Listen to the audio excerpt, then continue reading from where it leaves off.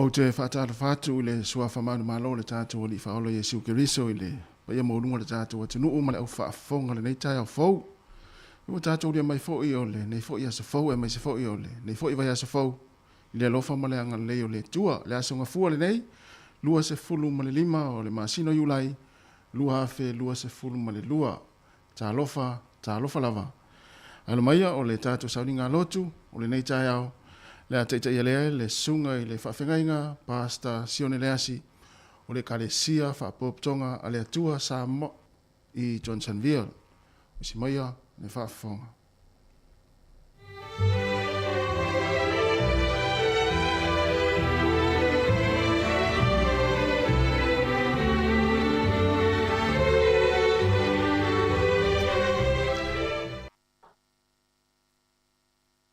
Ora tātou tāpua i atu i le atua i le nei tai au fau, i le suafa mamalu o le atua le tamā, le alo ma le anganga pa ia.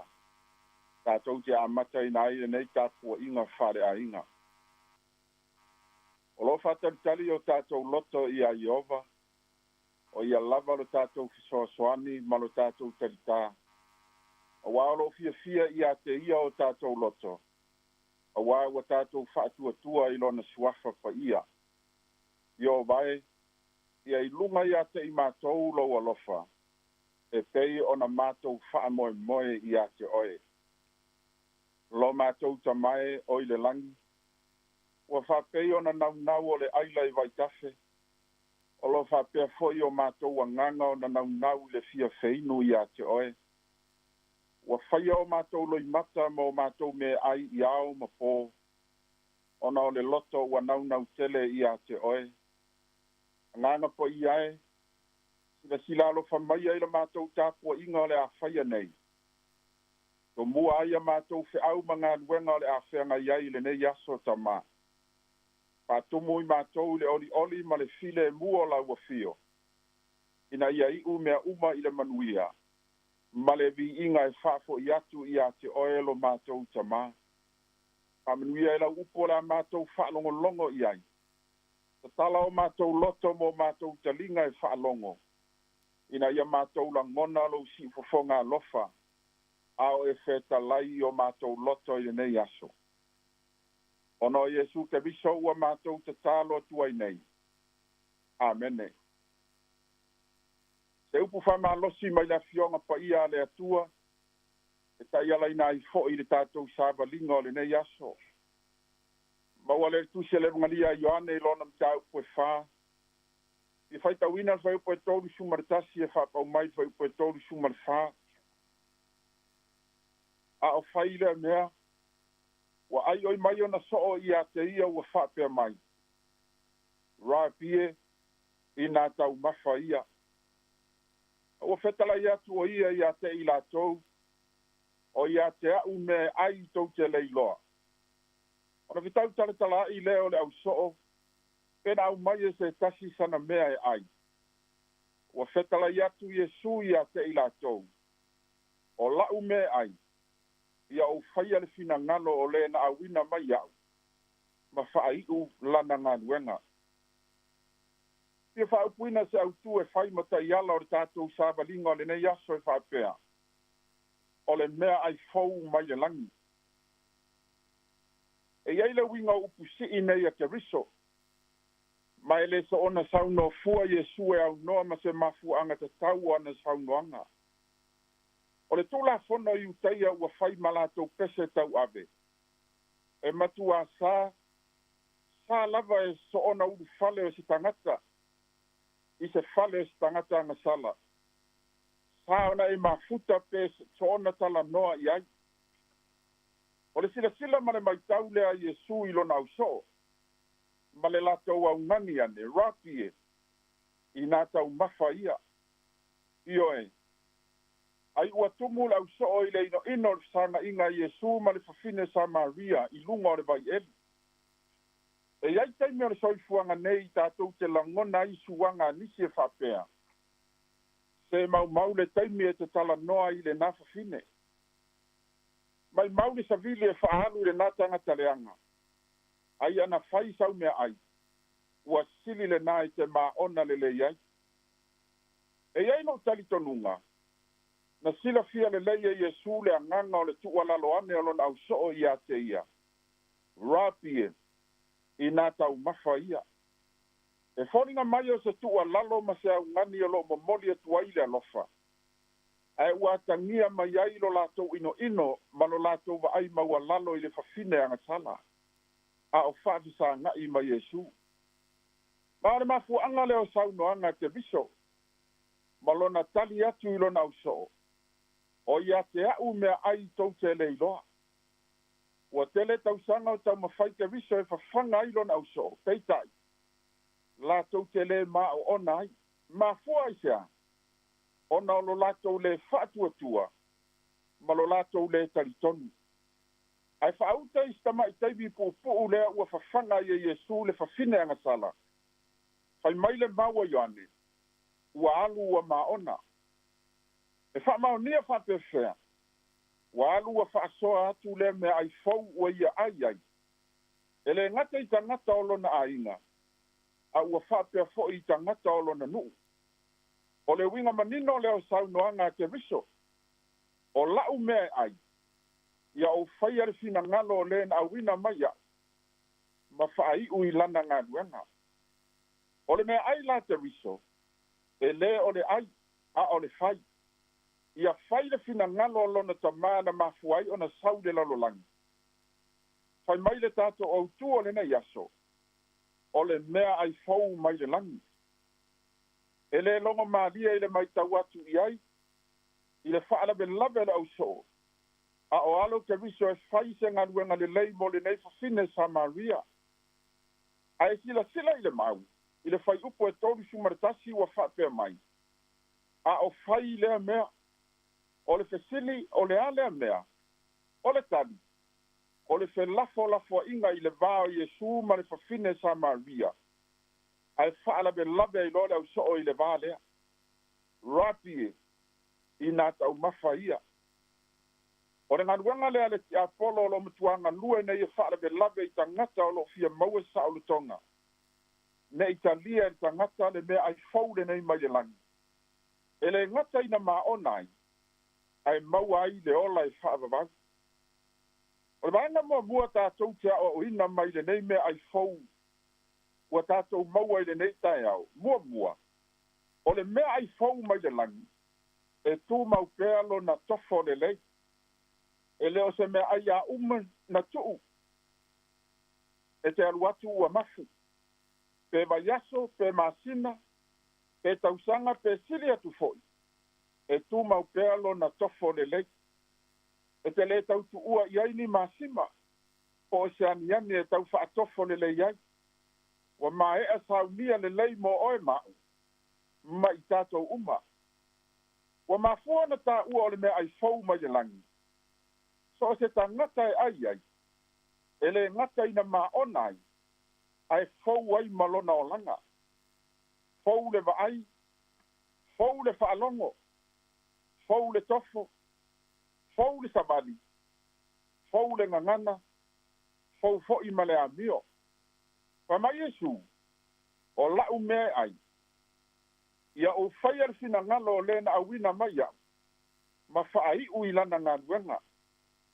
E atangia i upu nei e te viso. So se tangata e ai. Ia e iloa ai. A e maona le lei se kuka e tofo le lei. Wa e iloa le mea te tau o na whai pe a e maona. Lua. O le mea ai fau mai le langi. E te le tinga ina. E tau kuka ina. Wa uma ona kuka e le atua. Ka pena masau nia le lei e le atua. A walo fofonga tau mafa. O le mafu anga leo le fia mai o Iesu i le lalo langi nei. Na sawe au mai le mea ai fau mo tātou. Au le mea tātou te whai. O le talia ma le fia ma le anganga whaafitai. E le aisi tātou ngā luenga e toi whaia i ai. Au lava o lea. O lo tātou whātua i le li o Iesu. O ia o le arito ola na wifo mai le langi. O le mea ai fau lea. O le tala le lei tātou te ola ai. Tātou te le tau ki ngā ina e toi kuka. Pe tau wha de vela pe wha mapana whana. o le mea ai fou mai le langi, ua foa'i fuaina mai mo so o se tangata. Tolu, o le mea ai fou mai le langi e te ola ai e whaavavau. E le ngata o le mea ai tātou te maa onai, ai o le mea ai fou e te ola ai e whaavavau. Pa mai Yesu wa usau ina ia autou maua le ola, ia maua atili ai lava. O a ole a reto ola na rifo mai le langi, o le ai, e ola lava ia e whaavavau. Pa mai Yesu ola u mea e ai ia o whaia le fina ngalo, o le na awina mai au, ma whaaiu i lana ngā nuenga. Aua le whaia whaase le mutu le fina ngalo le atua, na vala awina ai oe mai tātou uma manatua, ia whaaiu le lei, ia maualunga ai le vi inga o le atua. Samoa e, a o anga tu fo i fe au mga nuenga whai o le nei aso, manatu o le nā ua tapena lau tau mawhitanga o le aso. E te tua i ai teimi o malo longa. E au ngā tele mea ai o le tino mo le tino, ina ia malosi ma malo lo ina le le iai. A ia manatua, o loo mana o mia e le tangata lilo i te tonu i a te oe le mea ai fau mai le langi, o le mea ai mo lo wanganga. O Yesu ke riso, o le mana i fau na wifo mai le langi, o se na te talia ina ma ai ai, e maua e ia le ola mare manuia e whaavavau. O lau mea ai, ia o whaia le fina ngalo o le na awina mai au, ma whaaiu i lana ngā nuenga. Ona o Yesu, amene. Ora tātou vivi i le atua, i le vi inga ua saugia.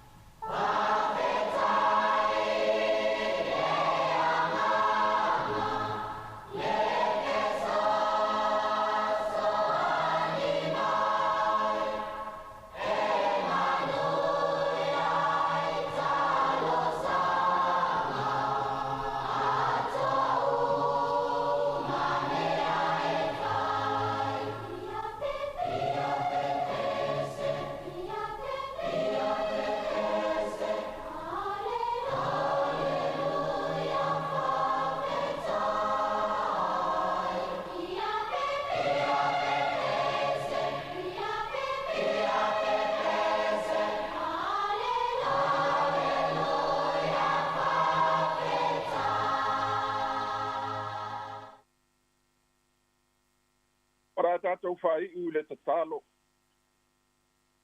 E le uma le loto whaafitai ma le anganga ua whaatumuina i le oli oli. Ina ua mātou uru whale mai le nei aso fau, ma le amatanga o le nei vai aso ua mātou sāvalia nei. O le whaalia leo u vāvenga mamana ma lo walofa la bea i mo i mātou, i aso uma o lo mātou nei ola. Paftai lau tausinga ma lau puipuinga ma mana i le soifua ma le ola o lau whanau.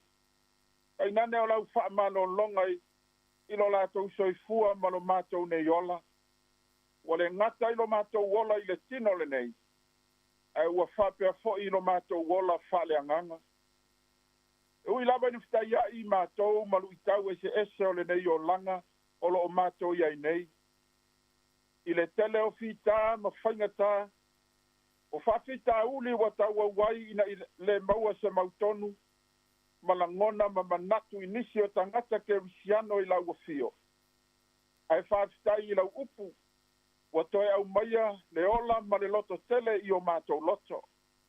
I le mea ai fau mai le langi e ola ai o mātou wanganga. Whawhita i o lo manuia o mātou tangata Samoa uma i to tonu ao te roa nei. Ai nane Samoa ma le lalo langi a toa. E ui lava i le manolo si mai o whaamai ma le tau whaamata umai o le oti i o mātou tangata. Awa mātou whawhita iatu i lau a fio tama. Olo mātou malu pea i lalo ifo le paolo wa ao alofa. Mau wa ao anga le lei. Whawhita Yesu mo le whao le tanga mai a ea sa e tapena ina mo le lalo langi. Awa lava so mātou sa o lo tonga i lo malo e whaababau. Ai tainane o lo fina ngalo i awane i whano se tasi o lau whanau. O e ua whaatua tua matali tonu i a te oe. Ai ia maua e tangata uma le manuia ma le ola e whaababau. Whama ngalo mai lau whanau ta maa. O mātou la ngona lo mātou whatau waa ma lo mātou maasiasi luma o lau sila whanga po ia. Ona o mātou a mionga le tau pulea. O le ola whama ua lunga ma le whaasau sili. E tupua e pēa e to tonu i a te i mātou i lea taimi ma lea taimi. O mātou winga le whaalo alo. Tau si ai le vata puia ma nisi o mātou uso a tangata. Ai tainane o lo mātou le iloa na aba ma lo lofa i nisi tangata. O mātou iloa o lo mātou whaia o nei winga ele lea ma le matanga. O lo mātou whaia lea i lau a fio ta mā. A me ia le toto lo walu pele o Yesu ke viso na wha maringina. E ma ngalo ai i mātou uma. So ni mai lau a fio ta mā i tiute ma whaiva. O fe au fo i mga luega whai o le nei aso. Ia lima taita ina pea i mātou uma i le anganga o le file e mua lau a fio i le nei aso. Awane i mālo le fili. Pe ngase la mātou whinau mālo ona o mai lei ma whaoso songa ale a li o le nei lalo langi. A ia lango maluina pea mea uma i lo au ai mai ta mā. A mrui au na te tofi o le tala le lei. Ma i le fata faita ulanga ma le fata faita ulanga. Le ngā luenga fola o le tala le lei o lo whaatino pea. A wā nganga o Samoa i a ola ma manuia. Le tāpua inga nei ta mām tina mātutua i tono maota malawa. Fe soani atu loua nganga pa ia. Lau whaamalo longa i ate i la tau ele ngata i le tino ma le mawhau. Pasi li sili ai le nganga ta mā. Alo whangia le au ngā lulue o le nei aso. O e wala usu a wafe au mga luenga whai o le nei aso. O whanau i le toi amata lio a onga i le nei vai aso fau. Ke soani mai lo nganga pa ia. Taita ina ma ia malutia i mātou uma. I le mana o la ua fio i so sa mea mātou te iai ta mā. Tā lo mosio mātou mā lo Samoa. O lo mātou tofina e au mai. Ai nane o le nei mā lo ni sila ua mātou au mauai. Ia iai pēa lo file mū ma lo wa lofa lo mātou ta mai. Ma lo fai alo fangia le nei fa mai wafi ai le soifua ma le ola o tangata le lalolangi. Sa lava sa mātou tu iatu, wa e sila fia lava mea uma.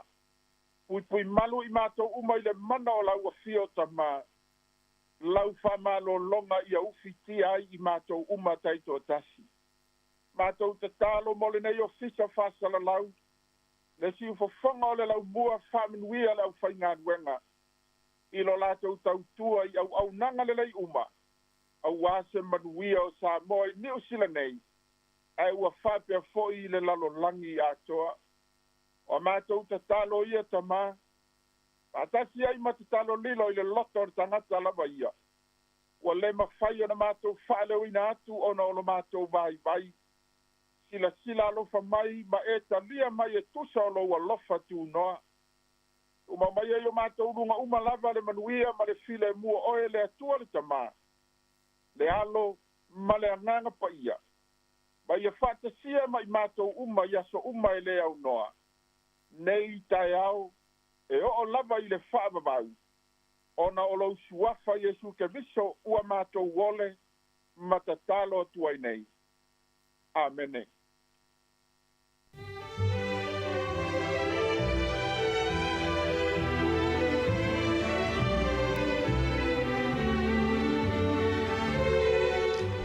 O le tātou sauninga lotu le nahe pe o na whaafonga iai le tātou atunu ia na saunia lea le sunga e le whaafengainga pasta Sione Leasi o le kalesia whaapoptonga a le Atua Samoa i Johnsonville ia mo le atua i le nganga whaaftai tele lava ia i lau sunga i le whaafengainga ia e tusai o le tātou sauninga lotu ia maisi o le upfolofolo le nei tai au ia e tō matau inai foi ia ma taita inai foi le anga ia to le tātou atunu i ngā luenga ma whaiwalo filimo le nei aso. I ia le atua, ia le mana le upu le nei aso, ia i tono ngā luenga, ia e meisi fōi, ia le tātou atunu o tāpua i mai. Whaamni atu le nei aso i fuafuanga ma ngā luenga le awhenga iai, ia whaamni atu fōi le tāpua i ngā le whalitua le nofalo, ia whaapea le pa ia o le kāresia, whaaftai tele lava. Luas 45 minute o te enele tunai fitu le si fonga le neo la mua Wellingtone, o le viingo le atua ma le kalesia whaapoptonga le atua i Samoa i Ululoloa. Ona whangasoro i leo le tātou Polokalame.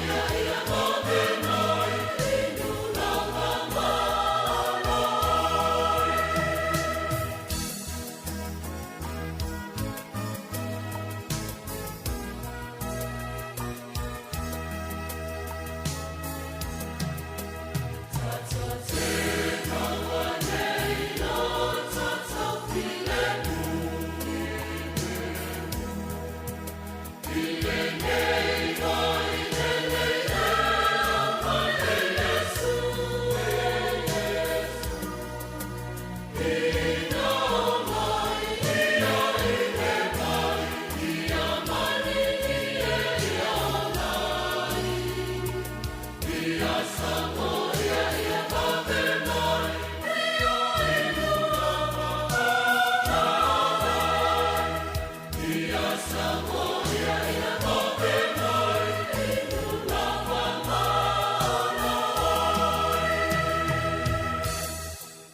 O le tautua le si ufafonga o le laumua o lo iai fo i le langolango a le New Zealand On Air.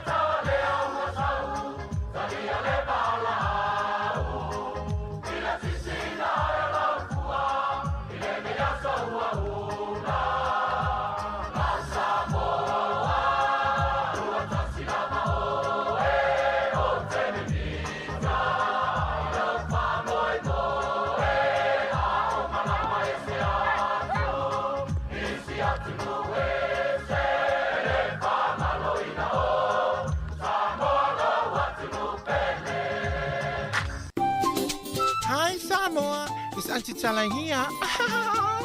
Instead of Fifi Falo, ile atau le tayao. Laugh of the morning. Amat semel apple feet to the vanveal, su fongalo mua, atau le tayao.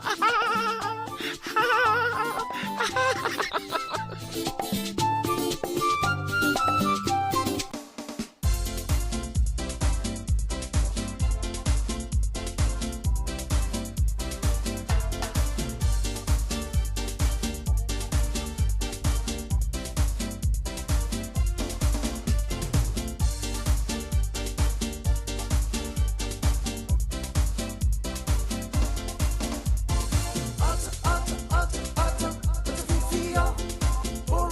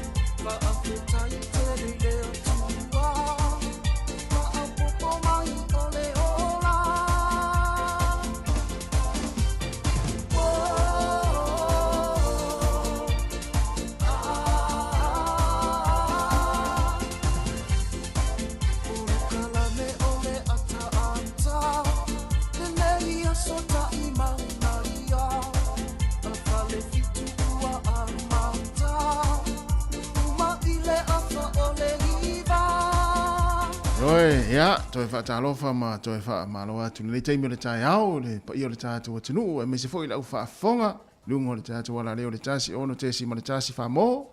Ia, whapea foi lātou mafuta mai lungo le app, ia o le Facebook mo le tātua YouTube. Tau tua nere si whok ngala lau mua mo le tātua programe ata le tai au, ma lue foi mo le tātua fue. Ia, i nei tai au, ia, talofa fue, maro lausu. Ia, talofa, tio lausu, tutuwa, mano fa malo se nei tai au fou. Ia, ma se foi fa ngol le masina utato ia ia o ametai. Ia, manuia fa aftai. Ia, suisi la foi tau, malulu foi fa fol nei taimi. Ia, o tonu el tato potu fa sala lau, ia lo mafana manai. Moli lava. Ia, el natsa manuia foi ia le fa ngol vai aso. Ia, moni oi sa manuia lava fa aftai ia. Yo fa ngol vai aso taimi ia male ainga. Ia. Mo ia ya lo taimi nga luenga i aso ia maonga fa na ia le uto ia onga tamai lima ia. Ia ono fa ngol vai aso te mana ia le marolo el fale ma futa le male ainga.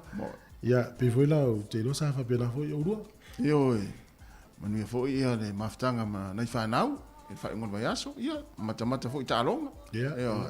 Ia o me foi le aso nafi ia manu foi ma sauninga asa. Alo tu nafi ia le wa tatu o le mai foi le nei aso full time fo ia.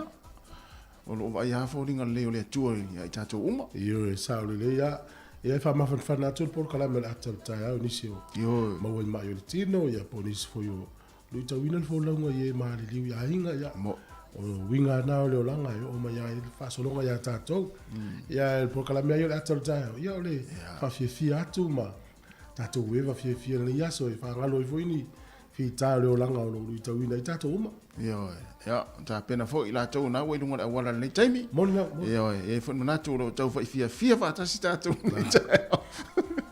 wene i tu wene fa masania o lo walu te fainga luenga o le te fa no noa sa ya wa le ale ta ya o te ara ai lunga le sa uninga luenga ya fa isa talo la titi pe lua ile fia minute ya ona mo foi le fia ya ma ya ngai atu lunga le wala yo te fainga luenga fia foi ara ile aso ya o manuia me oma to tele o tato au fa lo longo ma le mai mo ya pe a mata la to waso le tato sa uninga lotu ia na halu lolo por kalame fo fuanga les ia o le tonu sa fa ta fo lua vai sta lua inisio ai yo ia o tau sa ili po iva i tamiti wa fenga no ma tenela ia le vola to tamiti la onga ia onisio tamiti mo fiala ia onisi la mo pe manuia onga le ya so la ta po e toi matua mato mo to ia e to fa malo atu ia nei matua fo ora a mata fo nga luenga le molino fa nau piki ia mafaina tu lancho le uli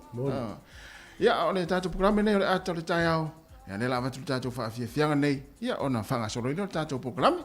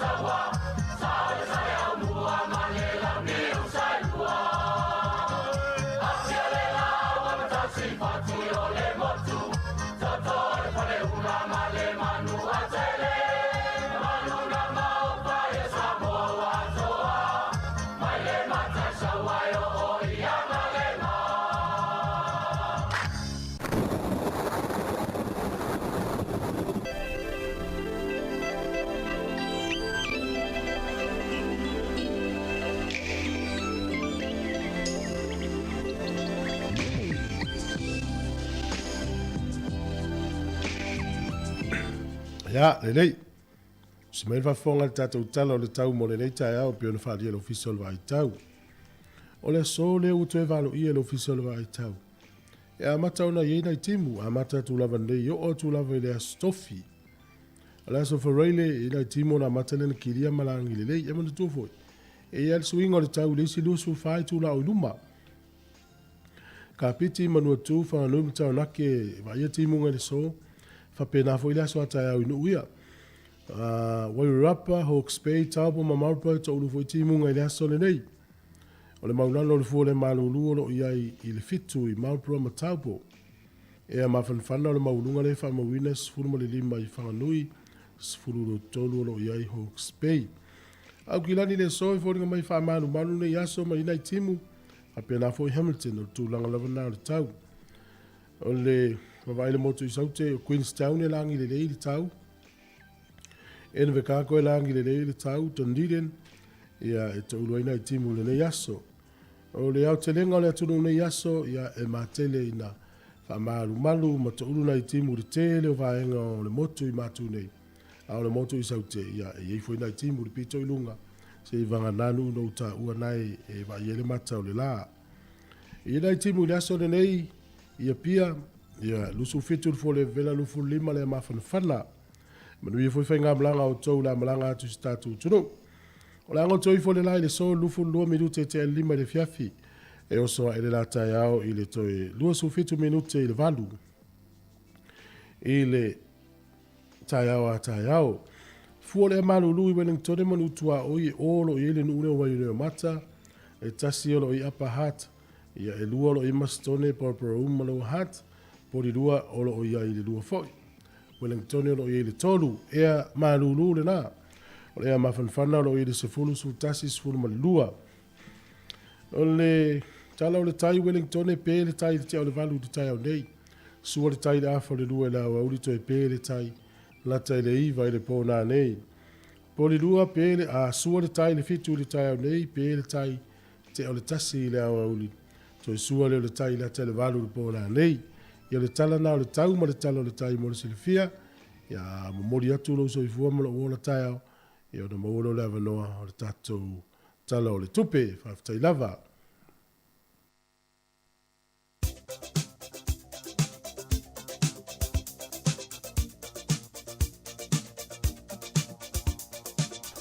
Whamurianga o aso i fua maasa whanau, whaamnata tupe le tatou imeli, o le asa whanau at samoacapitalradio.co.nz. Ia ai e le tatou whamurianga lea ua taunu mai, o le whamurianga o le aso i fua o le tina ia whaile aso a ke nese se nio.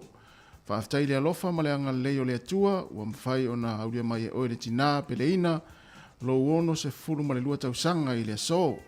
Whaaftai le lii mo nei tausanga i tele ua e auria mai, ia e mai se lana tausinga ia te oe, mātou te tatalo, ia sanga fua i pea e le atua ni tausanga se tele mo oe. Ia, ma tātou te mafutai le neilanolangi le tu mau. O lo whaanga ma whaamanianga ma iau wainga i Samoa, Australia, Amerika Samoa ma New Zealand nei.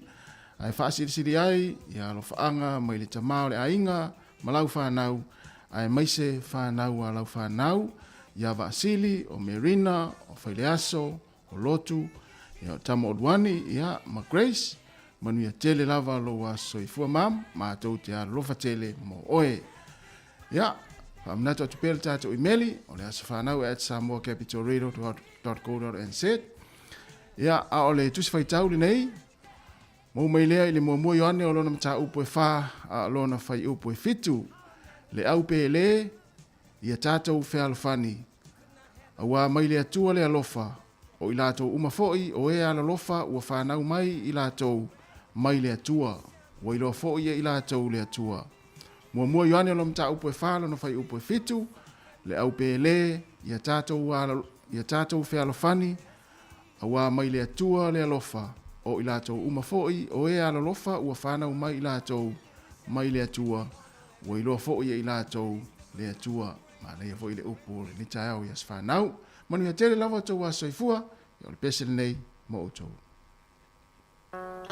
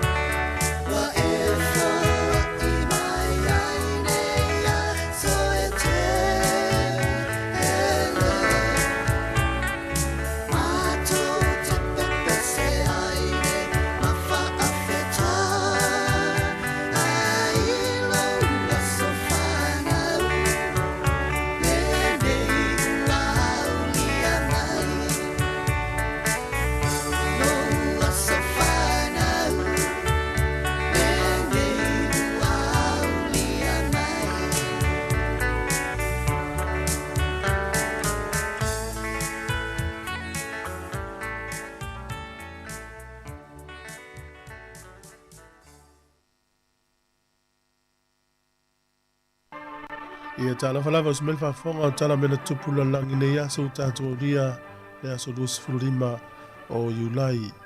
O le aso nei te usanga e tolu o ono mantua o le fiumai o le tato ali o Yesu le langi na toi fai taua i lunga te usanga. E a olona a o teimi le fiumai na fai taua i lalo te usanga. E ona pai melo le a Yesu le utoi fai taua yanga i lunga. O ono na umai ale fiumai le li. Ia na vel tangata leo Constantine mua ma Emperor Roma. Ia ola nava nga ausa ia tau sato fia ma filfilia o ia fai ma Emperor Roma ia son nei tau sanga e tolu o ono. O lea sol tau sanga tasi iwa tasi fitu o tangata suafa ia Sir Robert Powden. Ia ola tunu leo kanata ia ola tunu leo mua fai il mele o le income tax. Ia lo tutongi ave ese maisi na tupe mai lau la fonga. Ave ese maisi na tupe so soni malo. Ia e 5% e maulunga o le tax na ili na taimi. Ia le utau te iloa o taimi o le tatu ali na i tax ili vai taimi o loma. O le aso nei tu sanga e tasi iwa, lua iwa. Ia o le kovana o Amerika Samoa sa ili na taimi o Captain Stephen Victor Graham. Na whawaina le whare tupe o le Bank of American Samoa i le sol tau sanga tasi iwa lua iwa. O le aso nei tau sanga e tasi iwa tolu lima ia o le tangata suafa ia Alfred Clark Turnbull ia na avea o ia ma administrator o Samoa i le aso nei sa avea o ia ma tangata po ile ialo ia na tūlanga sa ia wa ia le tūlanga o taimi o New Zealand i Samoa i le so. O lo tau sanga tasi iwa whātolu ia lo filfili o ia e whaim administrator o New Zealand i Samoa, na te wai e Samoa na taimi.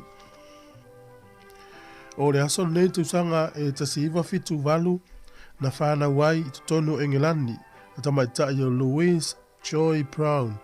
O ia le pepe mua ia ua whaia ia i le whainga leo le poto whafo mai. E le tau aveina e lon tina, ai e se le tina tau aveina. Ia ai o le toto lava o le tamama le tina tu whatasi i masini whane o le po. Ia lena maua e teine leo Louise Joy Brown. Whanau lai le sol tu sanga tasi iwa fitu walu. O le aso nei e manatu ai ia le so voi leo Jacopo. Whapea whamtalanga na malanga i se pānia pio inale sa au nei na umaea e na wafio Yesu ilangi. Ma le tua ai le so o lea o Jacopo. Ia o tatu talana toi maua alfa poponga el te masani whaftai. O le ua toe 20 minuti ona tā leo le tūlai valu whaafonga le tala mai Samoa ma tala fōma si fonga lau mua whaapoponga mua. Ia e toe whaamalo atu na le taimi. Maro lava le mafuta mai le tātou tautua o le nei fo i le tai au. Toi ga tai o malulu nei te iau vilil whanau i le start. Ia whaamalo si mai tātou whainga luenga. Toi va yaso ne o le masina. Ia wai tuwar kālena le i tā luma. Ia uma le masina i le aso tōna i nei. Ia o na au dia lo leo le aso sā le la... Oi, toi vai sauta, o le sā nei uman. Ia. So la sā muli nei. Ia, mata lore le so fu o le vai ase o na tua. Vai so la? Ia. Ia, tato wolo tono le masina o kuso. Ia, e fede lei lo ma le le Samoa. Tala tato o tenu Samoa. Sa o le lei ia. Ia, o le aso fu ala le vai so le ia o le afai malanga e lo to tele o tato. Ia. Ai tate nau fo ia ila to ia sa o malanga tono le masina o kuso. Ia la tau malama le ia inga le tatou malo. Ia. Seisi ai la atua lua tu te whafo i mele vale le whale olo. Yo. Tau ana malama. Le na i whale mata no am tase sa ile so stofi. Na le wha malama mai mea na. O neila. O le to e wha manino a tile lo le malo Samoa. Ia isi ai inga mo la tau malanga ia au kuso. Ia. E tu ai le vai asole nei. O no le alu ia inga tu ai. Ia. Au kuso se tema ia male watu loanga i le lumana. O nei le whamarino mai ia le whelai mai moa le tau whinga ta sesa nei po le tau tua mai Samoa. Ia. Nei te o sau i whasa launga o le swinga na ma te unga na la whain tato malo. Ia. Ia. Mui o tau le la fui la ngai fui Samoa mo tau tau whasese. Awa whape o ele malanga o mātou whanau le watai te inga muli. Ia. Ia. A tau lolo malanga i te le mo ele. Tu waso tuaina o mele so te malanga. Ia, ia moi. Ai amatu vai tu au kilani wa to sa. Am tu atele al fale. Le la o malo la le fia sa ne. Ia. La tu au kilani polo kapela sa moto foi ma. Ia. Ia lo ngone la tu ma ton fa na no le fia. Ia na. Ia wa. Ana fa tamalan fa na. Ia be mo mona tala ila malanga le siaki mo. Siaki mo va ia. Ia. Ai le va portala il malanga le siaki. Awana na usau ala o to ilo o to fo mai wale o na Samoa fa le tonu ia o usau wa tu sa lo to fefe. Va pe o fai tu tal donga o usau ia te do. Ala ma to fifa pela tu alfo sta to peto to.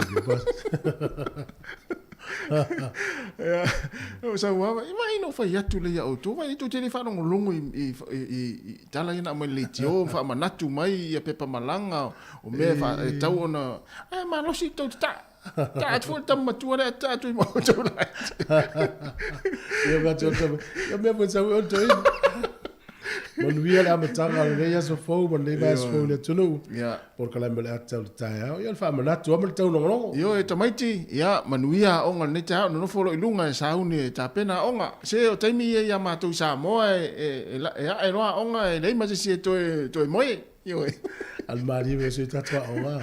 Ia. To tu o le ia it. Ia. Ia tamaiti vo ia u ale to fia o. Ai te vai tu sala te vai tu vole le son fo le u pela le son fo ni. Ia. La on est en malade là son fou. Avec puis va maula lo meta tu ele matu le wa tama matu. Na Ya but ya on ta ya ola ta spese. Ta pena mo ta tu tel fo ya mtala mai Samoa.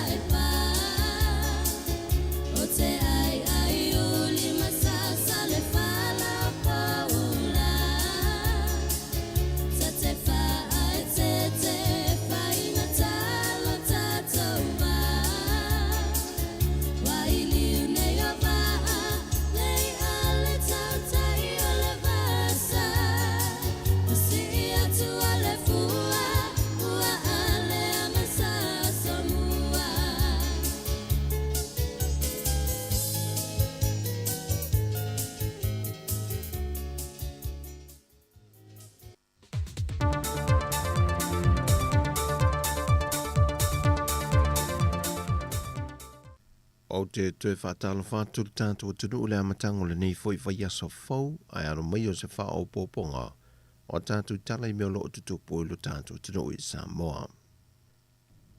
O se isi la asanga wha o popo mō ngā ruenga wha vaitei mia tunu I whawhia mise au se tālia, wa manatu I le fionga le ministaya le atinu o Wayne so ialo. E te tau ona toi wha o popo se isi so upo, e ngā lulue wa alua ma le so upo lo iai I le teimi lenei, e whaasoa le avenga o le mata I tuwina lea o tangata whai ngā luenga mai lea tunu. Ma fisoasoa ne tali mana onga o whana ua malanga atu moi ngā luenga wha mai teimi. Whai loa le fionga le minister, o au se tālia o se atunu e te le, o lo ta ape soro I tama whana ua Samoa, ma ua whaafai ngā e malanga I ngā le so upo e to tasi, o loo nofo ai tutonu Australia, o na malanga so se teimi mo mia ai e whanau mai leisi tu a ngā I leisi tu, e mata aupo e patino I ngā ruenga o loo ngā lulu e ai. O le ala le nā ua wha I loa manino I le fionga le ministaya le atinu, wa mata sa idi se fisosoani mo se ala ngā tupe, e wha tupe nai te tongi matulanga mana o mia mo le awano le so upu wha au popo, ma le talitonunga, e fisosoan tele tali mana onga o le lui tau tele, wa fitaia I nei matatu o fiso le so upu I Australia. Na momori foi lo na nganga whaafitai le fionga ia lau tafi fio se lafi Brazil, o le sa avea ma minsta o le matanga ruenga I le paia inga umawhae, o na le manatu mawalunga o le fionga ia le atino, e le tau wa telo le wha mamafa e te tau ona ave nei ngā ruenga. O le tau sanga le fionga ia lau tafi, ma neia e tātou sanga peia Australia mo te tongi no ia wano wa mo mia vave. Peitai, na tari lea fionga le minister o loo wha ngā solo pea feutana inga, ma sa ili ilinga ale matanga luenga le wā I whafua Samoa, mo se fiso swani o lea mata upu, e na ia vave a ise so upu fiso swani lea ngā luenga ta ua. Na toi wha manatu e lea fionga ia lau tafi ia lea tinu, e le te tau o nei laloi fo le lima ni so o upo e ngā lulue te tonu Australia, whaapito lava e ngā ruenga whaavai teimi. Na toe whonga ina fo e le fionga le minister le tā ua tele, o le iai o ia so upo, e vave tali atuai inisio whaafi tā auli ua vaai e pea, wa whaatupula ia I whanau ua maua ia ngā ruenga ma vano whaavai teimi, e ao fia I le whaio winga mātanga, ma nisi lavo I tu ai ngā mionga wa tau leanga I nai le tau le leia, o le ngō Samoa New Zealand, whapena foi ma Australia. O tali mai le fionga le minister o pesinisi ala manuia maleipa le atinu o Wayne so ialo, I le fesiringi e pēr le atinu o le mafuanga o le si itia maa walungai, o le tau o le soifuanga I le nei vai tau o le tausanga. Sau no le atinu o le teimi le nei, wa faisi taunta o lo awina mai fafo. O le teimi nei, wana o ni usila lava o lo o mawhai o na sawele va ala o loa. O lo lawina mai containers e le valu se fulu le se lau I le malanga I tasi. Ai ato e foi e na o le se fulu I le lua se fulu containers o loa. O le talitonu o le minister, o le vala tonua lea o lo o matua tau ngata le soifuanga. A wa le pa leni le tau tupe maua le company vaa o lo a wina mai e pusa o lo I le atenu. A wa e ngau la lato pusa o lo e ave ese atu mai Samoa. O le temi nei, wa tele vala o lo o leo toe a fea mai Samoa e o fo ia au se ta lia lantou. E leo toe a fea mai nio lato vala o lo I le atenu mo niute a wina mai. O le whaafi ta uru mai ta wina le metanga ruenga, o le ai le o se silingi po se lifi whaapitoa mautu. E fesita I ai pusa o loa te tele nei, mai lungo waa anga I le wafua Samoa. O se tasi leo tālu sanga na whae loa le atino, na ia tālu sanga tue le minister o mitanga luenga o ngā luenga, whela ua inga mātina SS le malo, le to wha olo a fua fiti wa ai. E na ia toe sila mo le whaia leo se lifi po se silingi mautu whaapitoa, e lungo leo le wafu whaavao māloi me tā autu tai, a wawa a te tele la oloa e a whea le atunu o Samoa. O vaenga I na tā ue le fionga le ministaia le atunu, wa afuai le taungata o tau oloa I tu tonu o Samoa. Na tālusanga foi le whaipulo le tu mālo vai monga numero mua, Ia te tau lea ona toi whaapipi o le tau o loa te tasi mō la tu tau whaatūlanga ina. E luma o so o se whale o loa e tau fia ele so ona sii. E le au whai pisi nisi o tau o loa ili ne vai tau. Whai lo foi lea tino o lo i ele komiti whaabito o lo ngafa ma le ilo ino ma ta opu nei. Ai maise o le masalo mia o le si tia i whaasoli tu la fono e nisi o lau whai pisi nisi o tau o loa. Peitai, e le siringi ai au telefou o nisi fo i whai pisi nisi i whale o loa la iti. Na o lantou ta awa e le mawhai o na ta fia le tau o loa i le tūlanga o lo wha tūlanga mai ai. Pe a whai ua matua si i maa walunga le tau o loa ua awina mai ai le atu no. E siri ai le tā puni loa o pisi nisi. O le naunau ta inga o le whionga le minista i a mawhai o na yeise wha maa a venga le si itanga o le soifuanga wa iai le vai tau le nei. Lea ua le na o Samoa ua a fiai. Ai ua wha pe foi le larolangi Atua. E o lava i malo te tele e le lei lo lātou ta mau a inga. O lo loma se fontanga le sosaiete o ta avale la upasese le atunu o au fiai pasi ma taxi. E na ia tu inatu se tālu sanga na matanga o wenga o ta avale afi ma whela ua inga ia le te tele. E toe fitu na iei se si itanga. Mo pasese o tangata whe malanga i o le atunu.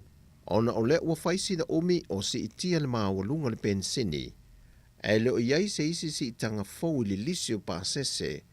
Mo taxi lau pasese ma pasi. Whai loe nisi lau whaita avale laiti. O le afianga o la tu pisinisi ta avale laiti mai le si itanga o le pensini wa iai le teimire nei. Wana o le pensini lava le ta avale ma whai una mawese se leni o le aso ma le aso. Masina mea aia le ainga mo aso te itasi. Wa le o to iai se tupe ma whai una teu pei o na sa iai mo mua. E leo loa se teimia tu whaatasi se whontanga lata mai. Ale sosa iete o whale taxi le antuno. E tu whaatasi a isa la tu tāru sanga le matanga wenga. O le aso tolu sa whamatasi o le masina le neo iulai. O le awa no muli le tāpu nia loa mo ilanto o moitu malo. E whaamautue o lato ofisa mo le whono whaavae. O le poloketi te itasi miliona ta la ufuafuina e le paketi a le whainga malo. Whamanino mai o le ofisa sili o le matanga wenga o tinamata mai tai a tina o nuu maanga fisotai.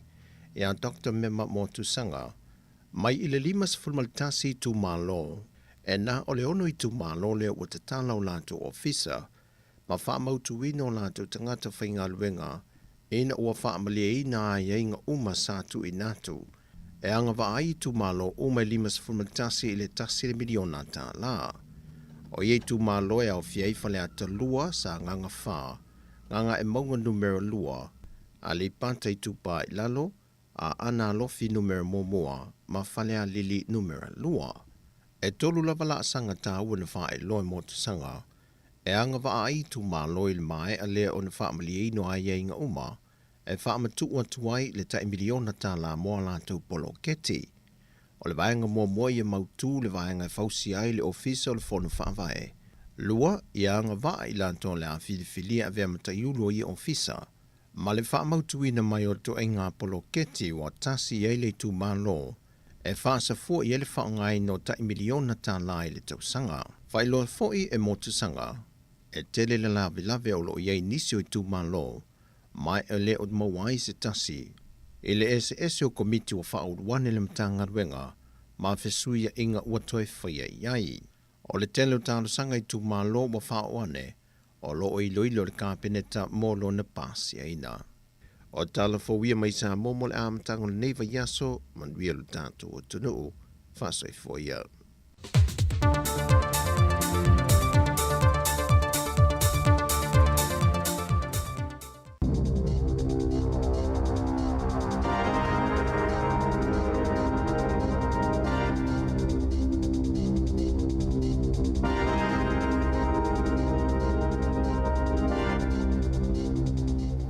Talofa lava i le vaenga mua lenei o telefou mai le siu fonga le rau mua i Wellington.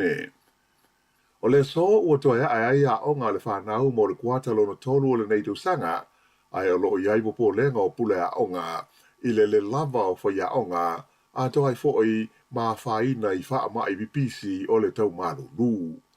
Sa ia tu kalunga o pule a onga I lono a fia o whai a onga, e mai se fo I o whanau a onga I wha mai, a ole I tu ua a onga mo le lua vai aso I le amatanga o le māsina nei. Sa wha ai lo mai fo I le senga o pule a onga, o le whautuanga ina I tau mo whai e wha o ngā I tari pupuni o whonga I a onga, e siri atu ona le leipe ana wha pe mai ua wha amalo sia le malo le whaia o ia tūlanga I le tonu o a onga uma I le teimi nei. O le malo si peo le pepesi o le COVID-19 a to ai hoi ma le flu I le nei vai tau e mauti no lava o le a te le se a fianga I ngā luenga a whaia onga ai mai se ai o ta maiti a onga I le kuata lona tolu e pei ona a matai nei le so. O le ua tufa ina atu le mtanga luenga wa onga I a onga uma I a pusa o tali pupuni o fonga mai o le vai aso taruai sa tusi e tuai le mtanga luenga I pule a onga ma whautua ina le tatau na whaonga ina o tali pupuni nei po masks I le tonu o potu a onga mo le whawai aso mua o le kuata lona tolu le nei. O le mea sa iai mua sa na o le tau mo whai e whaoso fia ta maiti e whaonga ina ai le whaamalo sia. E le sala I tangata e tō lua ia na iai o la so tanga ma le whaenga whai le New Zealand First, sa masarumia lo la ua pule I se whainga tau whaase se o se vai ngā tupe e tusa ma le fitu se lau limas furua whetā la. O ia tangata na mō lia le whaamisinonga maurunga I au kilani e le ofisa o suenga I mata opu tau whaase se po le Serious Fraud Office ona sa masalomia lo la ua whaanga ina o se whainga ma se awala tau whaase se ma whaitonga fiti e pūlea ma whaaton tonu inai ia se leni na maua I sua ngā tupe a le whaapo tonga e whaingoa ina o le New Zealand First Foundation e whaapea o se whaapo tonga e tū maoti mai le pātia le New Zealand First e nā te tāo fia ma umia ia vai ngā tupe. E tele vai aso o whaanga solo mai le ilo I longa o le nei mata upu, ai o les freile tuai na tuina mai ele whaai unga le whaamisnonga, mai ua le sala I la ua to lua ia na mō lia ai. E le ngata I lea ua polo ina I fo ia le whaamisnonga, le tau fia pea e aua le whaai loina whalawa I tele, ia suafa o ia tangata e to lua. O mea alofa ma fo ai tupe I whaalapo tonga na a fia le nei mata upu, e au fia aini kompani te tele, e pei o le bahenga e ngau sia wai la au mafua la au o le soifua maala loina, ai whapefo I le whaalapo tonga la au whaitu unga sol whanua, ma isi tangata milionea o New Zealand. Na whailo mai e leo I au kilani, e ono mō lia le tula whono I tangata ia sa sāwa wadi whapmalosi lunga o le awala tele po le motorway I le taimi o sa lātou solo te te e le astonai. O se whaasara launga mai le whaalapo tonga ua whaingoa ina o le mawhatanga tu whaatasi mo a ia te tau ma sa o le tonga o tangata sa o lātou whailo ai le asforei le whapea o le a whaia ni a lātou sa wari te te le ai o kilani whapea kalai stete ma le lau mua I Wellington I le astona ina te nei e whaasanga I le whainga malo ma le whaale tonu o ana pūlenga. O le nei whaalapo tonga e ai ona sotanga ma le taitai o le lotu o le Destiny le li o Brian Tamaki le sa whaapongai I solo te te e whaasanga I sa ma tapu o le whaamai koviti ai moise I le taimina pipisia I tua le vairusi o le Delta. E au kilani e tusa ma le awhe la whai o tangata na awai le solo te te mai le domain anga iane I Newmarket le ana pornoka ai le motorway anga I saute I le vāo le Kaipa Pass ma Gillies Avenue. Whaalia mai leo sa awela lato whaamomua te saunga le mua tangata I le taimi o ia sa vali te o le la o umal solo ia mai o le a alo to I nei leo su e awiri ili I ata ma whaamau maunga o le sa vali ma ngayo inga a la tau sa a wai. Sa mai tawina I le solo tangata sa tau obeina fua ma lau papa na tusi ai wha upunga e whaapea ua te tau na abe ese I le leiba, ma sa telefoi teimi na tutu ai e whaini haka mani siva, a e wha e pua tu I ai abe loli ma isi tawa le ilunga o le motorway. Ikala I stete pe tusa ma le lua se lau tangata sa awai I se solo I le fo I ai le astonai, whaapea na fo I la fo aina iai I le laumu e Wellington, a sa file mu ia vaenga, e le iai ni whaafi tauri nā li alima iai e pei o au kilani. Ua tu ina mai le ofisa o le tau, le med service, ia ni la pata inga mo nisi tūlanga wha le tonu o le tau, e a fiai vaenga o motu umai lua, e le nei fo i vaia so fau. O te munga ma mawha, a tō matangi malo losi, e ono a whaina ai vaenga i mātū o motu umai lua o New Zealand. Na amata mai le waulia le sa, o na iei la pata inga mo sa vidi malo losi ma te munga ma mawha, mo le peninsula i le Coromandel, whapele tu malo le Bay of Plenty, ma le whaasolo atu i mātū i le tu malo Northland. Whaelo mai fo i le ofisa le Med Service, o ia winga lo wā le tau, e ono a fiai ma nisi vaenga o le tunuu i nā iaso o luma na inei, e maise o le nei vai tau o whaale tonu, e ma fua mai le tau malu lu o lo tātou o i ai nei. O la pata inga mo ti uunga mawhai le tu malo Northland, a mata wha ma malu mai le ono i le pō na pō, sa ia o atu lawa i le tu la iwa i le pō a nā nei. O lo wālo ia le palasi o ti munga i le wālo se lau lua se furu, ma se lau ono se furu milimita i lea vaenga o le motu i mātū. E lenga tai lea o lo wālo i fo i leo no a whaina o le tu o le tunu i matangi malo losi, a mata mai le wāluanga o le pō le sa ia o atu i le tu la e whā i le fia nā nei. O ia matangi o le a o atu i le se lau 20 kilomita i le tu la le sawa pe a tō wha tau mai. Mo au kilani ua wha maru ina i nei se la pita inga o timu o mawha a mata mai le tu la e 5 i le vau na li la e o atu i le tu la e 2 i le vau o le aso lua a tae au. O le Coromandel Peninsula wha pele Bay of Plenty o lo i se la pita inga mo timu o mawha mo o tau e amata i le so se ia o i le aso lua tae au e mai o le a fia i foi o tau i sa vili marolosi.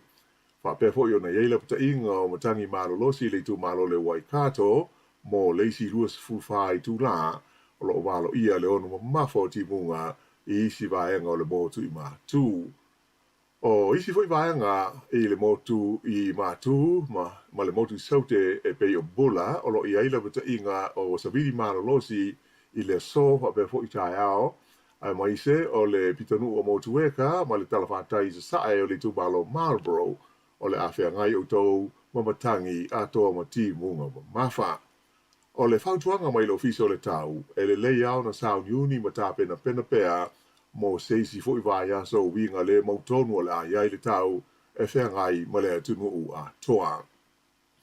I leisi vaenga o le tātou tala i le nei tu la, ua le whataunu wina e le se nāte o le manoa Australia, ia se fuafuanga e teu masuia e le tula fono ala tau o le tula fono 5 o tasi, ana whai e pāsia le se nāte le teunga, ma swinga o le tula fono le nei 5 o tasi, se manu e tele nisi malo si anga wha le tula fono o le atu i le malo Australia, e ma whai ai o na lātou tu tuli e se ina mai tangata New Zealand o lo o iai tu tonu o le atu noo.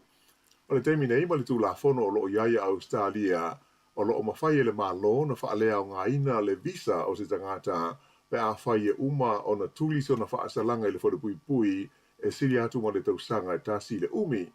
Ai o swinga ma le teunga sa fuafua e pāsia e le senate, se manu e mawhai ai o na tipoti e se mai tangata New Zealand e mō lia i se sori tu la fono e o no o i le lua tausanga le umi e whale pui ai se tangata.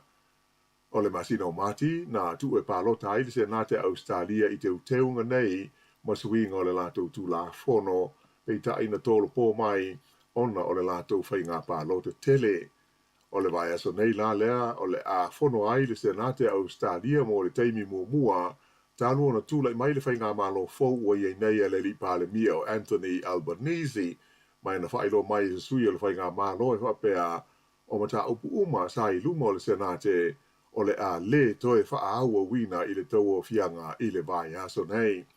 E pei ona sila fia ua uma ona whaelo mai e le pālemia Australia lo na wha moe o le a tango fia ma le wha ai tete i mata upu uma i lalo le tula fono le a 5 o tasi ai moise le a fia i o tangata New Zealand i le luma nai. I New Zealand nei o e teritonu le ofisa le leo wha apea ma tai o upwhai o malo o pango tai o mai le 5 o tasi Australia o mafu ai ona si tia ia sori ngā tūla fono e a fi ai kengi i tonu o New Zealand ma mafu o mai ai le siri atu i le se fulu tonu wafe o le afa inga o soli ngā tula whanu mamafa i le tonu o le fitu tausanga ua tua na ia tunei. O le sa na tu ai Roma e le whaururunga o le Kalesia Katoliko ia Pope Francis mo sanasi singa i ka nata. O se ripoti mai le Vaticano na whaalia mai ai o le whaamamoi au tu o le malanga al tupusa i ka nata ina ia tu ina atu alo ia se whaatu e senga ia afianga le Kalesia Katoliko i sa wanga sa tupu i tonu a onga le lotu na no nofo mo tausi ai ia tamaiti tausanga o mawai. E tasi le vai aso le umi o le ai ka nata Pope Francis malana au malanga lo au fi ai ma tangata tu stala. Sa whailo mai whape lima ni whailo inga o lo fuafuaina le tupsa ma tangata nuu o le tunu o ka nata. O Pope Francis wa walus fulima tausanga o le soifua. Maana ta ua whape o lana malanga le nei atonu o le ai loa ma mautino ai le tūlanga moni o iai lona malosi ma lona soifua ma loloina. O le amtanga le masina nei, na toi tolo po ai fuafuanga mo sana Asia Singa ia tunu ue pei o le Congo ma South Sudan o na o se wha le tonu i lona turiwae lea na mafua ai o na ia wha au ngase no fua wha ta avale vale ai muli ane ua whai lona to. O se lipoti le tamai le taua i Europa ta ua mai ai le wha au au peo tau mwhainga le malo i Ukraine e toi amata o na wha tau atu i whafo ia lana o loa po o la fua whaataonga o le grain mai lona taulanga o Odessa whapea maisi o na taulanga i saute e ui ina pomu e Lucia o Odessa i le whaai unga o le vai aso. O lea o swa inga Lucia i le ai o Odessa ua manatu ai ni si ailonga o le aamana ia e le malo Lucia le whenga inga ma le malienga lea na o la sainia ma Ukraine le asfrei le tuai mo le toi whaatawina i whafo o le grain ai mai se mo tunu o loo mo o mia vave ia lea o loa mo le ngau singa o tau mafa. Whaalia mai e le Palestina Ukraine o Zelensky ua whamauni e le nei o swainga ia winga sawa ma le lebo pole o le malo Lucia i le saonga le mua isi. E pei o si la fia o le malienga e toi amatayo na whaatau i whafo ia le grain mai le tunu o Ukraine sa so soni malo si ia le malo Turkey fa pele fa o tonga malo o fatasi ina ia tu fatasia o se ripoti mai fa sa longa i le tonu o Ukraine na ta uma ai e le tele ni mea na fa le gaina i le pomu le Lucia i le ai o Odessa ai o se ripoti mai le malo Lucia na la tu fa ali mai ai o le puru le na pai o Odessa sa fanaina e lana fita a ngai se va tau o le malo i Ukraine. O le marienga e pei ona se inia le vau malo e lua le sfreile, sa manatu ia le tele o malo le lolangi, o se tūlanga le lei ma le taua o le awhiso swani i le tūlanga taunga tā o iai le tau o mea ai le tele o tunuu o loo mana o mi ai ia le grain. I ta alonga, e le imanuia le tau mo fai le au basketball a lia New Zealand le All Blacks i le ipua Asia ina ua whaia ina i le la semi-final ma Australia i Jakarta i Indonesia i ai e valus fururima i le fitu ono. O le isi semi-final o le tamusanga le nei, na malo ai le au le panona i le ai e tasi i le au a Yoritana e valu ono i le valu lima. O le a sue fusi la i Australia ma le panona, ai ta alo i le so le All Blacks sa nisila ma Yoritana e sue ai le tūlanga tolu ma le tūlanga whā. O le whaiunga le nā o telefou.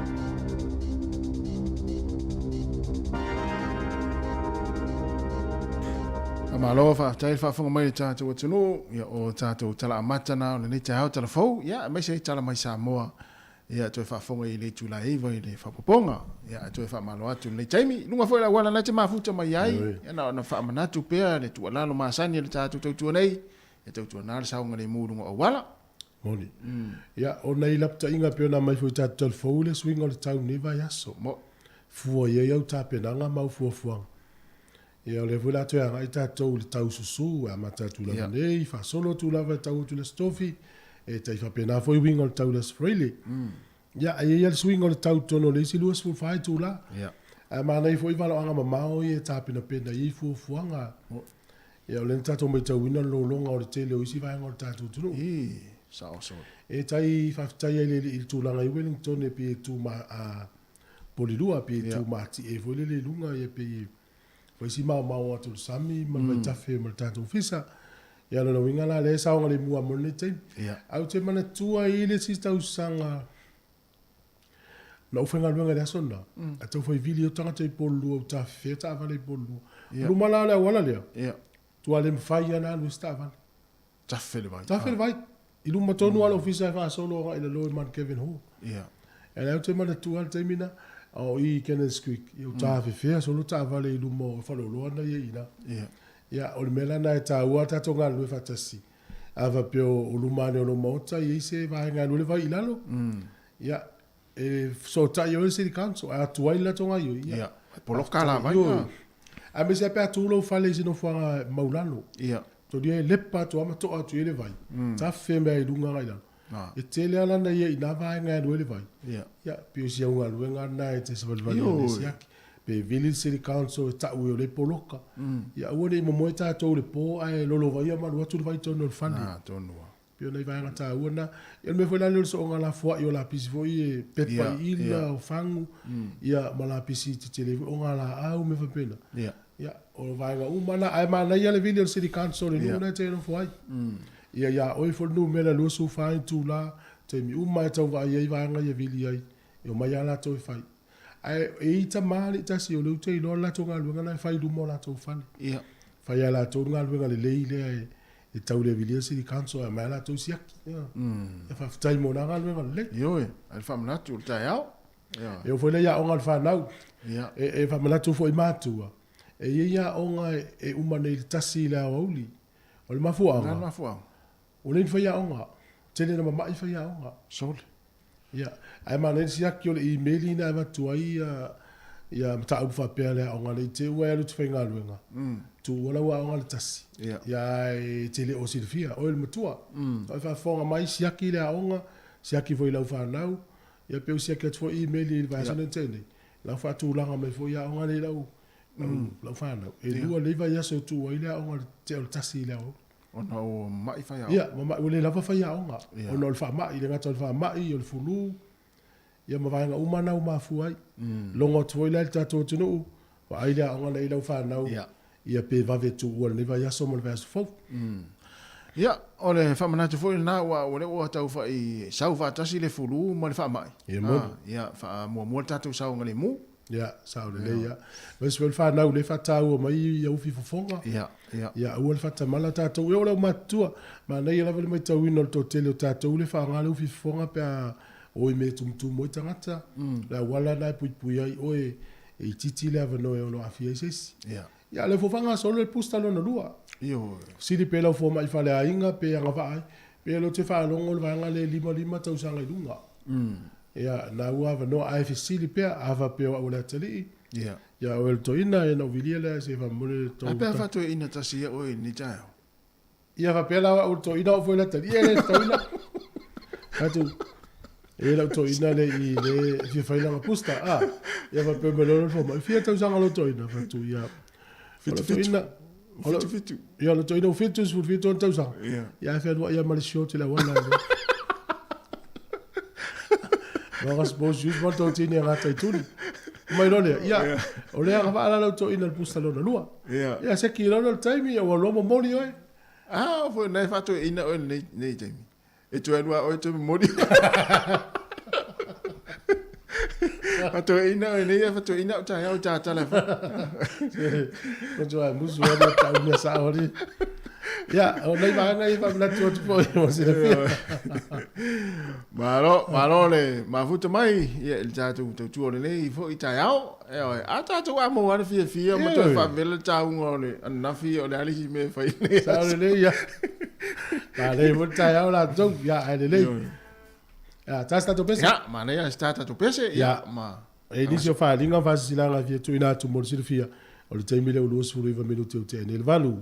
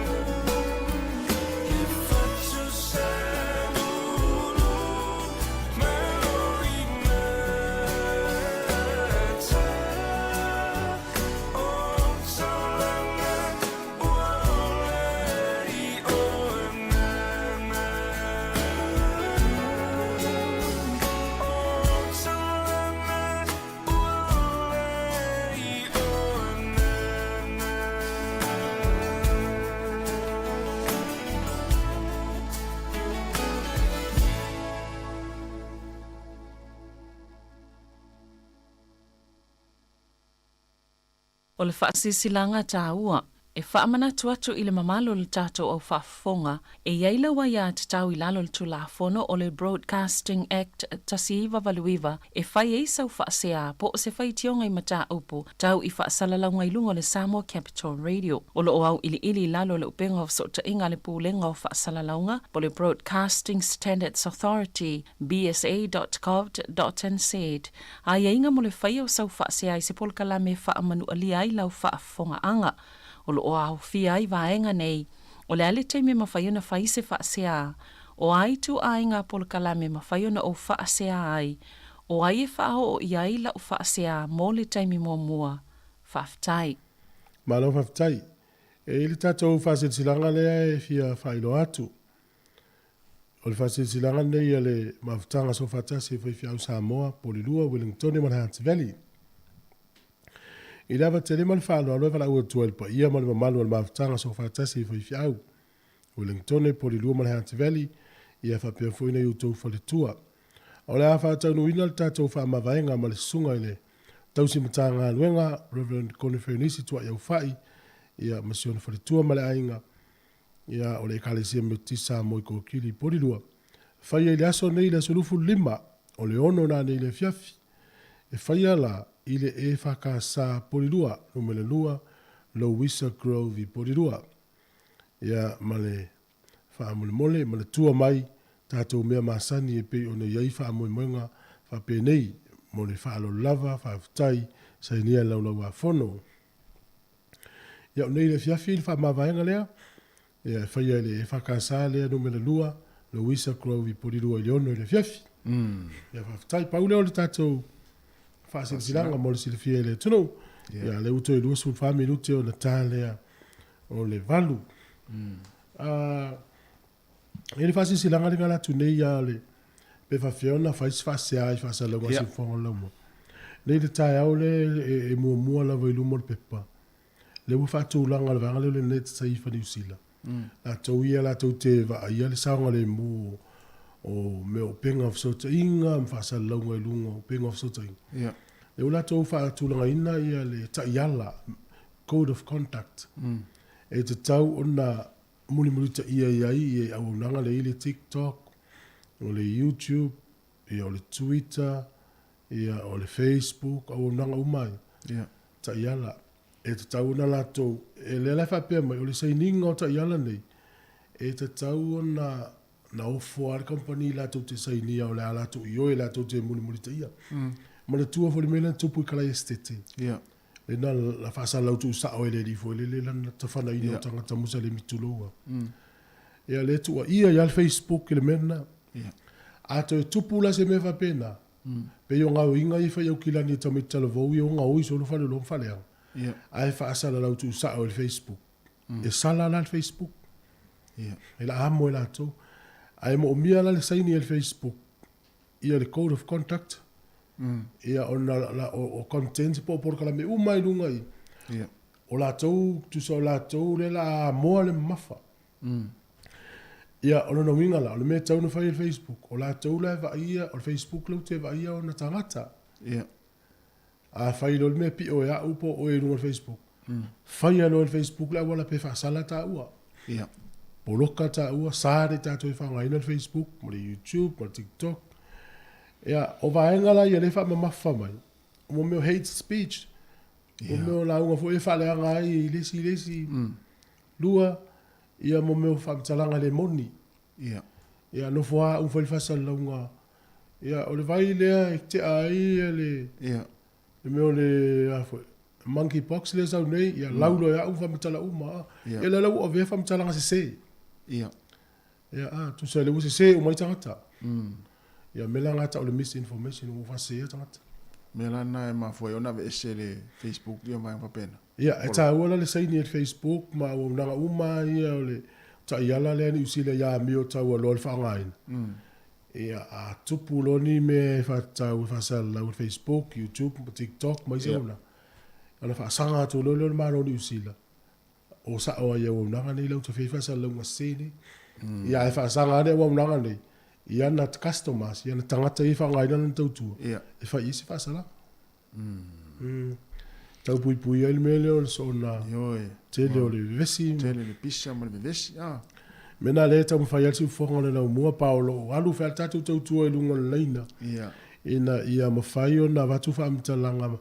Ia mawhai o na awana isori e tu la whono whasa launga. Ia naua watu whoi mele awala e whailo whase apa e manatu. Ia. Ia ini vaenga ua le tusa ma le tu la whono lea. I tātou poklame. Yo, tātou poklame.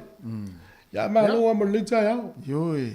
Ole tai foi lea le green.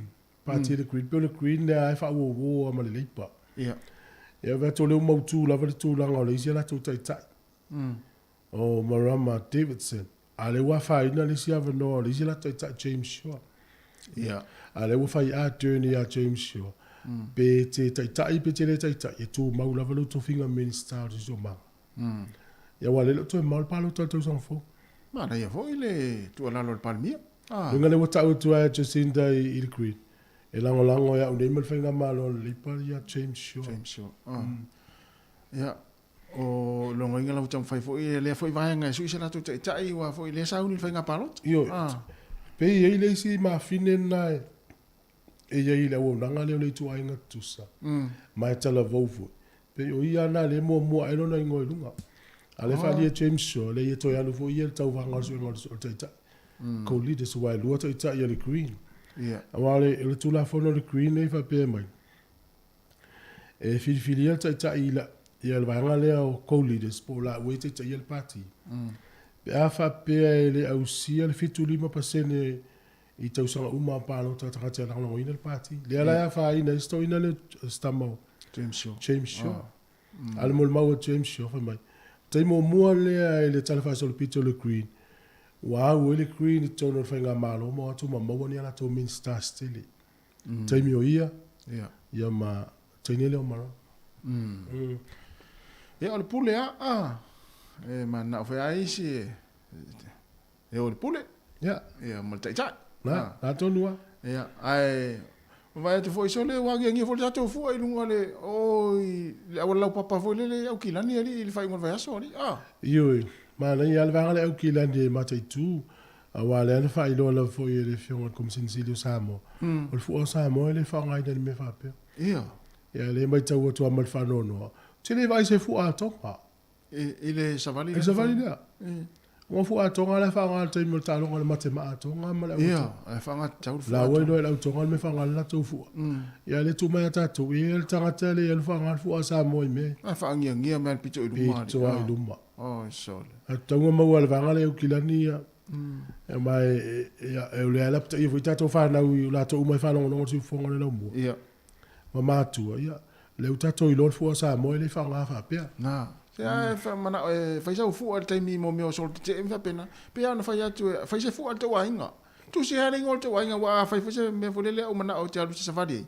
e fa ya le fu al ma tu wainga tu se mai yava fa a bola no la lavi ya ele io mo fu to wainga la me le fa le yo e wara la ngol ma tu wainga ya tu se me ala te fa ya la ngol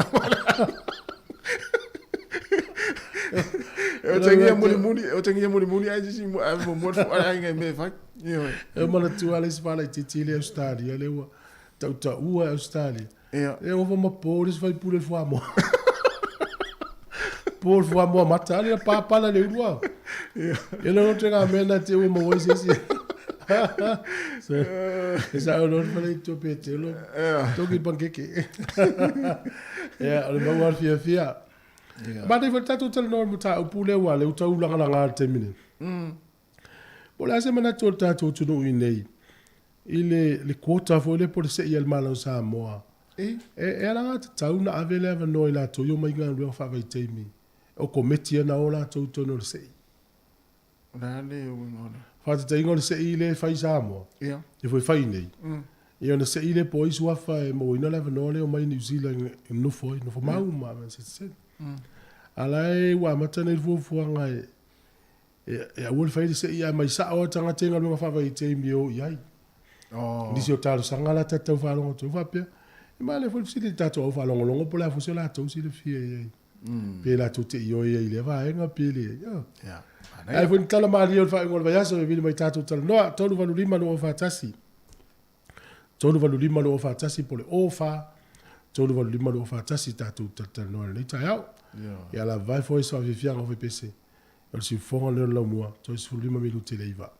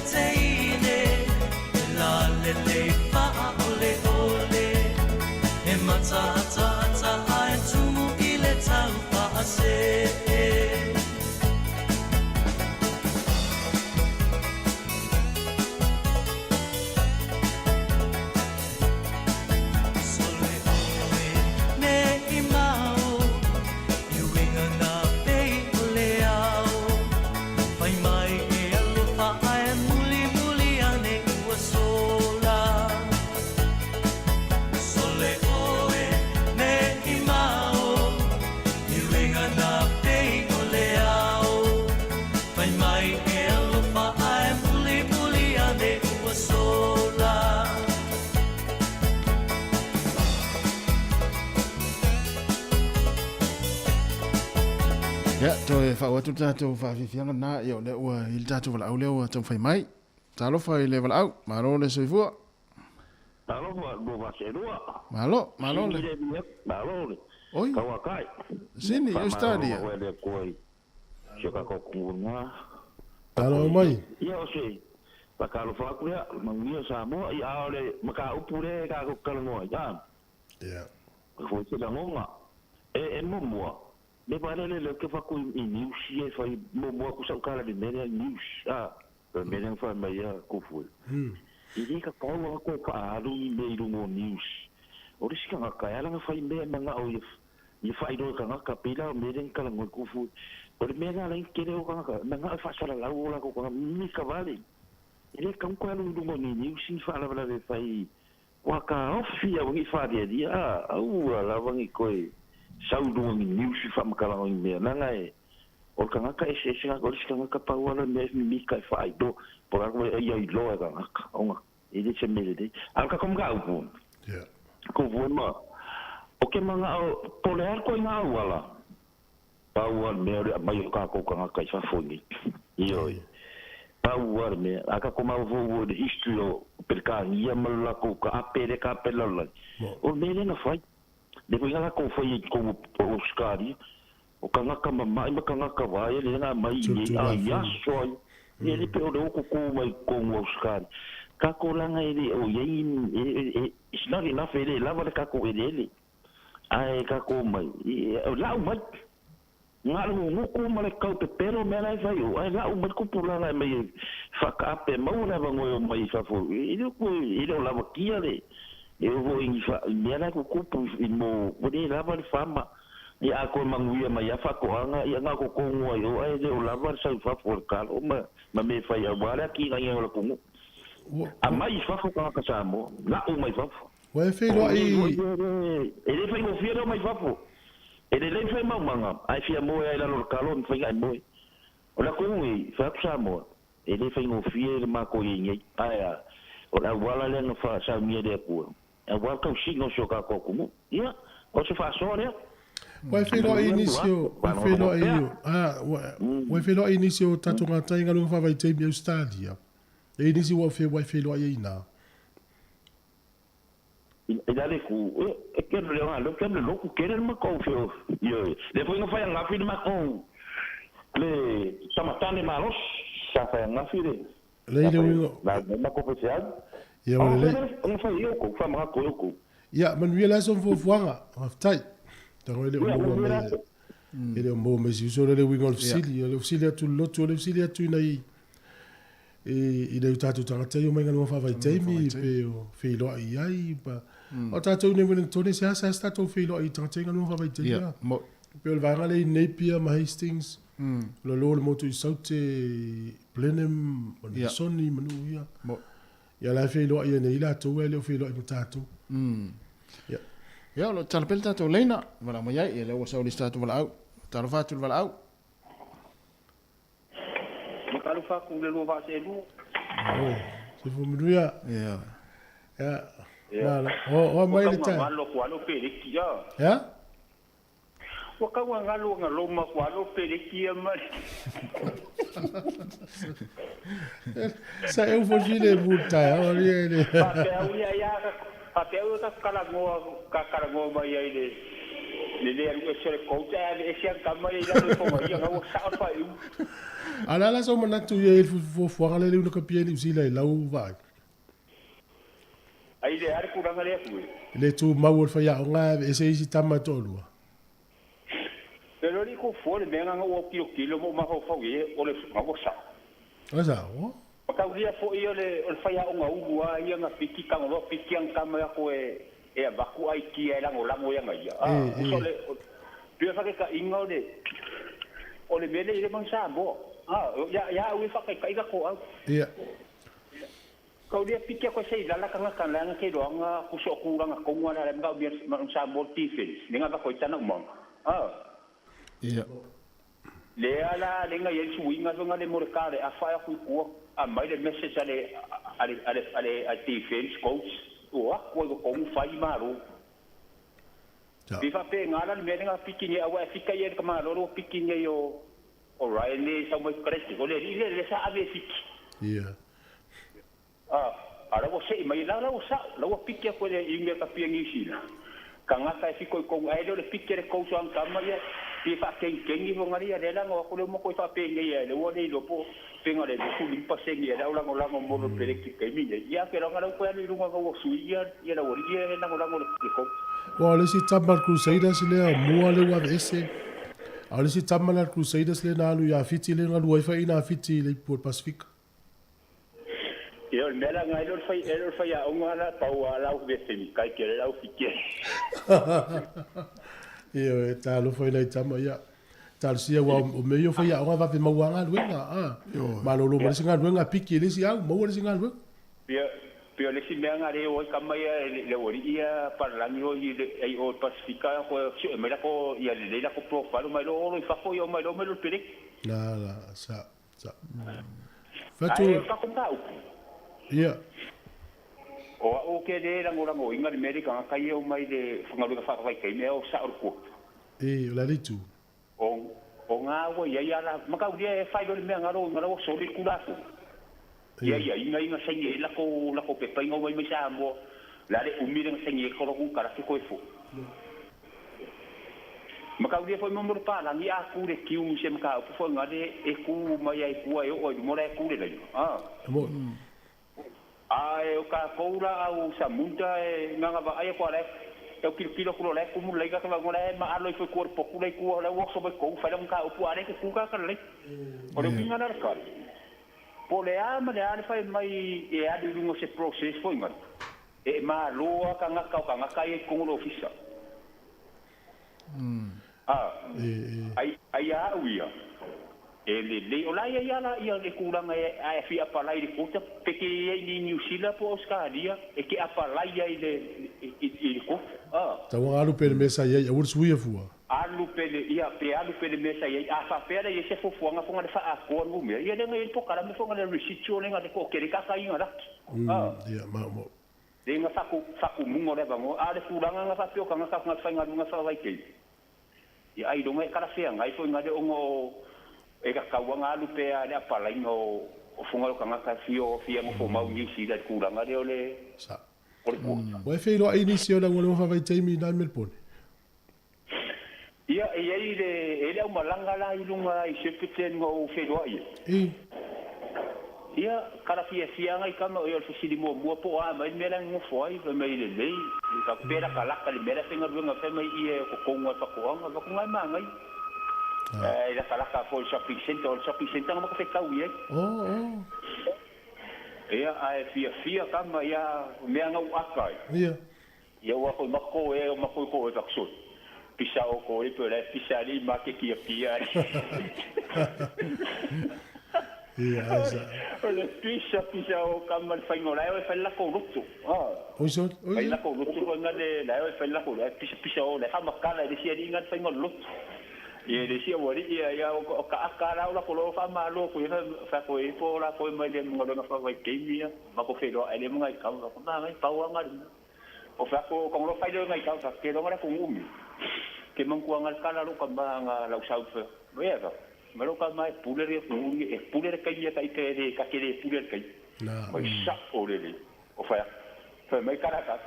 Mere Maria Lam so leva kilo ko ri ka ke ma ko malulu. Aka ka wo ko su lo ka ka ia nga kulanga ole o sa ia u. Ele fa yo fiera ku. Awa fo le mai le ola to le ola nga fa fo fo ivo. Ia la ola to le ola nga ni sila Australia manu yo mai. Ia, pe punga fo ninga kala ngoi ku foi ngai kam le ngalu kala ngoi kuma au pitu.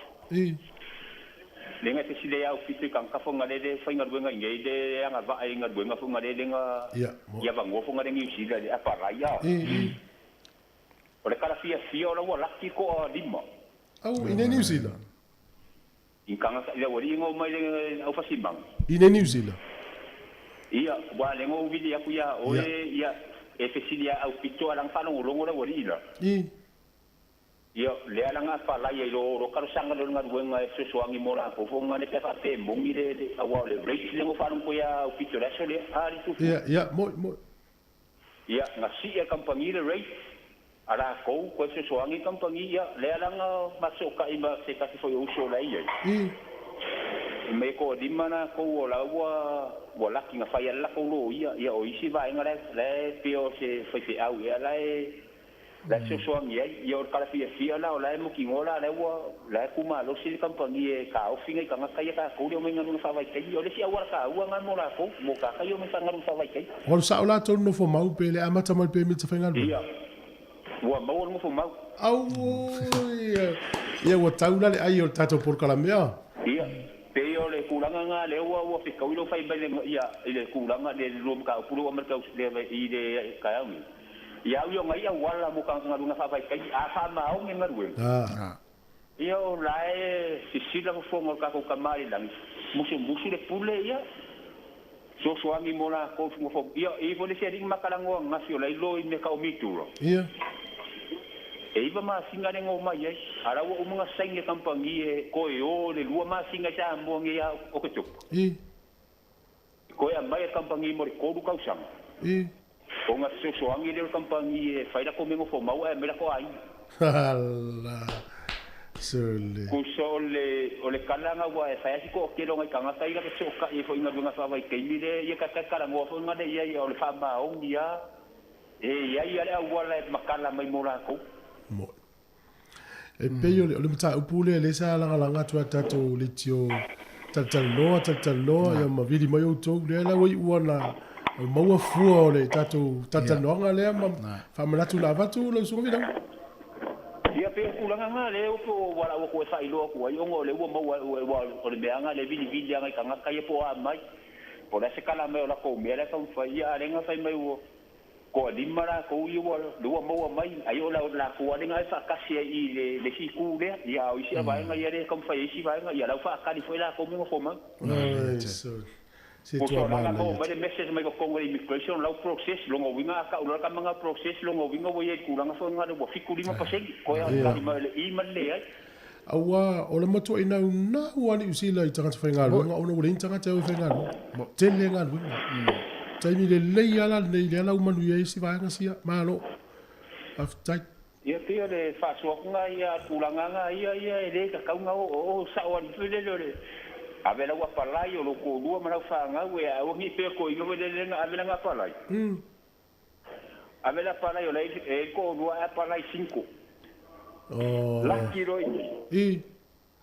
E whalonga o ko inga te vela mga o mi ar ko lua ina. Ko e apa kui whawhinga kālo ma maka o pongo re ngā nula palai mua mua 5. Sao.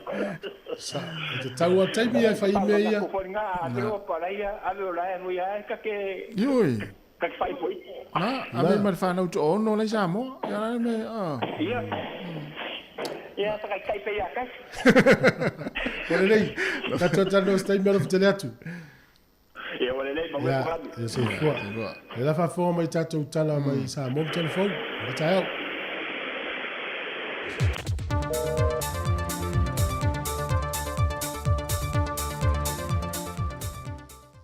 O te tue whātalo whāturu tātou tunu ule amatango le nei foi whai aso fau, ai aro mai o se wha o pōponga, o tātou tala i mea lo o tutupu ilo tātou tunu i Samoa. O se isi la asanga wha o popo mō ngā ruenga wha vaitei mia tunu i whawhua mise au Sitalia, wa manatu i le fionga le ministaia le atinu o Wayne so i alo. E te tau ona toi wha o popo se isi so o upo, e ngā lulue wa alua ma le so upo lo i ai i le teimi lenei, e whaasoa le avenga o le mata i tuwina lea o tangata whai ngā luenga mai lea tunu. Ma fisoasoa ne tali mana onga o whana ua malanga atu moi ngā luenga wha mai teimi. Whai loa le fionga le minista, o au se tālia o se atunu e te le, o lo ta ape soro i tama whana ua Samoa, ma ua whaafai ngtāid whemalanga i ngā le so upo e to tasi, o loo nofo ai tutonu Australia, o na malanga so o se teimi mo mia ai e whanau mai leisi tu a ngā e leisi tu, e mata aupo e patino i ngā ruenga o loo ngā lulu e ai. O le ala le nā ua wha i loa manino i le fionga le ministaia le atinu, wa mata sa idi se fisosoani mo se ala ngā tupe, e wha tupe nai te tongi matulanga mana o mia mo le awa no le so upo wha au popo, ma le talitonunga, e fisosoan tele tali mana onga o le lui tau tele, wa whitaia i nei matatu o fisol so upu i Australia. Na momori foi lo na nganga wha awhitai lea fionga ia lau tafi fio se lafi Brazil, o le sa avea ma minsta o lea matanga ruenga i le paia inga umawhae, o na o le manatu mawalunga o lea fionga ia lea tino, e le tau wa tele o le wha mamafa e te tau o na ave nei ngā ruenga. O le tau sanga le fionga ia lau tafi, ma neia e tātou sanga peia Australia mo te tongi no ia hawa no wa mo mia vave. Peitai, na tari lea fionga le minista o loo wha ngā solo pea feutana inga, ma sa ili ilinga ale matanga luenga le wā i whafua Samoa, mo se fiso swani o lea mata upu, e na ia vave a ise so upu fiso swani lea ngā luenga ta ua. Na toi wha manatu e lea fionga ia lau tafi ia lea tinu, e le te tau o nei laloi fo le 5 ni so o upo e ngā lulue te tonu Australia, whaapito lava e ngā ruenga whaavai teimi. Na toe whonga ina fo e le fionga le minista le tā ua tele, o le iai o ia so o upo, e vave tali atuai inisio whaafi ta auli ua whaai e pea, wa whaatupula ia i whanau ua maua ia ngā ruenga ma vano whaavai teimi, e ao fia i le whaio winga mātanga, ma nisi lavo i tu ai ngā mionga wa tau leanga i nai le tau le leia, o le ngō Samoa New Zealand, wha pēnā foi ma Australia. O tali mai le fionga le minista o pisinisi ala manuia maleipa le atinu o Wayne so i alo, i le fesiringi e pēr le atinu o le mafuanga o le si itia maa walungai, o le tau le soi whanga i le nei vai tau le tau sanga. Sau no le atinu o le teimi le nei, wa faisi tanguta o lo awina mai fafo. O le teimi nei, wana o ni usila lava o lo o mawhai o na sawele va ala o loa. O lo lawina mai containers e le valu se fulu le se lau i le malanga e tasi. Ai ato e foi e na o le se fulu i le lua se fulu containers o loa. O le talitonu o le minsta, o le vala tonua lea o lo o matua tau ngata le soifuanga. A wale pa leni le tau tupe maua le company vaa o lo a wina mai e pusa o loa i le atenu. A wae ngaula lato pusa o loa e ave ese atu mai Samoa. O le temi nei, Ua tele wala olo o leo toe a whea mai Samoa, e o fo ia au se tā lia lantou. E leo toi a whea mai ni o lantou wala ulo i lea tunu umo ni ute au ina mai. O le whaafi tauru mai ta wina le matanga ruenga, o le ai le o se silingi po se lifi whaapitoa mautu, e whesita i ai pusa o loa te tele nei, mai lungo waa anga i le wafua Samoa. O se tasi leo tālu sanga na whae loa lea tino, na ia tālu sanga toi le minista o le matanga luenga o ngā luenga, whela ua inga māti na SS le malo, le tō wha olo a fua fiti wa ai, e na ia toi sila mo le whaia leo se lifi po se silingi mautu wha apitoa, e lungo leo le wafu wha wao māloi me tā autu tai, a wawa a te tere la oloa e a whea le atunu o Samoa. O vaenga i na tā ue le whiunga le ministaia le atinu, wa afuai le taungata o tau oloa i tu tonu o Samoa. Na tālusanga foi le whaipulo le tumalo vai monga numero mua. Ia te tau lea ona toi whaapipi o le tau oloa te itasi mō lātu tau whaatulanga ina, e luma o so o se whale oloa e tau fia ele so ona sii, e le au whaipisi nisi o tau oloa ili ne vai tau. Whailo foi le atinu, o lo i ele komiti whaabito o lo ngafa ma le ilo ino ma tā opu nei, ai maise o le masalo mia o le si itia i whaasoli tula fono e nisi o lau whaipisi nisi o tau o loa. Peitai, e le siringi ai au telefou o nisi fo i whaipisi nisi i whale o lola aiti. Na o lantou ta awa e le mawhai o na tā o fia le tau o loa i le tūlanga o lo wha tūlanga mai ai. Pe a whai ua matua si i maa wa lunga le tau o loa ua awina mai ai le atu no. E siri ai le tā puni loa o pisi nisi. O le naunau ta inga o le whionga le minista i a mawhai o na yeise wha a a venga le si itanga o le soifuanga wa iai le vai tau le nei. Lea ua le na o Samoa ua a fiai. Ai ua wha pe foi le larolangi a toa. E o lava i malo te tele e le lei lo lātou ta maua inga. O lo loma se fontanga le sosaiete o ta avale la upasese le atunu o au fiai pasi ma taxi. E na ia tu inatu se tālu sanga na mtanga o luenga o ta avale afi ma whela ua inga ial te tele. E toe fitu na iei se si itanga. Mo pasese o tangata whe malanga i o le atunu. Ona o le ua whaisi na omi o si itia le maa walunga le pensini. E leo iai se isi si itanga fau li lisi o pasese. Mo taxi lau pasese ma pasi. Whailoe nisi lau whaita avale laiti. O le afianga o la tu pisinisi ta avale laiti mai le si itanga o le pensini wa iai le teimire nei. Wana o le pensini lava le ta avale ma whai una mo se leni o le aso ma le aso. Masina me aia le ainga mo aso te itasi. Wa le o to iai se tupe ma whai una teu pei o na sa iai mo mua. E leo loa se teime tu whaatasi se whauntanga lata mai, a le sosa iete o whale taxi le antuno, e tu whaatasi a isa la tu tāru sanga le matanga wenga. O le aso tolu se whamatasi o le masena le neo iulai, o le awa no muli le tāpu nia loa mo i lanto o moi tu malo, e whaamautue o lanto ofisa mo le whono whaavae, o le poloketi te itasi miliona tā la ufuafuina e le paketi a le whainga malo. Whamanino mai o le ofisa sili o le mtanga luenga o tina mata mai tai a tina o nuu maanga fisotai e a Dr. Mema Motusanga mai i le 5 tasi tu malo e na o le ono i tu malo leo o te tala o lato ofisa ma whaamautu ino o lato tangata whainga luenga ina ua whaamalie ina a inga uma sa tu inatu e anga wa ai tu malo o mai 5 tasi i le tasi le miliona ta la.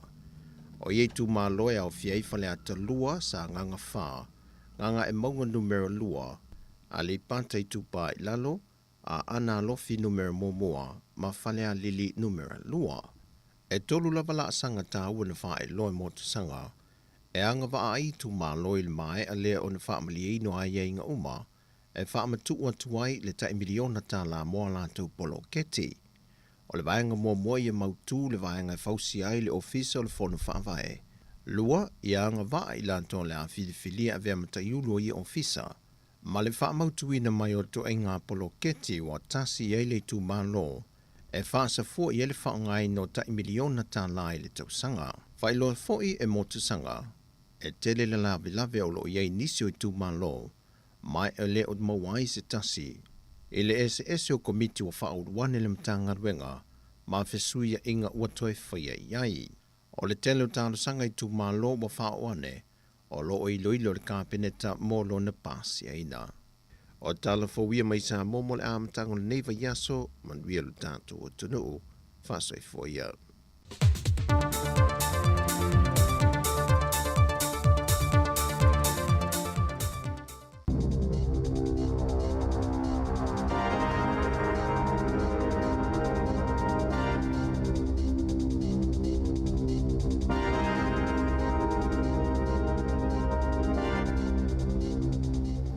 Ta alofa lava I le vaenga mua lenei o telefou mai le siu fonga le rau mua I Wellington. Ua matua mawa e le si tia o la whainga o tangata malanga mai fafo e maua I le vailusi o le COVID-19 fruiva talu nei o na le toe mo o bia le malo New Zealand le whaia o su enga o le wha maa I mo pasese mai fafo e fia malanga mai I le tonu o le tunuu. O aso a wha maalo sia le whaia o suenga o le wha mai mo pasese umai malanga mai I New Zealand sa onus frulima le a whainga o tangata mai whafoi maua I le wha mai pe a taunu mai. Ai o whainu mera mo le vai aso na tenei ua mai tawi na aise si tanga mawa e ua o atuai le a whainga I le toru se lau ma le fitu o tangata mai whafo e o mai ma au mai le wha mai. Whaalia mai e le li fo mai to mai wa abitoe ngase PPC le University o Otago o Michael Baker o le tūlanga le manuia o le tūlanga e pei o na lipotia mai ono winga o le a whasolo I na bawe ai o na unu fale mai I New Zealand ia isi tu a inga wairusi o le COVID whaatusa I le tūlanga na iai a o le I te talaina le tūla fono le puipuinga o le wha mai. E pei o na si la fia o le tūlanga ua iai le taimile nei o pasese unga mai fafo e mana o mia le whaia o la tau suenga whaana tinati o le wha mai le rat test I le aso e taunu umaiai ma leisi suenga lona lua ina ua atoa aso e 5 pe ono talu ona iai I New Zealand. O le whautuanga mai le li profesa ia Baker e le tau ona toe wha malo sia le whaia o suenga o le wha mai o tangata umai fia malanga mai I New Zealand mai le tau I company wa lele ona fia I le whaatino ina o ia puipuinga. Hei tai lana whaailoa mai e le tamai tai Minster o lo whea ngai ma le wha mai o Yesha Verol e moni waru I lunga la whainga o tangata e maua I le wha mai COVID I tua oia New Zealand ai e le I o I se tūlanga e ono a fiai le vipisi atu I tua I le tunu ulau tele o le wha mai ai mai se pe a whaatusa I la whainga o mai fau I le lau tele o le tunu I le teimi nei. E se fulma le wha isi ma liu fau o le COVID-19 fruiwa na wha mawina na nafi le tonu o New Zealand, ai 5 se lau tolus fru 5 le a whainga o tangata fau na a fia le vairusi o le wha mai I tua I le lau tele o le tunuu. E fitu se lau lua se fulu la whai tangata sa tau fia I whale mai mo tonga fitinga, e whaatusa lea I le fitu se lau 5 sa iai le asato nai. Ai na si tia I le luas fumal tasi, le a whaai o tangata na tau fia I le tonu o potu mō ngase tinga ina. O maliu uma ia se fulma le whae pei o na lipotia I le sa mari liu I la tau ia I le wha aso ua mawai atu nei. O tuai I le afe, iwa se lau iwa se fulu le a whainga o tangata ua mari liu I New Zealand ona o le COVID-19 se fulu iwa. O le so ua toa ai a onga le whanau mo le kuata lona tolu o le nei sanga, ai o loo iai mopo lenga o pule a onga, I le lava o whaia onga, a toa foi ma whaina I wha mai vipisi o le tau malu lu. Sa iai atu ngalunga o pule a onga I lono a fia o whaia onga, e mai se foi o whanau a onga I wha mai, a o le itu ua a onga mo le lua vai aso I le amatanga o le masina nei. Sa whaai loa mai fo I le senga o pule a onga. O le whautuanga ina ia tau mo whai e whaonga I e tari pupuni o fonga I a onga. E siri atu ona le leipe ana whapea mai ua whaamalo sia le malo le whaia o ia tūlanga I le tonu o a onga uma I le teimi nei. O le malo si peo le pepesi o le COVID-19 furmaleiva a to ai hoi ma le flu I le nei vai tau e mauti no lava o le a te le se a fianga I ngā luenga whaia onga, ai mai se ai o ta maiti a onga I le kuata lona tolu e pei ona a mata I le so.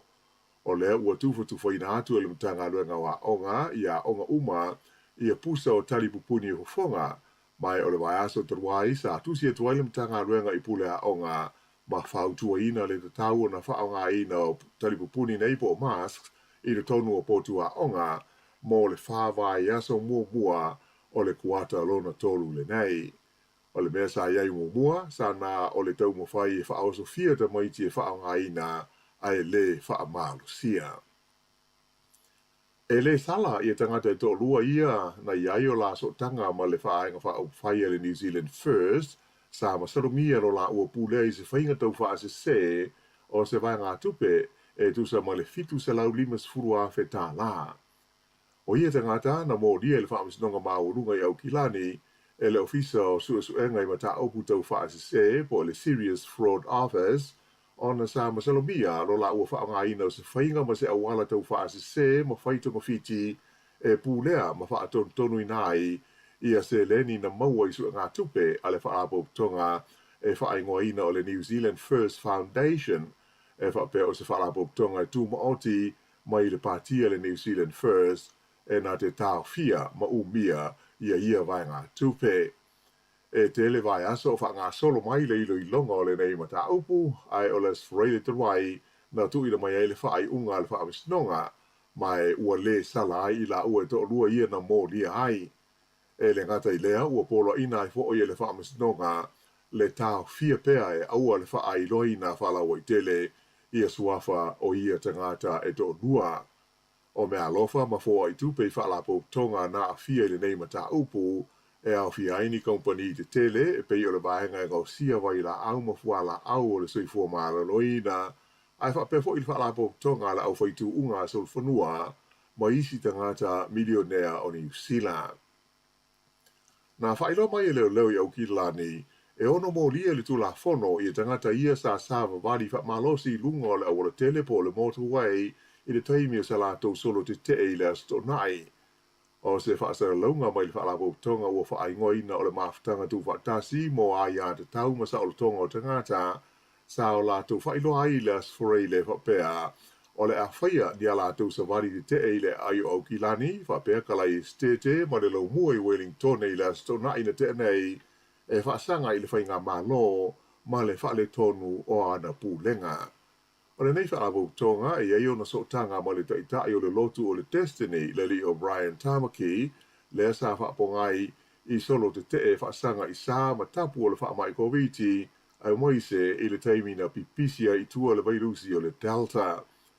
I au kilani e tusa ma le awhe la whai o tangata na awai le solo te te mai le tau mei na anga iane i Newmarket le ana pornoka ai le motorway anga i saute i le vāo le Kaipa Pass ma Gillies Avenue. Whaalia mai e leo, sa awela lato wha mua te saunga le mua tangata i le taimi o ia sa vali te te, o le la o umal solo ia mai o le a alo to i nei leo su e awiri ili i ata ma wha mau maunga o le sa vali ma ngayo inga a la tau sa a wai. Sa mai tawina i le solo tangata sa tau obeina fua malau papa na tusi ai wha upunga e whapea ua te tau na abe ese i le leiba, ma sa telefoi teimi na tutu ai e whaini haka mani siva, a e wha e pua tu i ai ave loli ma isi ta'wale i lunga o le motorway. Ikala i estete pe tusa ma le lua se lau tangata sa awai i se solo i le fo i ai le astonai, whapea na fo i la whaina iai i le laumu ai Wellington, a e sa file mu ia vaenga, e le iai ni whaafi tauli nā li alima iai e pei o au kilani. Ua tuina mai e la ofisa o le tau, le med service, ia ni lapta inga mo nisi tūlanga wha le tonu o le tau, e a fi ai vaenga o motu umai lua e le neifo i vaenga so fau. O ti munga ma mawha a tō matangi malo losi, e ono a whaina ai vaenga i mātū o motu umai lua o New Zealand.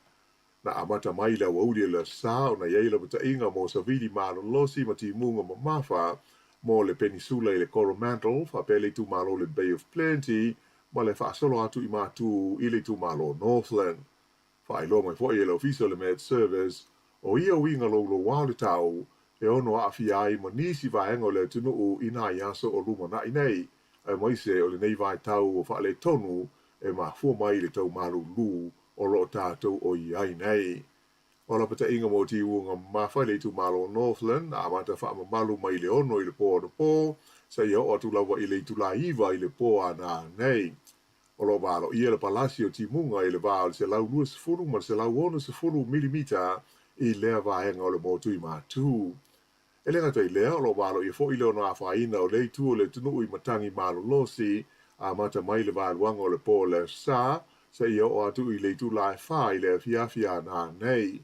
O ia matangi o le ao atu i le se lau 20 kilomita i le tu la le sawa pe a tō wha tau mai. Mo au kilani ua wha maru ina i nei se lapta inga o timu o mawha a mata mai le tu la 5 i le wabao na li la e o atu i le tu la 2 i le wabao o le asol lua a tae ao. O le Coromandel Peninsula wa pele Bay of Plenty o lo i se lapta inga mo timu o mawha mo o tau e amata i le so se ia o i le aso lua tae ao e mai ora fia i foi o tau i sa vili marolosi. Fa pe foi o na iei lapta inga o matangi marolosi le tu malo le Waikato mo leisi luas fulfai tu la o lo walo ia le ono mafo ti munga i isi vaenga o le motu i matu. O isi foi vaenga i le motu i matu ma le motu saute e pei o bula o lo iei lapta inga o sa vili marolosi i le so fa pe foi tae ao ai mai se o le pitanu o motu eka ma le talafatai sa sae o le tu malo Marlborough o le awhia ngai o tau mamatangi a toa ma ti munga mawha. O le whautuanga mai lo fisa o le tau, e le lei au na sao niuni ma tā pena pea mo seisi fo i vai aso winga le mautonu o le aiai le tau e whea ngai ma le atunu u a toa. I leisi vaenga o le tātou tala i le nei tu la, ua le whataunu wina e le se nāte o le malo Australia ia se fuafuanga e teu masuia e le tula fono ala tau o le tula fono 5 o tasi ana whai e pāsia le se nāte le teu masuinga o le tula fono le nei 5 o tasi se manu e tele nisi malo si anga wha le tula fono o le atu i le malo Australia e mawhai ai o na la tau tutuli e se ina mai tangata New Zealand o lo o iai tu tonu o le atu nuu. O le teimi nei ma le tula fono o lo o iai Australia o lo o mawhai e le malo na whaalea o ngā ina le visa o se tangata pe a whai e uma o na tuli so na whaasalanga i le whadapui e siri atu ma le tausanga e tasi le umi. Ai o swinga ma le teunga sa fuafua e pāsia e le senate se manu e mawhai ai o na tipoti ese mai tangata New Zealand e mō lia i se sori tula fono e ono o i le lua tausanga le umi e whale pui ai se tangata. O le masina o mati, na tu e palota ai le se nate Australia i teunga nei, ma suinga o le lato tu la fono, pei ta ina tolo po mai, ona o le lato whai ngā palota tele. O le vai aso nei la lea, o le a fono ai le se nate Australia mo le teimi mua, tanu ona tula i mai le whai ngā malo fau ua iei nei a le li pale mia o Anthony Albanese, mai na whailo mai se sui o le whai ngā malo e whapea, o mata upu uma sa i luma o le se nate, o le a le toe whaaua wina i le tau o fianga i le vai aso nei. E pei ona sila fia ua uma na whailo mai i le palemia Australia lo na whaamoe moe o le a tango fia ma le whaai tete i a mata upu uma i lalo le tula fono le a 5 o tasi ai moise le a fia i o tangata New Zealand i le lumanai.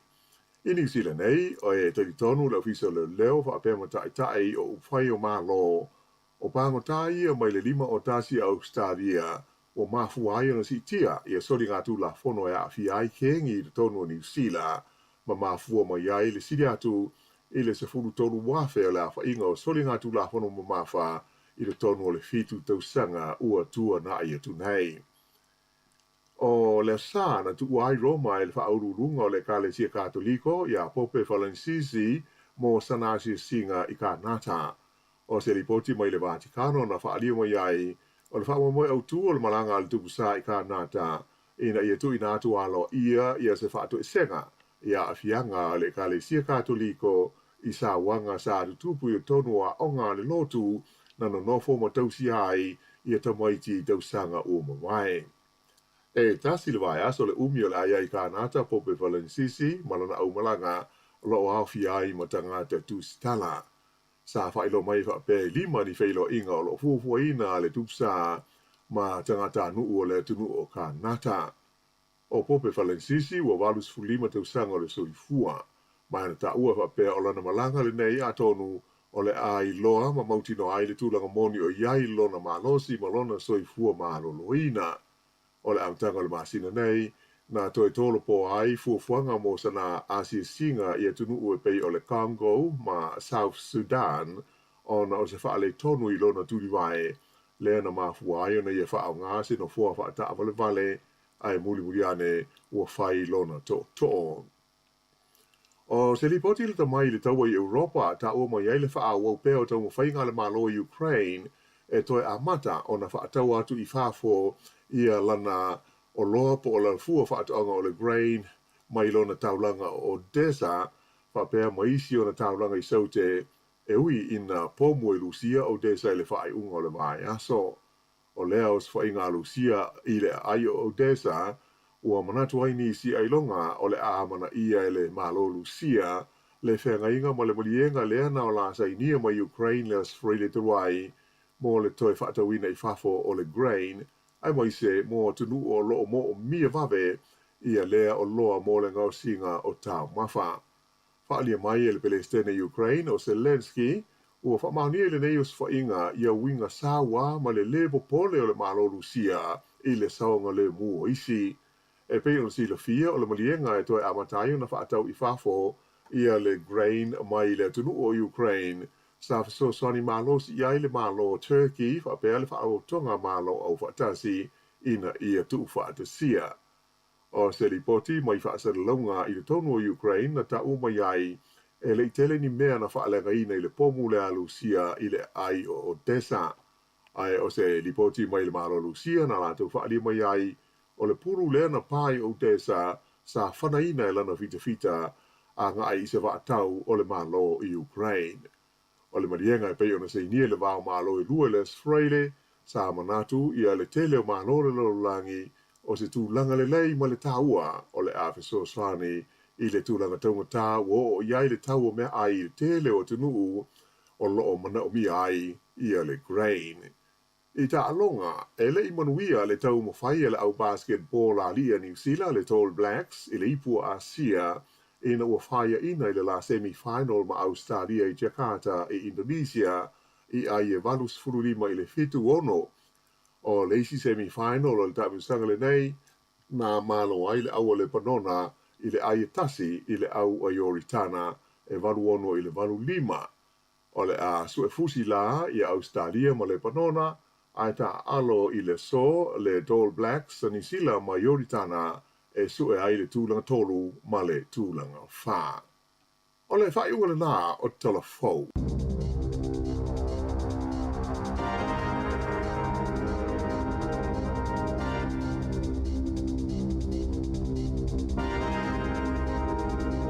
Whamalo whaftai le whawhanga mai le atunu, luas fulwani minuti o tia inei leiva, le whaponga lona luana o tātou telefou o le nei tai ao, matala mai Samoa. Ia, toi mō le whaponga muli le tu lasi fulma le lua i leo i nā nei.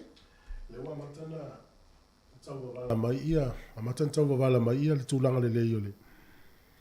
O le tau le pensini nei taimi, tau se ia lua lua i whapea. Ah, na ia tēri. O le o tau wau le nuu le Ukraine. Tasi le nuu e tele i olo na sao i le whawhanga ina o le lalolangi i o loa na whaatoanga. Ia. I le grain le fausia mai ai, ngā se le whala mata, mai si o loa la si le fia le tunu. Ia.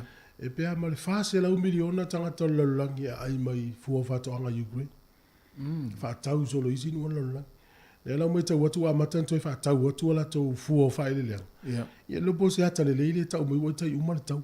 Ia O ala tau ale le ma fua ina hanu fua ilunga tau soi fuanga le tau te iei. Moi. Te le yo le afianga o lalolangi atua.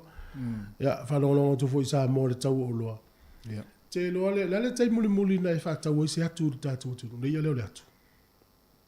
Le lua fesu fitu. Fie le tau se atu la po o vapea na e. Tongo tae, luas fulu lima tāla. Te loa le atu na te mine. Ia. Se lau tāla.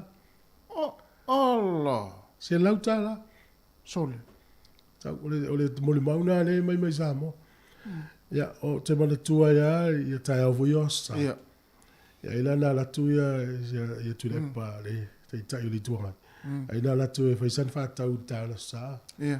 e le na ya wo ia sa il ta ona si le tu lo leo tu le e fia tu sa le voi lo e toina tau ia mai fia tau kota e kale au le ume te le ume ia te bina tau le ume te vai tol su ta la fast food limas food la te ia fa tau ia la e foi ava pena ia la tu le pa mai fia tau kota e kale Ia sa tu le pa. Ia na ni tau kota e kale. So ia sa ole le ia so la le wo ia tau se fa sta tu tau ta sa uli no malanga isa mo i le masi do fo ia lua ma isa uni tau ta so fa nga tu ia mo ta sia le tangi mai tau penzini mai tau ta la isa ta suka ia e fa lo tu fi sa me fa na le ile a o termine o le fo le o tau ta so fa o la valta i do fa ia so eu ai ia sa por ta si vai porta si foi vai aso wa to lulo ia e to fa pe e to fa me to ai ngala uti ei so ora to o ta vi no isa vai lisi o ngala ta mai le ia te le o ta tol matun wow to fa vale ia o la ma fo na pia se le lo fo ta tol matun o la fa fo ia a si le to ile so ma le lo ta vale ia fa te lo me fa ta vale me fa to anga ti pita pa ia sa fa ta wo sa mo ta vale fu fa le nga fu fa to anga ma mo lo fa nua o le tipi le sa mo te mine fa perso va ile le wanga fa ti ta tan fa ta vale sa mo i fu o la wele ta te lo fa tu le tipi ai tu so fu la wele le mo wo ta vale ai na va ile ia o isi o ai nga le ia ala fa ta sa mo i tu pela ma wa ia mo ma na ia so ia ta pena ia ma duela o malanga fa tu so ko to ka eta el market si se malal market o ia o foi le wa ta ia foi ta o foi ia Ukraine ma tu na pena ia oni se ta la se ta la mai ta foi fa ngol vai aso ile ia o me ia se a tupu ai nga tupu le tu no le o Belgium ia o le lato fo le o le fo ringo Prince ia o le aso fa pitoa la le tunu e fa ilonga i fo i se tasi o tangata na mua pale mai le tofi o tupu tan mata sanga tasi vanto tas na fa manatu la le fo le mo me sa vali fa alo vo le ia man tu la sa fa me lunga ai nga tupu mo le ai vai tangata fai le al telefoni ale a fo le pelenise sa fa ia ne ta falon to lu ti ro me tu mai le tu hata tara o te ngie le fale tu lona le tali le no fone le ona sa ta ona tu lu tu mai lunga tangata fo le pati fai sa vali fa ala mo tu olta limas fo volta sang fai le al telefoni ai ro le tu tangata o te ngie sa ta una tu lunga ai fa alo le sa vali fa alo le fa to le tu so le ia sa o le wa me vena le tau te va ia te mine ia oni fono tanga vo le wa lu fa to se pela ta to ia ta to tu o le to na o ki lan se fono la wi to no fono fa le telefon ia a fo i mai la le fa tali tu ma to ne la se o adi mta upu mani tau mangol fo to le lo o fa telefon te mo fo no pe tu o vol moto i saute malanga sa mo be malanga stali ai la fa nga telefon ia ole tele yo vai nga pena fai la tala yo foi la to ia te se vai ile parlamento del tato mano e te vai parlamento na e vai de mata le telefone foi telefone ale fai se fono bose yo swinga na ma le yo ta si le vai nga ta una tu u to no la fa lo sa mo sa e wa tato o nga tato wala mai sa ai sa va sa ai tala mai a wala pulo to non fa le vesi tau tu ia mal meno telefon mai sia mau tu la fono fa lo sa mo sa ta tu lo mai ai tau tala no foi la lu tau tala ia tu lo pe la ai lu mo tanga tau na tu ia mal fa nga telefon ia o ini fono ma lo tu so se mea fa ia fa nga ta telefon tu ia mal mele ele se me fa lo fa nga telefon i tai me fa mo ia me la fa fono la fa pe nei ma so la fa le telefon Ana Le fa lo yo le tu ma ngata tau manale al pel ni serani e fai o tau fai o telefone ava tu tanga te liste mi la la tal no telefone ala fai na savani fa lo tanga tai lu mo Hello bo mi jele so vale ya ma lo sport de ta ya vai le uti ala fori oi va mettere il tai to no sul montane sul minute tal sul e ne fa fianga fa fo ma le ne tal longa ya ai voi de tal longa una te ya ma ne vol email mai yo e lo tu ta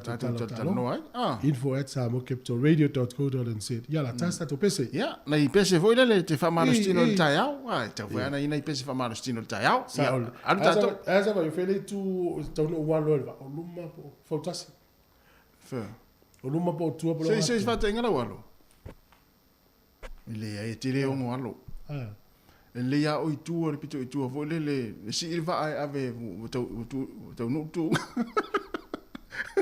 man yo ta o si va asa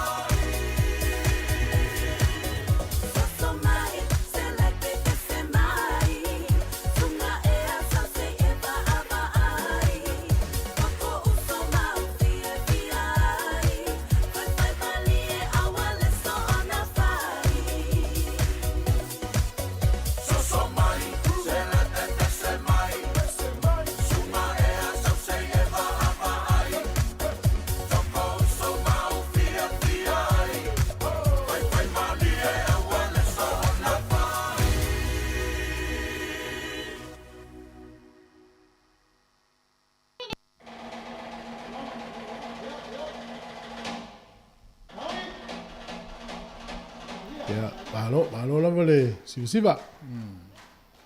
Le tātou tala o tālonga, tala fia le ua maua nei lava no tonga i le ipo laulangi tau sang fau i Falani. Tālonga o le laka pi uni, lima. Tālonga le sasu e tonga ma Hong Kong lava noa le pulu pi. Ma leo malo i tonga i fast food fa Hong Kong i lusi furulua. E le lau mautura lava no tonga. Ea ai o pulu la nei le ipo laulangi tau sang fau. Pulu a New Zealand, Falani, Italia, Uruguay, ma Namibia. Pulu pi, Afrika i Saute, Aielani, Skotilani, Tonga, ma Romania. Pulu si, Welese, Australia, Fiji, Georgia, ia ma le auatasi le tau wha mautu. Pulu ti, Engelani, Japani, Argentina, Samoa, ma Chile. E esi au o misi atu au le leia laulangi o misi atu I lau whanonga mai tasi lau. Pea o Italia. Leia Italia. Oi. Amerika. Ele mo sa no Amerika. Sole. Te tasi ala vanole to e misi loa ia wole taula o Amerika. Sa pa ile au na le na fai ina I Amerika talua nei ya pea o Chile ya. Ya sa. Le ala e vai tuai una le anga va Amerika li polola. Ia mas tulang whanau no te le lakpi. Tau liane tau whane lakpi, ia ola le marketi Amerika. Ia ola le talo. Ai ale alungi Amerika le World Cup. Tu pulu whale tau. To e lau mea le au ia le pulu a. Pulu a o New Zealand, Falani, Italia, Uruguay, ma Namibia. Le whawhita uli le ui nei le draw po le whasolonga li po le langi lua whenua tolu. E toi quarter final ia New Zealand, Afrika, Aielani, ma Falani. Au malolosi e wha, e toi whetau I rātou quarter final. Mas tala whanono, e whaia ina isi au e lua. A le whaia ina New Zealand Falani, ia pe whaia ina Afrika ma Aielani, ia po New Zealand ma Afrika e whaia ina. O le lai matua I popole au malolosi e whaia le draw le, I ne mtua te le e whaia le tau. Lona winga whapea o ai e sau le pulu a I pulu ti. Le la uma whatulanga mai, e malpi, si malti. O e malpi, O le la laki tātou. A uwa ai le pulu le Samoa. I le atinga inga po le tūlanga I le au Samoa le anga I tu World Cup. E ia lo tatonunga me whai Samoa, whato I lalo Argentina ma Japan. I le au le wo ye teimi ni ma le anga I tu ilumba. Ia o Chile, ia e malo si la o Chile, ia te lea lava no e malo I tātou. I le os whama walunga fwele lo se tala o Samoa, I le mana o whawha walunga I latou tala. Ai fua I unga o talo. O le swai tala fia. O Samoa le sa tūlanga fulu ono I wha solonga o awal laulang. Le utu se fulu taimi nei nau mai al Pacific Cup.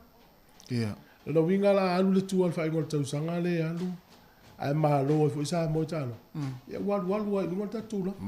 Ole swinga na le wil tatu au ma o te lofo fa fita uli le utu pul mon Samoa o fa nga tare pule ngona pikira tele tamale tele tamale ma o le lopo ia ave o ia tu ia ai mala tu e dei tamiti sa o falo la to te mi talo mon Samoa ia ale la o mai le o le ia ta alo le sa international ai sia tu no la o ia sa ia ave leva no ia te loe feng tan fa pa le ni fos fa ya o ri ni mana ia ia tula ia Argentina nga te te pul pe o marsi anga o Argentina so se ta longa te ta aloi o la tu le nei luma ia to no le no fouta fo il ta to pulenga te lo le mena le la mama fa le manza ia le na tato scalamule nei nei fes fa le to no ta no fiti ia mo ia lo no ingoli si o mele la tato ia fo le fa vita no scalam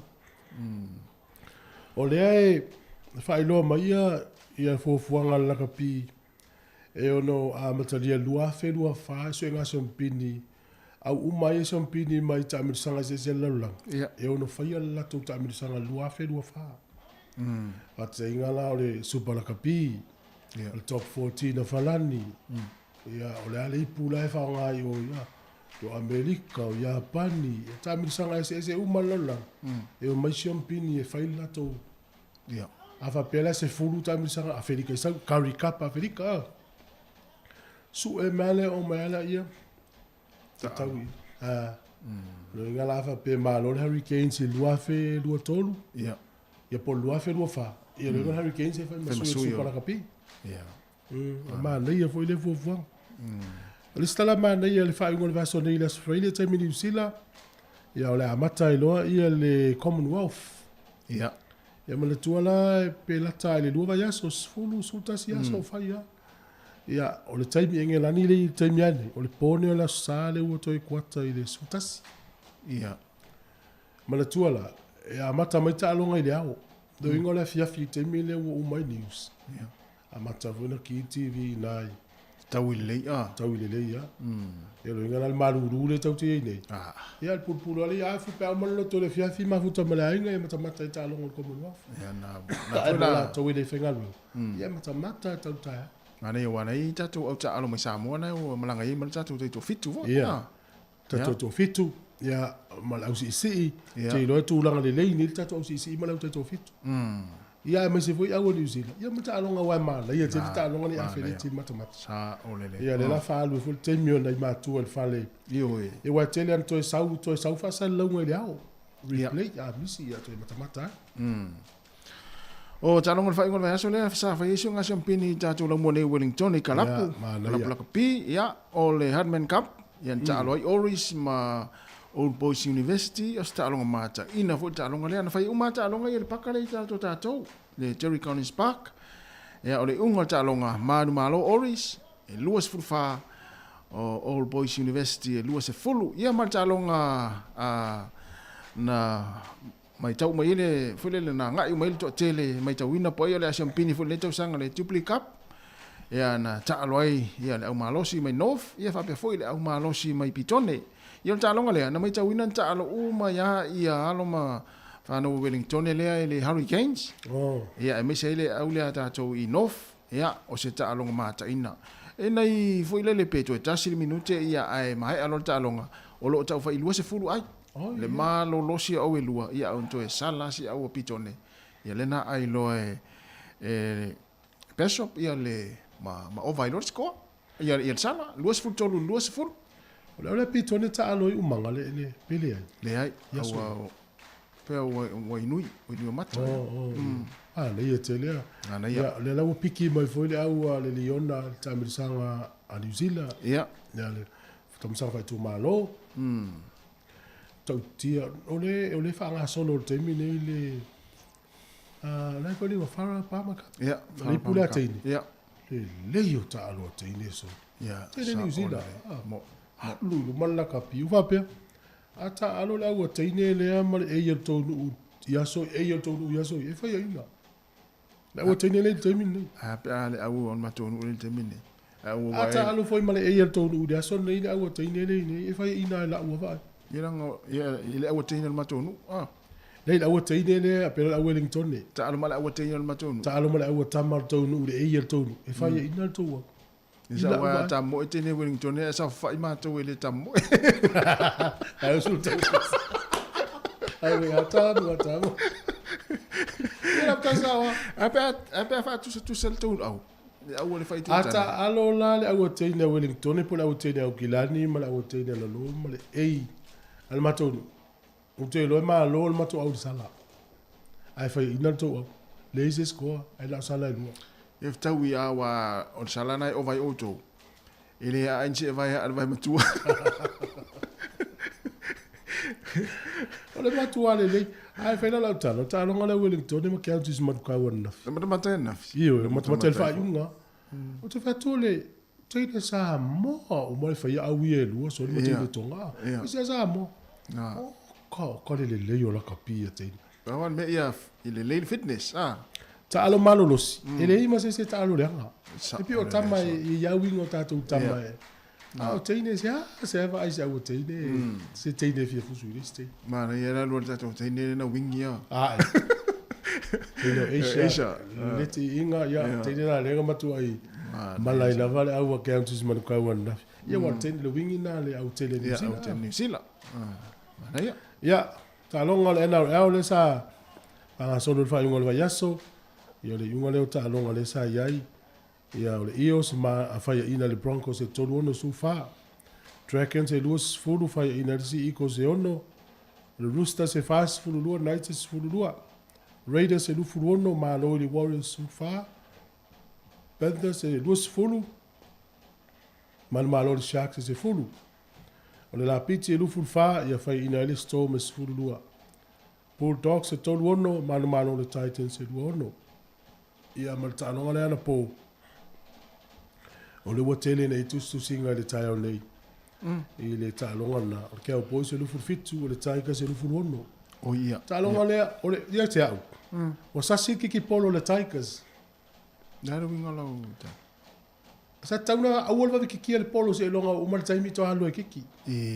Awa kiki le polo la to se konetasi. Ia. Yo inana sasi. E si kola au lea. Ele to ya to se minuti. To e. Ia. E mal tuala. A fa tau ngā loa lai le Storm le taimi le li fo leo Munster. Ia tu a Munster mal polo. Tu lungo le ti, sa vali tua. Te leo tapa. A wala tua si tam tala vau lea tu le polo, ia. Sau tua, ia la ema malo na ma vau vau. Ia. E o wala kiki. Ia la tu o mai le taimi lungo to tasi di se kona. Aronga le taikas ma le no Mar kia hos. A le taimi lana, o la ua luas fulu ono lufu lipa. Ia. O la uma lo le au le taikas. To e kiki me ale polo e sapo atu ful peki le top kick wa e ale polo lungo le ia ai uma lo mate ia tu sala e sapo lo polo uma maltalo a uma mo e mai le wing le tigers fa sala ve le mo e atu le wing ke au pos e le ai mo se me ala le pa u fo tu le wing ke au pos mo me Hollywood fo ye tanta ye acting active ia te ia o tali anga tu fa pe tu atu la wali ian fatau tai le talo sasi lo mala wali ia kiki lo polo sala lo le au le tigers kiki lo po fa ia ina lo tigers lo fitu lo ia le la tele itala te minne ia mal au lo blacks io e so le wale ai plum tree ma Brad Moore le usau tonu sta male Jason Ryan ia o Brad Moore sai le Lord Crusaders alu lo petania to a amia o blacks au mai plum tree sai le tato au ia ave lo blacks ya le wale ai uma ia na wale uma ia la la se ele lilo le faya onga fosta e va ile nei tu ia mo alo e se ma nei o la faita wino ta longa so e se ma nei o lo fo le lo ilo le mai ta wino ta longa liki male pa peso ti lo pele mel na le na ele ta alo le auto ia so Rata si wa le to la kapita wa le tamatu. Au mo le mangole le TMO. Ia. O te ofo istanga te le TMO le lo le o tu la fo. Aba tainga la o le laina le lo fo lua. Le la fi na un TMO mo o ye lo fi na le fa silia tu le lo fa li TMO. La sa va forward pass. Sau le replay, sau le replay, sau le replay. Ia. Ai vai le le pol. Na tu al tamara kapi. Pasi le polo o pu e mai lo mai le laina e te lo le ale nei ya tau fa senga team o pe forward pass bele al mani no lo va ya lenga lo le ya forward pass pe a u TMO ia ile ai mo se me fa le to ile umi fo fa tali na le dua to va sala pe le si uni na tua ia fo le TV TMO pala la si le molo lungo le score ia tau fe tu le tu committee wa il committee le fa le union si no ya lo se oi ta vale se oi lo se oi ma ya score fo ne la me team o mo me ya mai ya la tau to lu al polo polo to ai lo se oi se molo vole para la si male molo la e te mana ola tu tono le ta longa la capito inga fa inga na le fa ile auto nu o le se no le sinu uni tua oi na pala la si le molo lunga lenga sko na malo ele ina na tama fa tali tau turi meto ina committee to le la fa pela se furu ono tama ye ta le fatu va bene e wo wa ese ya le se oi ta vale se oi mino ya trata la le pico ilan ma yesko ele le ya sa wa lo TMO mo tu nga tanga sa Le la tau pala i pe va feno mo la no lo ti mo. Mana ia. Apala ia voi. Tele vai STM o tamo e mai lunga tatou. Le pito i dua. Na pela ti mo wa. Ia. Ti me lo voi. Ala sa vai le pu ele ile. Fatu lo fatu na pu e te na liste na talonga ta. Mo le o mo lo ria. Fatu a raf. Ana na pu e mo lo liste na le liste. Me lo foi le talonga ta ma fatu ila la o mi lo la ila ta. Ya, tata to pese. Ya. O mai a foi tata porque ela tá tá ya. Ya. O le sira fia na tata o TMO le ia me tau talonga tu ngatanga.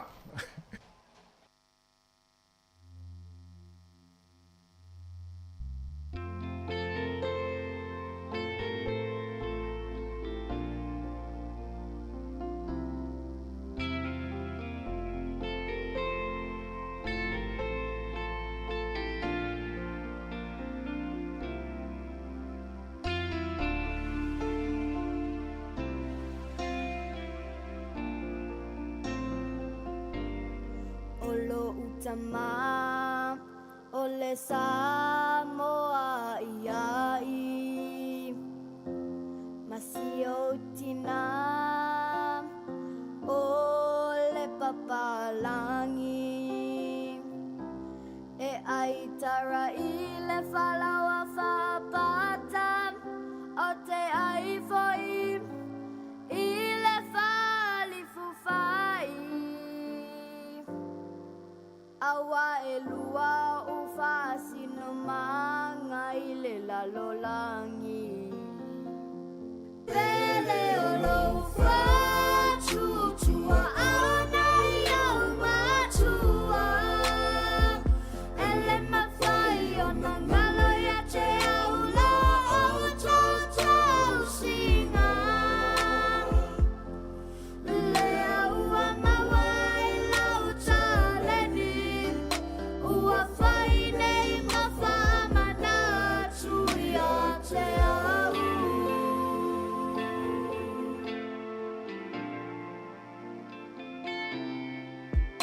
O te whangota pe ai le sao Ma se I whai so tae au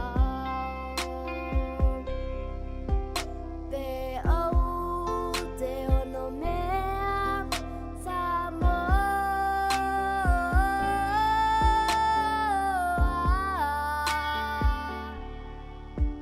I say oh fai vai le liuloa Pele olo fa chuchua ana iau matua Ele mawhai ona ngalo ya te aula o chau singa Lea ua mawai lau taleni Ua whai nei mawhama na tuia te au Pele olo wha chuchua ana iau matua Ele mawhai ona ngalo ya te aula o chau singa Lea ua mawai lau taleni Ua whai nei mawhama na tuia te au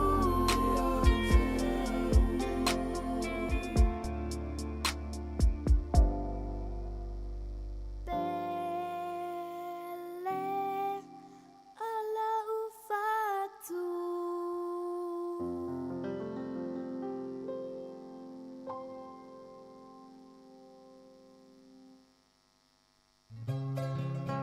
Moso oi sili sili le manongi Ta utino mai lo ta ofi Mausali lo fa amaoni Tu mau pea se io o ile oti Ta la la la Afio oe ai alo ita Tu ye o vai no ta e fua Nanga ali sili sili le sasala I tu e fa o Samoana E fa ato sina yo anganga Ya te o e sunga le te ine tau sala La ula fala wa avea Talua yo e sunga le mana mea Pe a fai ua elekea Tu ai pe sia mea e ta fea La upua tau no fonene i tau ai so se e sili ne la lenei Ma le fuaro sa mumu e te whaata patima e tulius O te whatalo whatu, mlo whalo alo whafonga anga le tunu o nei tai au. Whatalo whatu le au whainga ruenga pa ia le tua. Tupu mo o tatua nu. Ia male pa ia la silasi o le au whafonga. Ale si ufonga la mua Samoa Capital Radio i Wellingtoni. Ma lola valsui fua maua malangi ma. A whatasi fo i ma Sabrina Kasiano. Ia lo o na whamatatu tala laulunga e whapea malawano ati ilawa. I mai estate tasi tatanoa tuma ui ili atu nisi o vaenga ia. Talofa Sabrina. Ja, talofa lau whiunga masanga tui whawhelo e fo ile malo lau whafonga ile nei taia mis fo ila tolo maua mele tatu tau tua ilunga o penga tawai lang. Talofa lau. E alo malanga mai nei taia. Sabini le awala tangi tele. Ma nei ale tau nei taia o whio lolo e ese mamao maa na fie tele fifia lo i whafol malo sur savi. Male mata. Tele alfa le tonu se le lau mua i o te tonu whapena fo tele o vaenga New Zealand. Pe ona ye ilunga mole mawina fo ilunga o TV ana po itala fo. Ia o tūlanga na wha tia tātou i nei New Zealand. Ia o ngata i whale nei Wellington te na fie le sami i ngalu whapena i spawned o i la bay. Ia o isi vaenga o New Zealand. Ia o lolo vai e peo na mole mawina. Te lea le swinga le wita tātou ne vai teng. Ata ye tala tau wa i tu isi vaenga le savali. E va ia tu isi ata to o le e afatia isi ala e mu solo isi vaenga la rangi a.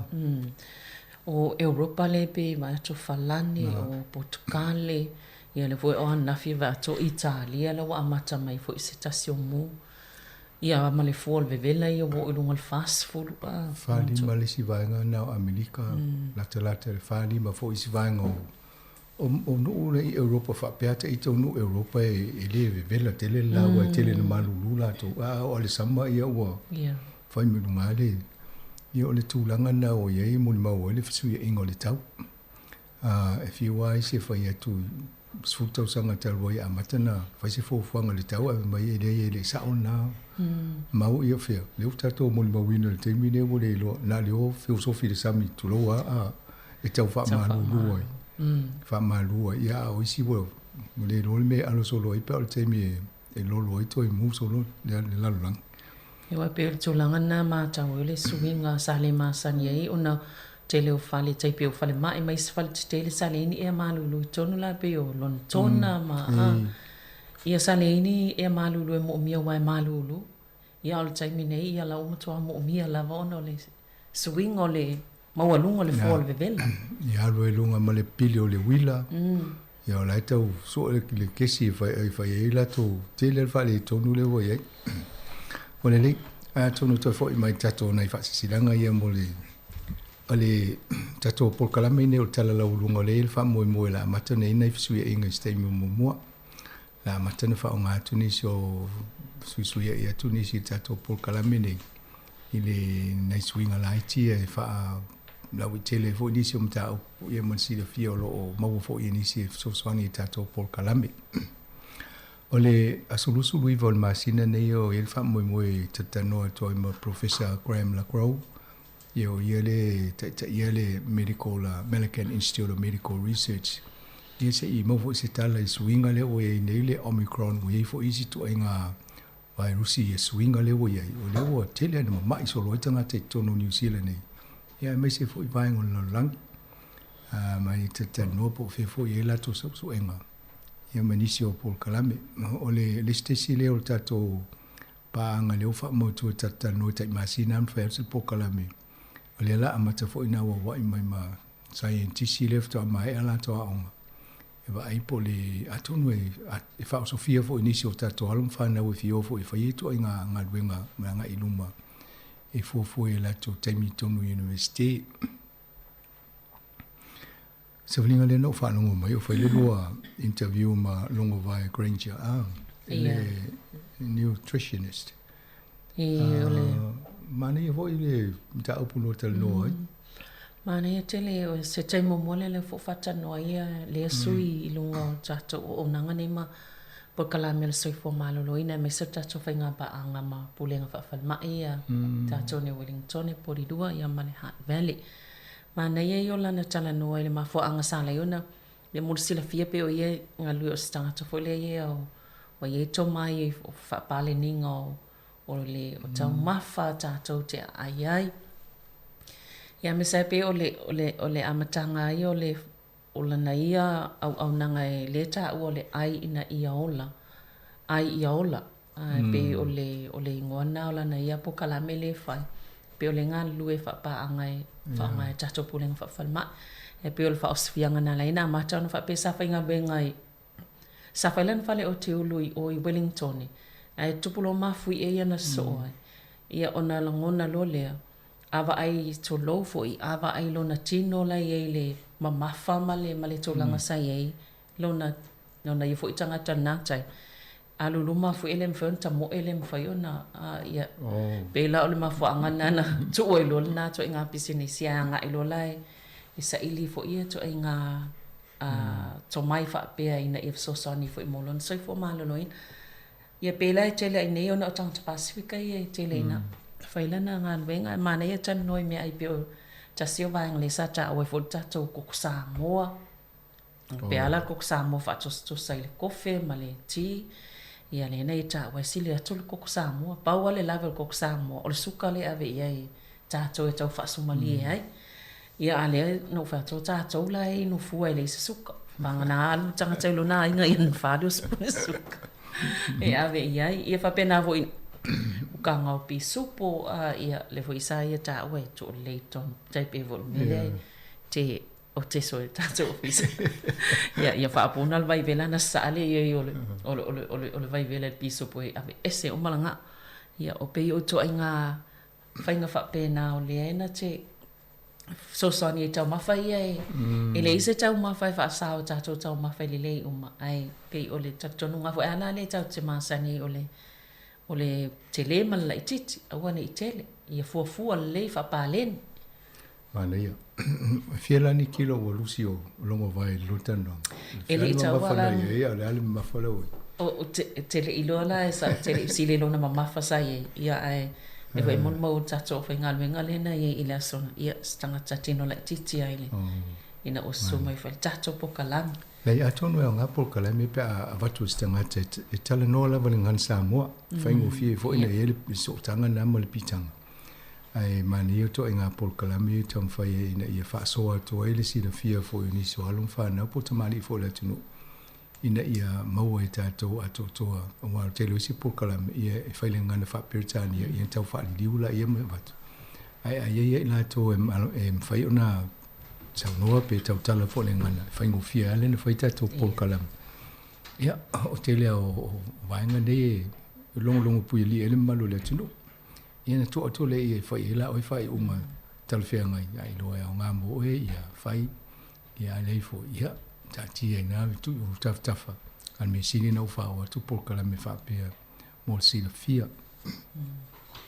pe mana fo vaenga ia wa tonu na leanga on sa tele tangata sa fa so mai lunga tato o nanga i Facebook ma on mai la to fesili ia sa to to ila i le sunga ia long vai po le pepe ia fesili la sa mai ni so tangata sa fa funga mai mata mai ia to no sistemi to mai mane atono por kala me fa pepe fa violento tele wai ele ma fai umana mo le ava no te sa no sa o lungo le ia il tato le por kala me ai ni fesili ani si auto ia me fai ona la forma le tato email o le info@samoacapitalradio.co.nz ai o le la va isi te me to tale por kala me le mo ni se le fa fonga ye ana fo e me fa ya na lo sa pe fa pe mo o le Facebook po le YouTube la le te me o le so lo le na fa por kala me fulu ta ya ya ai alu le so lo le na te atu nei o va so nei ya se fulu ta ya yo na mo wale por kala me fa na fa fonga e pe fa pe na e mo le o le Facebook mo le YouTube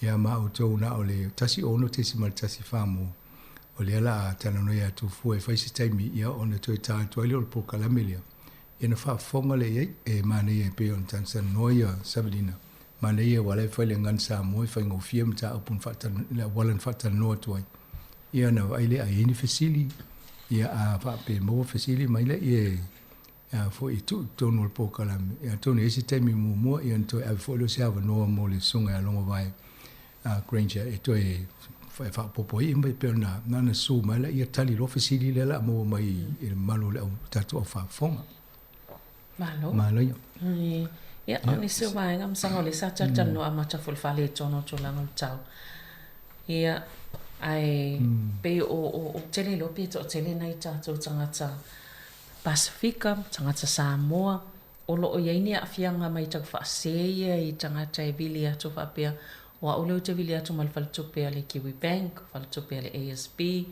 ona o leo sau fo pe pol tai au nei Kiwi Bank, ia leo pe o fōlinga mai ua wha au popo nisi ala tau tangata su e whaia su e ngā tau wha se wha pe ale, a wha ai nei tangata, ona o na fo isau il pe pol te leo, tupe a nisi e ngā wai tau wha se nei. Moni, a tau no o pe pol tai au leile o lo mi ele, whamtalanga lea o lo tau sa ili nisi investigators o tangata fo i o atu e so e tangata e tau whaasese i tato ngaluenga whaltupi o le mele mo le malo le atino pe i an tatano atu tato le tio e le aise bank e vili atu ia o e mawhai atu a mai lau password po lau pen number e po ma lau account number e ria i e tauna e alu le whaltupi o toa whaatino le vaianga na alu na fo i wai e whaintana to e o unisi whaltupi aso nei o tele ta puni fo i lala i e ale a wala man me to tia la to e whai e tau e fasili a tau atu lo i moa o le me whai a tala no atu lo e la una me to tia e video to o te masal salo mia lo e le o sa o le mele nei pe o te masal salo fo no whai le e a mai lau numero no o video to i la ia na ino fole le so e po le numero al faltupe ava pe o Kiwi Bank ia wa se wala se so ni o kuku ia le fo i atonu ese bank statement o ia oi ia na va ile o lai tu sia le la to numero na vidi lo le fai ia na vidi mai se so to le turanga le e tele ala na fesile to e fesili mo e fa mauni o ele te tal no ia la to ia fto a matolo le na fai e tele fo la na fa mai e te tangola o e omi lau numero e lungo lau telefoni po me fa pena e leina i le iloa i la tau lau numero ai a fa apelo e fa mai ta o tu numero na e masalo salo rola i e le sa o le tūlanga lea wa ele oni whainga na faltupe o mana ta o mai a tātou awane i fa se i naistasi ia a fa o lawe o teimine o lo to tele ana i tangata o lo lawe via i tau fa se lea ia nela e maua i le pepa tau nei i le ngā ruenga o tau whai nei e la wanga nea. Ia oisi e lua se la lua afe ia toa i ngā tupe tele na kilini e tangata tau whaasese. Ia ona o mea nei o le le malamalama o tātou ai a whaasese mai ma ave e lau pina. Ia i lolo tangata na ia te roto. Ia ua mo le lopo whewa ngā i lau tupe. Ia e tasile pole ata i tawale ni ata tupe a. Na tautua na a vei se sia matula o le pen number o le numero fa lilo le tu o tonu ta mfaina tala lo e alu tonu vai au tupe ma fai au fuanga le tupe e le so ona pasia e sisi ia a tonu e mfaina tala no la le mele au la tala tel faingo le fai longa lo to tu sang sama to ia o le hol le tapenanga le la solusu vat e o lai pisi a Savelina i e whai e mo meo i meli ma me lunga le laptop. A te tangi lola na telefoni, a tan romo o le intia. Ma whamai o lewa ai atu le mele to te e tele i o le whaalawe lawe mo le wifi. I ana tala noa le o Savelina whai pasi me te au telefoni. e sau e pe ia lai fōringa lai sa ona te lo uma mele tupui ai mai muri ai e whanongongo tua e lei o tangata tau whaavalea lea nea ia ta pelo e a tau no o tolo mamari ta pelo ma le fōle telefoni ia arulo i tono o le laptop e la mea nau e whama ia whakanga o mini melea su e umalo le taimina po ani me ta o program o software o umana download i tono le taimi pupu lea e o mea lana na to e abe se uma mal computer wa o mea na e sao fia mal tangata le mwhaena so ta i mai i tono se tu langa fo ila na e se si te o tala no e to e masa sa pia se le o stangata lea o le awala na e wawi tongo fiti ai aluwa ai po ai e to ai ngā apps po kalame o mo application po kalame na uftua uma na tu tono na i tango lo le to tape se uma delete ara na vidi se e malama vanga le fai se fa mole ai me ia le no tala no nei ina ia ve se ia wa an fa pe le fai termina fa pe nei tango sa volinga le langa laptop o mona ve se uma fa mo bonga le a mo e matupe ia aro ia matupe fa ta si termina so o nga volta le no me le ta o tole me ne tupu i le termina o lai pisi tu ta fa ta pena le tos futa usanga ala vo pisi le siri le tau so e tu i fa mtalanga i tono laptop ona o le taimina le tau fai tatou wifi fo i le whao ngā i tono hon. Pela le mawhaanga nā lena e vile atu whamai o le Spark. Alu company i tono ana le tau fai tatou so ta inga le whao langa le tatou wifi mo so ta inga le aso le. No, i wana o vile le Spark le fia ngai mātou vetu. Na vile mai sisi o tau e whamai le ai. E la le intia le na vile mai tau wha se mātou. Ai e peisi Amerika ia me mo moana te masalo mia ai lo o fa foto nei New Zealand ia nei lo ai la ia fa lo lave foi e si o nanga nei a tala no te ali tali mai Australia o Filipina ia po India e wa foi la wa outsource pe a venga fai ia me foi la na le se ti ai ma tau lave ve to il fa tau fa se India le sa tala no i ta wal India wa pe fodinga fa penale ngana ai le rope ai se Pakistan po se Afghanistan po Sri Lanka la fa malulu atu na India te o sel tala le fayatu malo ia ona o le asa ta to i le tolanga le tau masanga le fa sa fa tala no o le lava i le putia pe o le afa mua o le tau sanga nei ia o le time pito sili le alona luolona bebela i fa mamanga i tonu lava i New Zealand pe o suinga lava na o le tau o le wa whaina i tātou. E tau la tau le vaenga le o le second warmest on record. Inga o le pito o lo vela lona lua le sinin vela lona lua le o wha mau i tātou. I le ono masina mo le lua afe ma le lua sful ma le lua. A le lua afe sful ma le ono. Pe o nā le na mo ai le tele o le vela o tonu o New Zealand. I masina mo ia. Ma tau lia lai a mata mai Januari tau mo le whai umu Iuni. Au apeli lai ma a mata le tau malulu nei. E o mai a Iuni wa a mata na malulu. Ai pe wha te le ale malulu nei New Zealand mai a Iulai.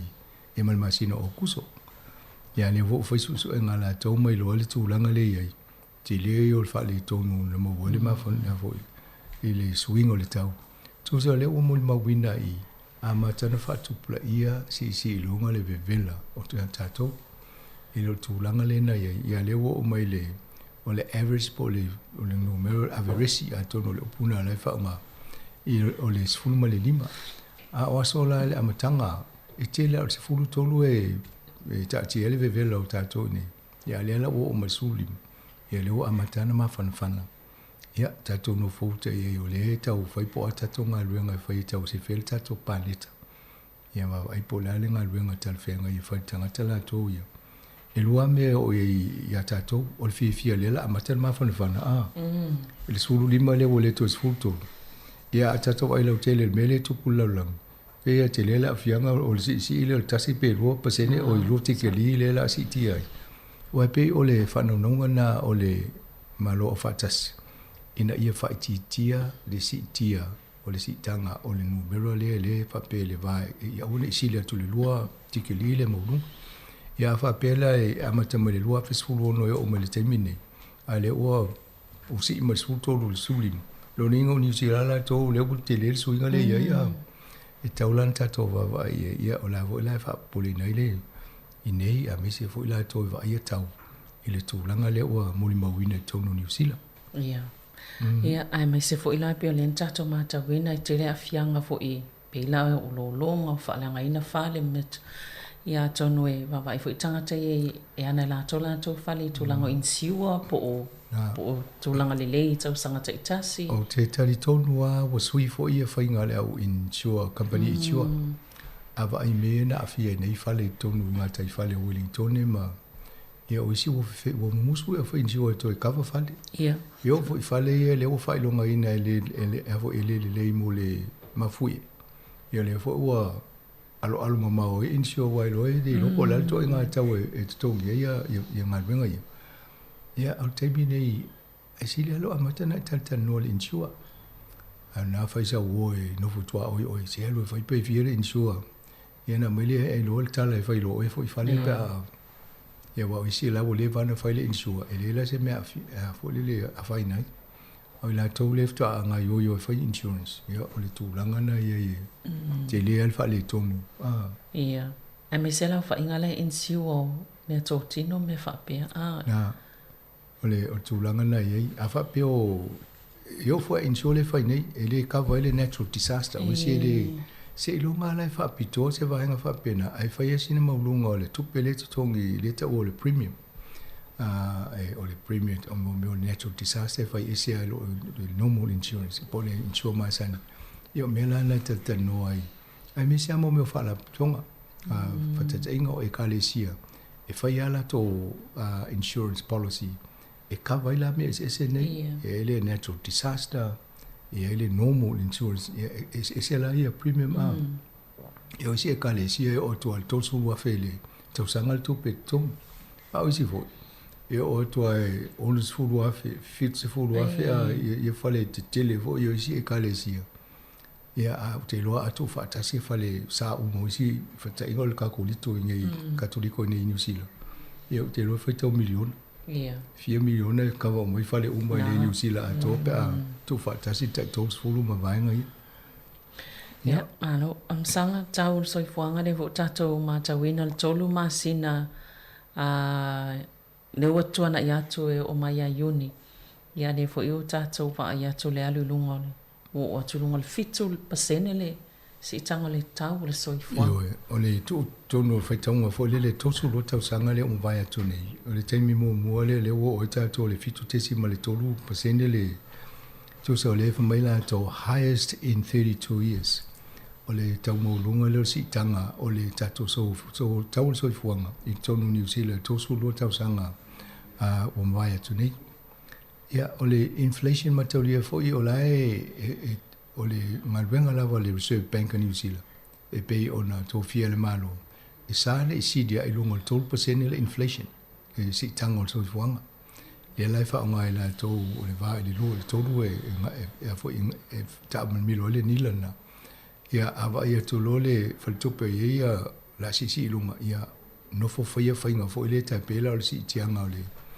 o le interest rate o le official cash rate e nga va pe mai ia le o si tie lunga e tau fo ile ma tau fia io termine o fi wale Reserve Bank e tau foi mai o le ava si tai te si male lua lima te si lima se fulu o le ova ia tu nei le valo ia le lope o tu fa ingol tau sanga nei wo ile 5% le mele tau o le official cash rate tu se le percent na tu lui fa tu langa mai fa le tupe tu tono tato po le fa le New Zealand e fo I leo ai ma fa ia nga luenga fa le tupe tono New Zealand ina no fo le fa le tupe fa popola to mark up po la to percent tu lui e mo wala to po lo fit lo no winga o le 5% le tupele fo le interest le pasene ia loinga o mo kesi la ia fa mo tau sanga le europeo o tu le va le ono le fitu pasene ia o isi o no o tu le valu pasene a fa pela o ele na fa inelo fale a fa fixe la wa fe pe valu se la wa fe le mo kesi le va ia te le si tanga le o le lua pasene po le tonu mai le temile ia nei mena e tau foi lana ma fo faule le o to fai fale ia matal tan noi lau faltupe fai Si tango e whaawasenga e pae te uho si te au tau pasene tulu i le tau tūlanga le mo le whai ngol tau sanga. O le ale toa inga tau pe te tongi a uma. Ina I e loa le ia whai le awala e whai wa a o tu te mine I aere inga whatia lo tong. E tau na so au te sia la tau te nofo so zani I tongi ngol le rent lea. Ia pe ia iel wa inga lea a. Ia e mo i oisi mtua I muso e sanga ta ese nofo le whale wai. Te le fo le ngasu wa tu lo wale wha nganga le ngana. E me whai. Ia e pauna la wale mwhaina se whela me tō tino le la anu e lau tupe. Te maa whau pe istanga te le le wa tō te nofo. Ia tongi langa rent, langa port. Ia e so soni tongi ele. Awai o lewa e tūlanga le tatoanga I e. E whai asin tamuta. O le sila bele la tupe. O tanga te ina la tō whaataua whale waru se lau awhi manga I lunga. E lua mele tupu ne lau ai. Wa mata na toi whaataua tu whale. E whaatau tu le whale. Wole te lia e tangata wole tau lia le tupe le whaataua. Wa fo le utang tale tupe aitala fai aitala. E le whaatau lo le e tia. Whaatau e ngaula tō palasi la ai tu e mo si vai ngol tupe. O lala e tau te mine it's a buyer's market. O tangata e whaatau a whape le lei o nai le lei lau te unga tupe. I o te mea le te rotu whalala te o tala mai. Ja, al fit se lau af. Tu sape ivo se lau e vai fit se lau. Mina lo fit se lau na watu lai. Ia tu ngā mea na le vai te mine. Ai o le si mea leo te vai tupu le ni market o fale. O leo mawa awa ai foi muli mawa leo le mai le tele o fale ia to e se mai kingi. O lo no winga, e tau mai na o kingi sta ngata ia na tele na lunga tau o fale a. Ia lo manatula. A tono ile na londa I tupe la o kingi ia. E o ave uma tupe whaatau mele a seta po le hape, walu se lau iwa se lau miliona le tau. Ia ala wa maua tu mai si lo ia. Na mea na leo futawa e tuai. Lo ingo lo ia le na pasi e tuai le kesi. No fola o vanga na whaatau ia maua whale ia. Ia whai suenga me fo ina ma roa I leo I mana tonga luenga le whai. Fio lolo ana miliona leo tuai mo mai. Mo mai ta awali taumata. Le whaatau kupe nei o wati. O fale ia o va ia o meu mone I o le fai e tangata nei ia wa la to o to ile ki ale tupe le ave to sel me ia batuna tupe mo se aset pe o al milion le te milion fai tau vanga mana ia pe fai si sa li dinga ai a se li poti mun fa pe ia fale o mai ia le na fa tau to inga wala ia na tato lo le swing o market I tau fale o no tangata nei ia wa la to na le pangati el to tele ono le atu ave fale ai le tau fa wele tele o fale o fa o tpo ni vai time e o tele tau tau si ti se I vai I foi se tamata to pesele ia na to I fa o to le pokalam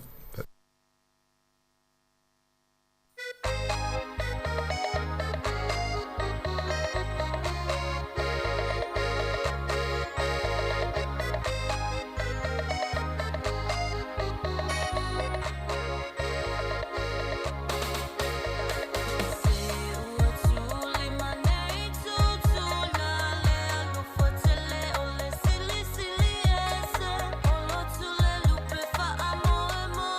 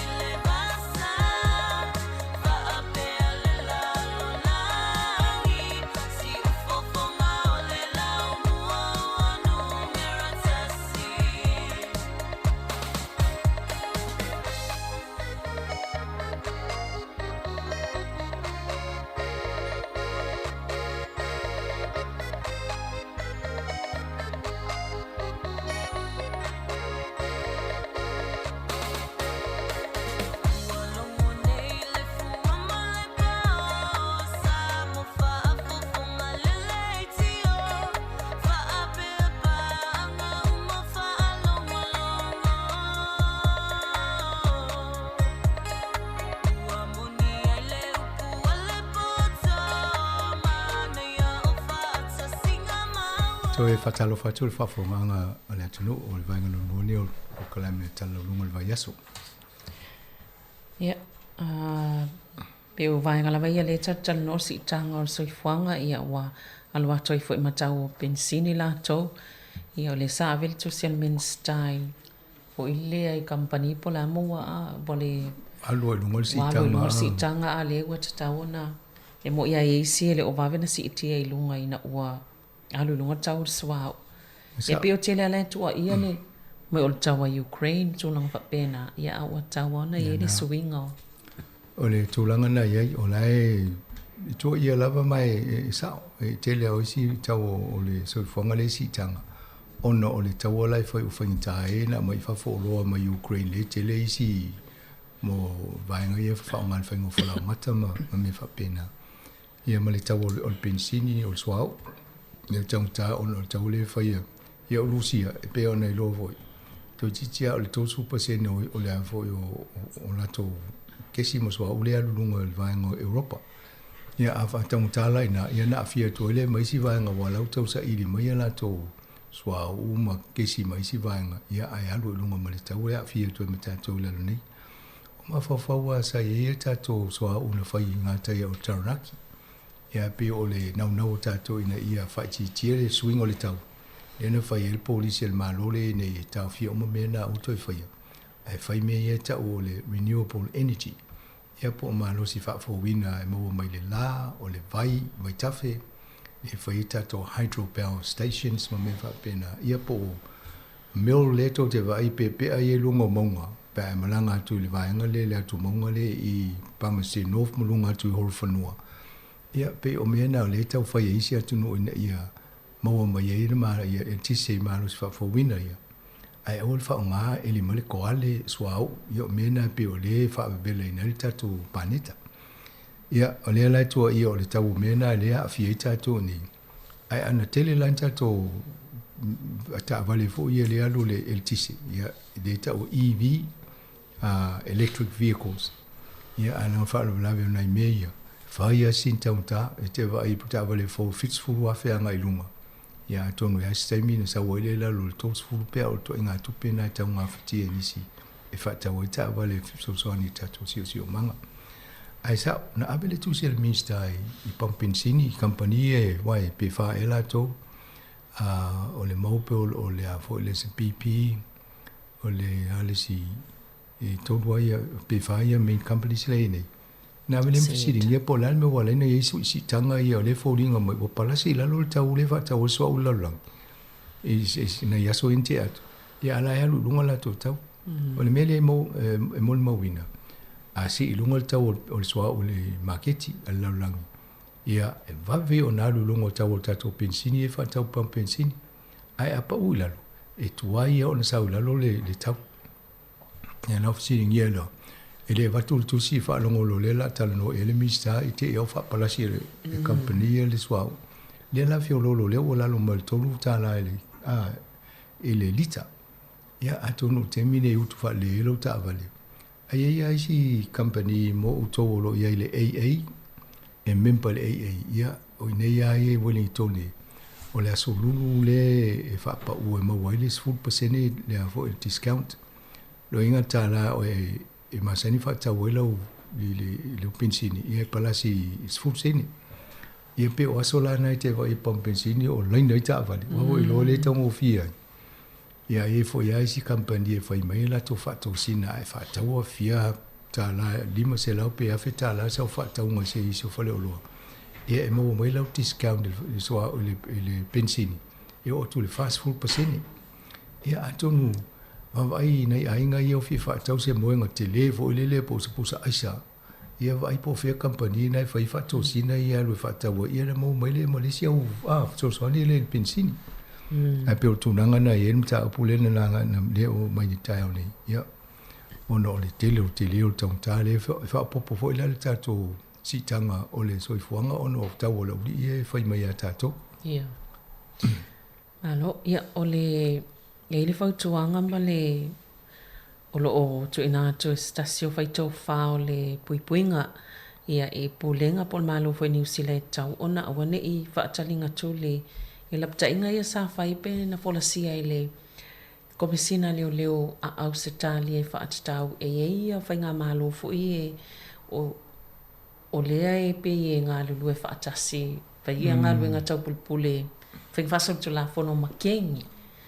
Nā, ia, a tonu e reso na la whoa fo ini tala e nisi o la tau i whai tau i to whinga wha pēnei. Ono i ele la tau vanga le tau le la tau intelligence. E whai e la tau so enga mwha maonia o le mele o lo tupu. Awa ele te tununga, o kengi le tele na wha taua ia maia amisi a whala au wha saine tonu New Zealand. O lo ngā lulu e ma nisi fo i maululunga isi malo, ia e oa i tau i ranga i whainga malo, pela o le moli mauna, le tasi o leo si nia le i la tau fo i military. O le tele o mei e whainei o lo i tua ia saina o Rusia. Ia, ai te lo fo i a whapeo o le tono saina e whapestala.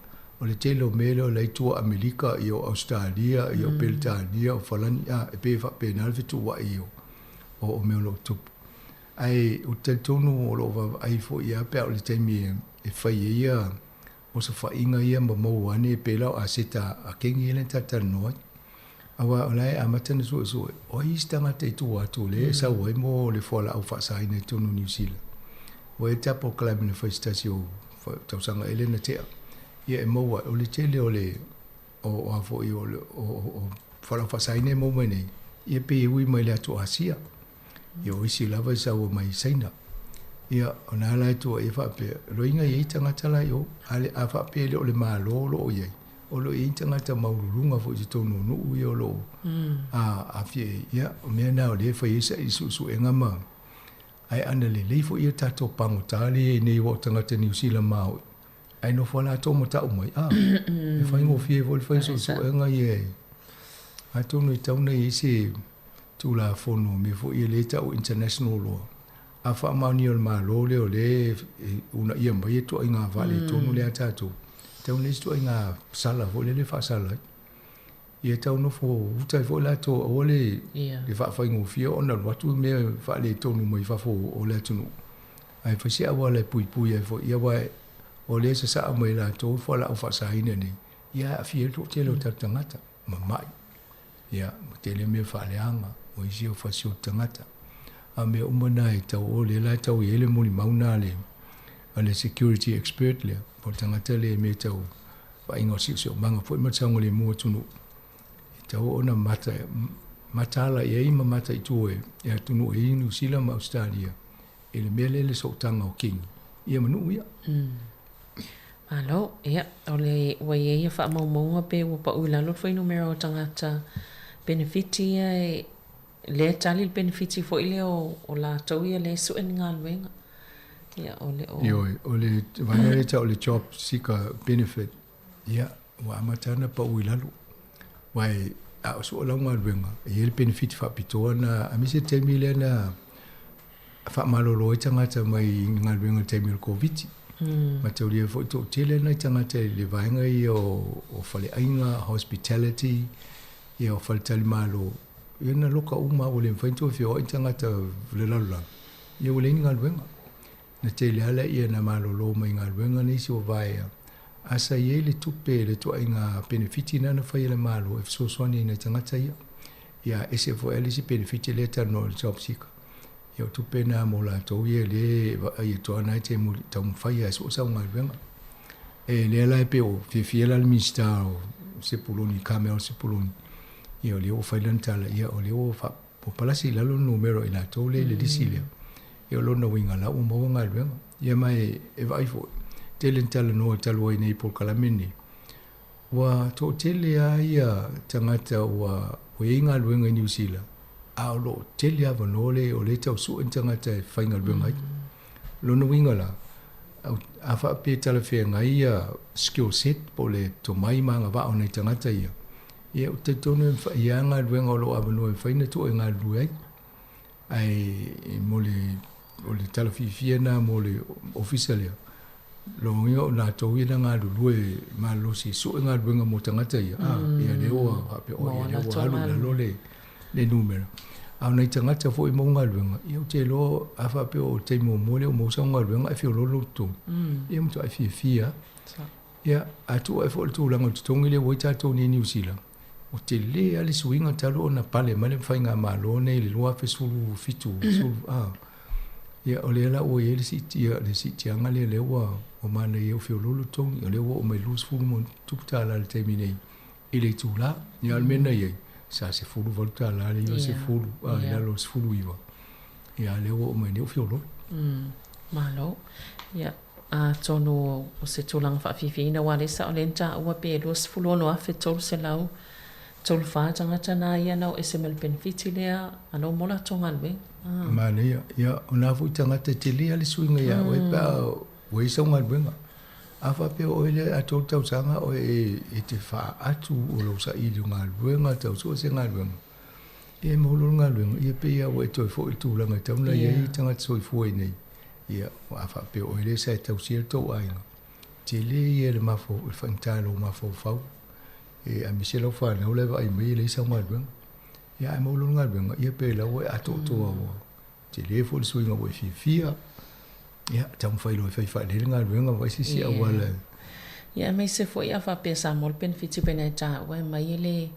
la val fa so wa to si tian tawol so fo ngal time nei ia le fo tato fa no ngai report nei vai aso nei tamitia o nga fo I university le nga falin no fo ai ia le laval fa so wa tia ia la o ngai fa ngal me ngai nei mo tu pe to no e over le limus full percent le tu pe le tamitia o nga le mo e alu le rent alu nga e vai la afa pe tu langa na e o ia wala titi al tu pe to e fa isi fo fanga so fo ngal nei ale talala mai e tauna o ma le tos full percent le tu pe alu me fa pena po le tongingo lo mo kesi po tongingo lo fa le rent tauna le si le tos full percent e over tu lo na winga o ti fa ti le si vai nga tu pe alu tau singa oi tau tu lango tau mafa ia ale tata noni le o fitu te si mal tolu pasene le wa le si tiele le inflation o si tiele tau so fo ia lo no ia la tu le market fa tau lo me te mafa me fa pena ia o fa ia sin tau ta mo le fitawil fa so ma le I pena Australia le maula lo a lima te si lima te si mono tupu ai te la tu no lunga tu la vai io sa mo ma te io sa falita no nga ma le pan mio sa mo le va le fa tonu le fa pesini o te lo vo sa mo ai o la lo mo le 5% la tu le me la ki sa mo ia o pinsingi le si me la tinga ina la tu ai o lai mo ta ma fa io lai mo mai me le popole ta wol ma ki ti fa ta mai a ia mo la tu la va fale ma fa no la no foi ia ile o pinga si rent ile o pinga ia me fa pena ia fo le ia la lai e telea o te lo le tupe la tele na lui na tanga o le faingo telefoni ia wa telefoni fa sing tam ta sa mo ile tata ia mal pensino ta vale fer bo ia malo tu fa la lave ia fa la lave fo io te lo me fa ia na fo la inga la tu ta wa mai ni si sa nga ia ta fia mai la inga ia au te lo am fa se fa ma lulu wa to ma to ai ngai ni nga fa tiel me na a pe a tu a no mai va final me fai ia wa ta no mo a nga ta mai wa I me fa mo ia e mo ia lai fa pe si mo le lot ia o si e le fa mo le a inga wa a ola le ia tanga to le ai e tele fo so ni lot ia ai fa le tonu ia o nga ta mai ti le ai ia le se man si anga mulu mana e so ni fo I tulanga tau lut alo ia o le pe ua tau tu ITTL malo ia tu unga e fa tau I la la tau polisi fo le faunga fale le la tau kala mele le kiwi build Io o le kiwi build pe o tau musul malo tala no le upulo kiwi build ma tau ria fo le taimi ai le pale mai o le mele sa mo ngana la e mai ava be kiwi build ta to e fale mo ia fia e o mal toto sanga mo le tele ni fale ni fai ia to ia fia lota to le covid le lota sanga le na loka o tele ni le inga luenga ia ti ia le na to ia fai ngol por kala melia ia fa popolo ma le fai ngata ona mo mai ia building materials me fa wai fale ono whainga tā whio i wā so tanga me wha pēnā ono COVID. Na tua ia le tu sa la wai e atoa le si tolu i le whātau sanga o wa fia le polkalame le ono tūranga na le COVID. E mo ia la wo umanto e lifia podas ia vai o teminei. O la e le o matala atoa isi no o laulang. Ia pe o vainga la nei a leo o mele malo. O leo o hele swing o lato e lua melo swing malo. Sa ele cap fo ele ceiling. E fu low income a fa pe o se low limas fulu pe isi vainga o New Zealand. Tu fa tasi umato tu pe a fa pe se low vals fulu a fel to a fa ingol to tong tu fa tasi. Na mafaile i ono to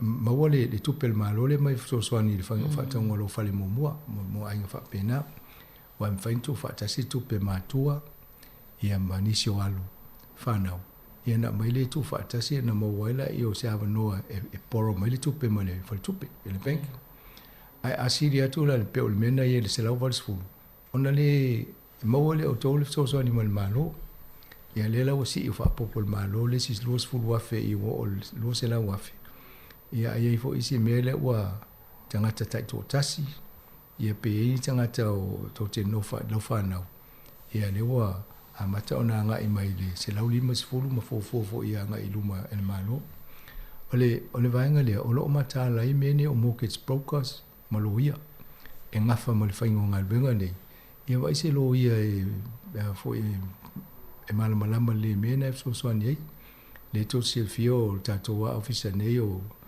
ai fo yo tulmafono a polis trenga ya o matangi ia o le loia e fa tau fo so swani fo ila o fa tau ngo fale ia tano ia i fai ona so swani fo tu langa le o lai loa tupe fainga mo tangata ia ma awala fai ona mo tu e so swani fa tau ngo fale le siale a seta e fainga tai ona mo se si ai a ona e matua ala o mo le a seta le te le tu po le vo le po fela atu le o te no foi ia mai sa vai taimi nei wa pe o start le o le mo fale le wa avel malo wa taswena me nei vai aso no tia me le tele fai tau miliona o pele mo ta mai faltan malo lai ti fo ia le to itanga to le ni fale no foi oi mai o le sia me o tongi o me no le rent a pula tanga te ona fale fa tau ia ma dia le la si lunga ala pe ia langa le la fa tau le fale che ia le o si tie si ai nga o le vana no foi na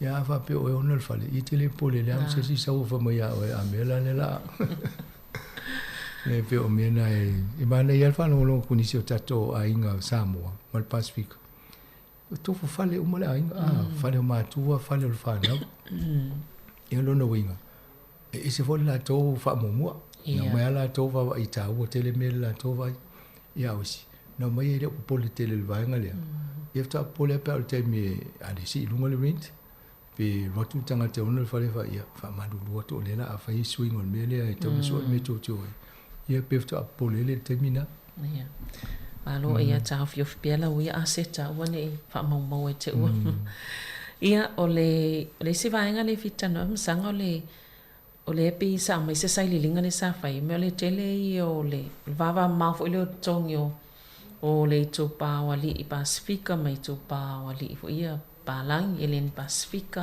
pe na fo tama ita e tele la vala pa senele le umfan fam tala ina pe se ale ma fo anga wale ona ma le va o to tongi nei ma le se o to tongi ana ia tele susu nga fa pe nei la wa ia to le wa mata na tau no ta to le me fa malama uma me ole tu langa na ia fainga malo ya sola e ia mena ta o pay band o salary bands ava pe o tu langa nga wenga le to no malo ia ava pe o nga fa failo tusi ia le ia na fo il vainga na ta o le salary band po le pay band le tongi amata mo le tongi maulunga ia asi ala lo tongi te si atonu ia sa longo fia la vainga na al fa le vela pe o se suanga le na va ai lo le la to tangata la le to tonu i para langi o maoli ma Pacifica po le ana le se ngo to tongi o tangata i tono pensi ai mo e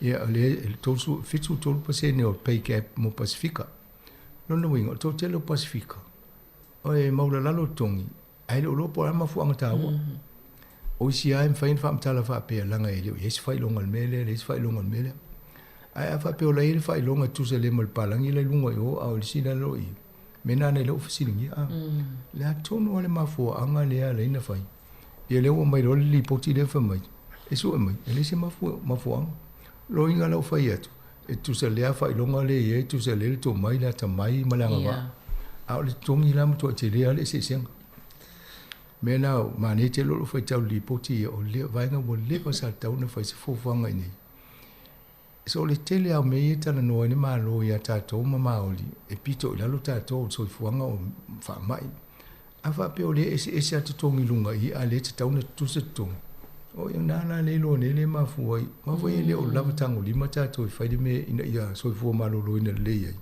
tu la ngo tau ma fa tau me fa pena o le mania le fina o le wene e taula na wa i tuto e le malo ya me se la tau sanga fo palota e amata ni na langa o wa e tupe o le green e le wa amata na so ma e fa pisa le vainga le ya e no fouta ne fo le malo wa te ia usa va le si palota yo ai le palota i ya ai o fo le ve me lo le mai o me pe fa to si nai o al sidi e ma fai la tonu so ise me pe a mai tonu fai ga malo e pe ya tan no nga ni so temi pe la partilo le act e pisa la to ai dem fai la to fati no ya me ai ma ne yo pisa wa te yo pe ya ma ne yo me le al fa la ve a pale mai ye de te tai pale mai wa yo e le titi e pe o me na e fai fo e fai un tangata se lo tai to sa malisi sai linga le msango ta to fo maori pacifica ne va pe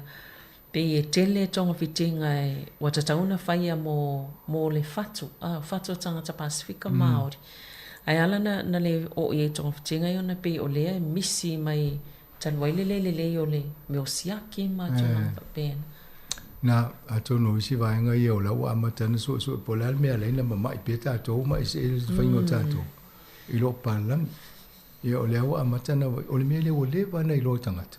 Ai pe muso tal no ale wo mo te mine fa pe le ma foi la va mai le wo mai to te la Pasifika le wo pu le nga luenga o le wo to no le mini o le wo to te le maudi le la wo langa e faingo fia langa mai fa ala wo ita tanga te tunui o le mela tu a to inga yo to no fai pu le fa pe lo le o tanga te so va pe o le wo patu foi le ta wo tu sa o mesa to no fainga luenga la tu ai fe langa foi la pu le al palam ya te tonu le o le la matana ye swing o vaenga ia ia matulanga lo pele ki le pe fail for sanga ile so le uni la kapi ia se tulanga le o isto no in post te dia la to me foi no te sia me o le fie mai mo tanga te pa tu malo yo malo po ia vai te no malo le te una te lia ta to sui fo le malo si o si au na ton o sui fo le to mai o atu coaches fa ia o ngani sila a vatu ele to mai ia la o lo fo la to la kapi pe o ta to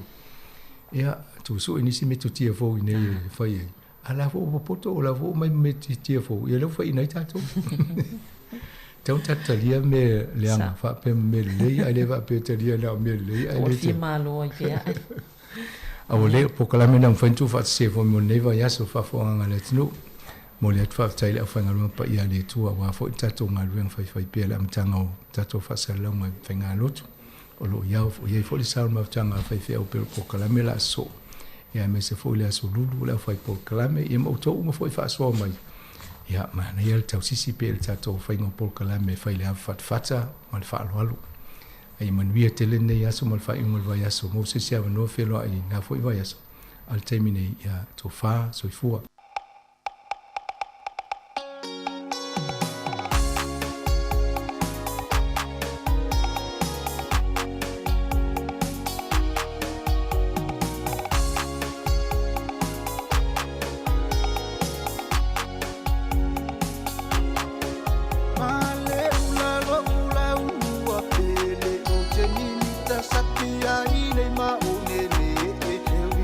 Sela ba o e ia tala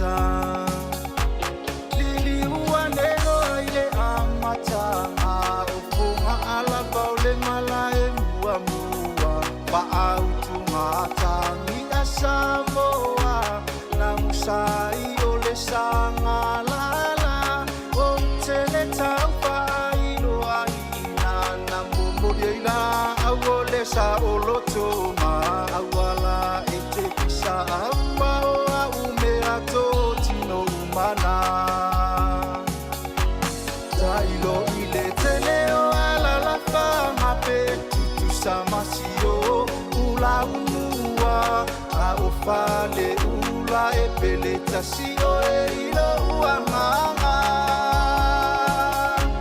o la falu e la nula uava ai si o via e le taita fola e le ai o se popole le imole o lo manava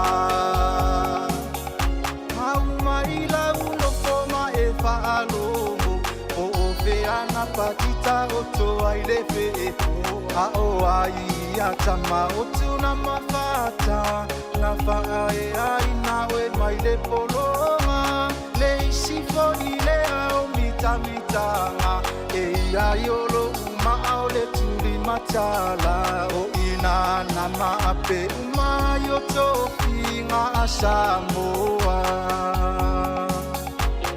o te le senu atu pe o te ngungutu moli mau o tāla tu o le atu o le whai ngā malo mua mua a Samoa mai ana mua ua iloa umalawalo ulau mua o le tautua toto lavala na tautua sola male malu a iloa o tamato e tau i whanua tailo i le tele o ala la whanga pe tutu samasio ula unua a o whale ula e pele tasio e ilo uamanga o la whalu e la nula uava ai si o mia e le taita fola e le ai o se popole le imole o lo manava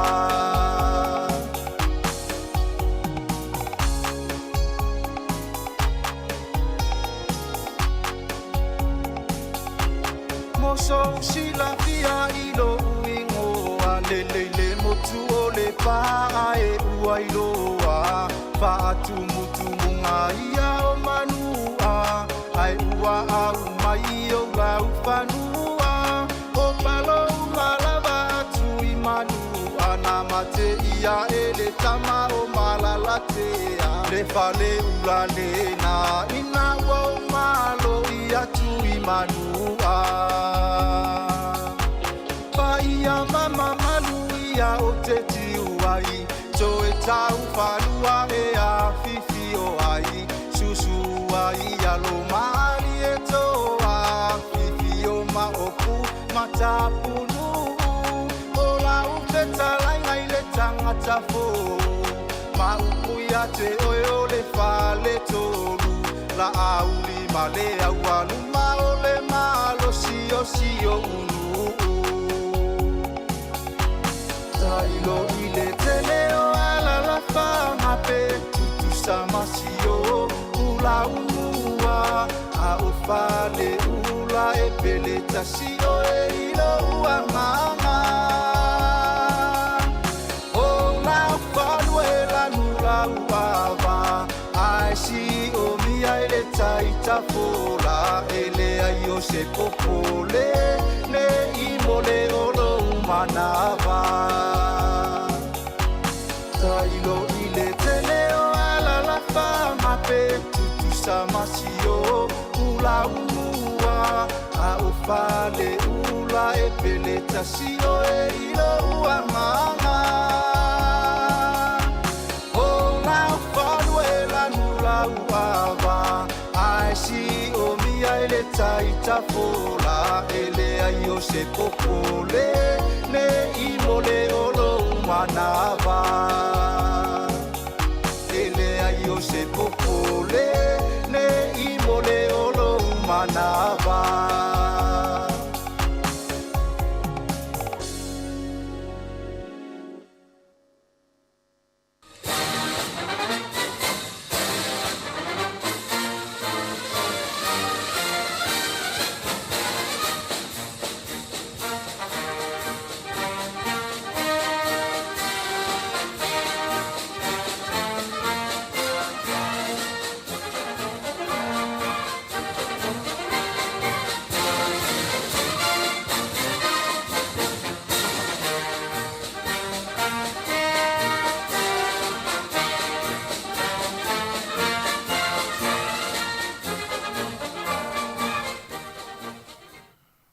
Ia o le nganga fi lava e mātou te whaatalofa ma whaafeilo e tuai i le mamaru lau whaafonga i le nei tū la. Ia whaamalo lava le langi mo ma le sui fua lau lei. O te tālusia o loo manuia ma so longa le lei mea umai lau tāpo inga i le tono le lau mua i Wellingtone ai maise o nuu tua ai. Ia ai whapena fo i maisi ai uma o Aotearoa o loo o atu iai le malosi o le tātou whaasara launga le nei. Mātou te whaafei loa i tu foi i le malu uma o loo sila mai mō mai i so o sei tūlangi o le kelope i lunga o awala ve so ta inga te le wawave e pei o le tātou app. Ia ai whapea le Facebook ma le YouTube. Ma lo whaafetai i lau tāpo inga. Ai o le tei masani ho le nei o le polkalame e winga i meru tupu i tu SS o le kelope i le lalolangi o aso nei. O mātou i Wellington nei, ia o le a umale lei le lua vai aso le tuuanga wa o ngā le whanau. O loo wha le tonu pēr tūlanga o le tau i mamafo timunga lo wā. Ia mai o le mātou mai tawatu fo iai. Ia pei o le tūlanga lava le tasi fo isa whapea na wha le tonu ai. Ia isi fo i vaianga o te ro nei. E pei o nā whaina ai nisi o i tū mā lo i lo longa ma tā whenga o i tāwhe. Ia ona o timunga ma mawha a tōma matangi mā lo losi. Ia ai whapea ngalu mā o lunga. Sa whaatama i ai e nisi o awala. Ia ma motu si ai fo i le tise mai nisi ai. Ai lamati ai fo i ati na e o whaatoanga. E pei o la fumanu. E atono o ie tūlanga i lea ia se isi e whailoto i mea tupo le natura ma le fesui sui a i o winga ma fōlinga o le tau i lea aso ma lea aso. Ai te tau ona tātou whawhitaia le pūle whaasoa le CCDS e lau tū sui fua ma lo mātou wola ua tātou maua mai e fo i le nei taimi o le tausanga i le manuia. E le nei whaapoponga o le tātou polkalame, o le a mua ona oto i nātu ia nai meri tupu fo i vai whanua o Aotearoa nei. Ia ona se atuai fo i lea i nisi tūlangi o le kilope mō le silofia o nisi o mea tāua sa tupu, ia mai o lo tupu ai mō le silofia lau tele. Ai e mua ona au whaelo atu o le sunga i atasi tu i torwaa, le fo i so swani mai, ia wā le tu ina atu o le tātou polkalame le nei. O le melea, ia au te fia whaatalo whātu i lau sunga tasi, ma lo lava le soifua le lei, ia po a mai oe nei vāenga o le aso, ia a moise o tūlanga whaale tonu sa, ia i le tau i ata tau i le lau mua nei. Ia, soifomania i lau fionga lau ano, le nganga whaaloa, le whaatalo whaatuai, ia, o lo manuia i ula fo ina a ti munga ma maru lun tātou pitonu ne Wellington. Ia e whaftai o le fo tātou tu e mafuta fo ia wafo e pokalami masani. Ia o lo o ngā whamalau fionga, whaftai. Lo whaftai. Ia o le tūlanga na o iai o lea ua maua mai se waroanga mai le ofisi o le tau e whapea o le ate tau o na toa mai winga wha le tonu o le tau i le anga i atu i le fiafi ma le poa na nei. Ia o na whaaso solo tuai ala le whai unga o le nei vai aso. Tātou tālu sia o le amoni masa o ia wālo anga awa o le tele au taimi ia e se se. Ia ai usi mai pēa le whaafonga.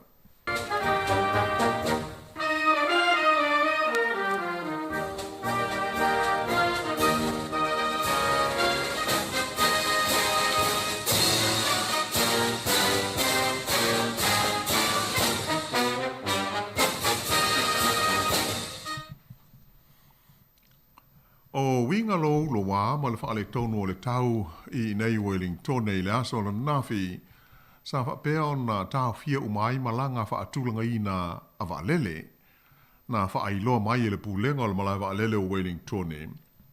O le marolo si o matangi na lama tia ai le saonga le mua ngā luenga whai al malai waalele ia e mai se amo la tau e a fia i le lauina uta e pe o ato pa o tangata malanga i to tonu ma fafo o waalele. Sa whautua ina aipase se uma ina ia whesota i sao i kompani waalele mo whaamtalanga au pitola tamai e tusa o taimi o whainga malanga. Ai le ngata i waalele, ai sa whapena fo i ona tau fia i malanga wa alalo, le vale o Wellington ma le motu i saute, ona o le sou ma le mawalulunga o ngalu, ia na o atu i le fitu mita ia le mawalulunga i le vai nuu. Ai ui ina lolo wawinga o le tau, ai sa tau nu lava, ona usu ia i le ai o Palmerston North i le aso lulu, ia le fono tanga wha ale tau sanga, a tai o whainga malo wha ai tū malo ni Zealand, o le vaenga hui nei le ta ue le ngana Peretania o le Local Government New Zealand Conference, o se fono i whai ei tau sanga te tasi. Ia mai o le mata upu sai longo na mamafa i ai whelafo inga, o lea fo i wha te singa tele, o le wha moe lea po le fuafuanga wha ta atia le malo New Zealand, mo le whainga fau e pu lea ai le sua mai, lea e wha ai ngoina o le Three Waters. E pei ona silo fia, o le fuafuanga le nei, e a fia ai le sua vai ta mafa, ai wha pena le sua vai mai le timu, a toa ma le sua vai le mana o mia. Ia mai tauru na whātula i mai e le malo, o loo mai tawina le matuata o telepeo whai ngā malo i a whaaitu malo, ma pūlenga, o loo lātou te te iai. Sa vai e fo i whawhane o le whale sa whai ai le whontanga le nei i Palmerston North, ia le totele o tangata sa whaatino i nai se lātou te te e whaasanga lava i lea mata upu.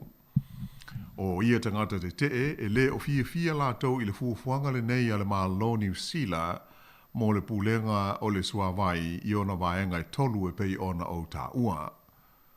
E mafua le fia o le totele, ona e whapea o le aawe e se ai mai pūlenga wha ai tū mā lo, ia le tausinga, ma le vainga o le suawai, ia ai mai se o le tūlanga fo i nei whapea o a lātou mea tō tino. O le nganga o loo iai, le wha moe le nei o le mā lo, ia tasi ia le pūlenga, e tausi ai, ia le tūlanga o le suawai, i vaenga i tolu e pei ona tā ua.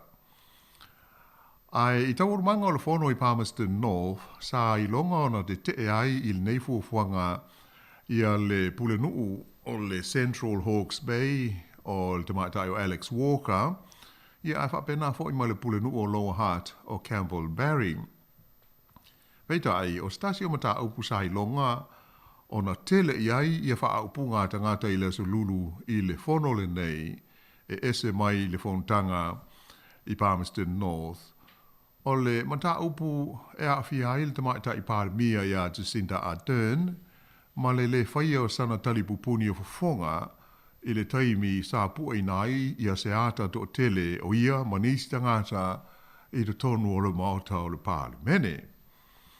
O le nei ata, sa wha asara lawina wha lawa i tele le tamaita i Pārmia i lunga o le Instagram, e mai sa mai moa ma sisila iai i le tasi tesi mo le 7 miliona o lātou e fia e sila iai i lana i tū laulea i lunga o fesota inga tele vave. O le ata o loo iloa le iai, le ai o se talipupuni o fonga po o se mask sa whaia ale tamaita i Pārmia, e le ngata i a Jacinda Ardern.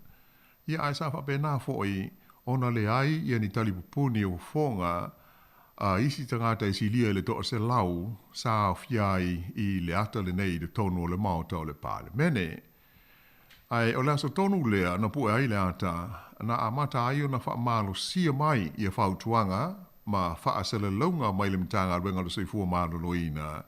E una i ai le tunuu, ina i a tau mawhai e wha ao ngā, i a talipupuni o fonga, i a walawa i a puipuinga o le wha mai ko viti.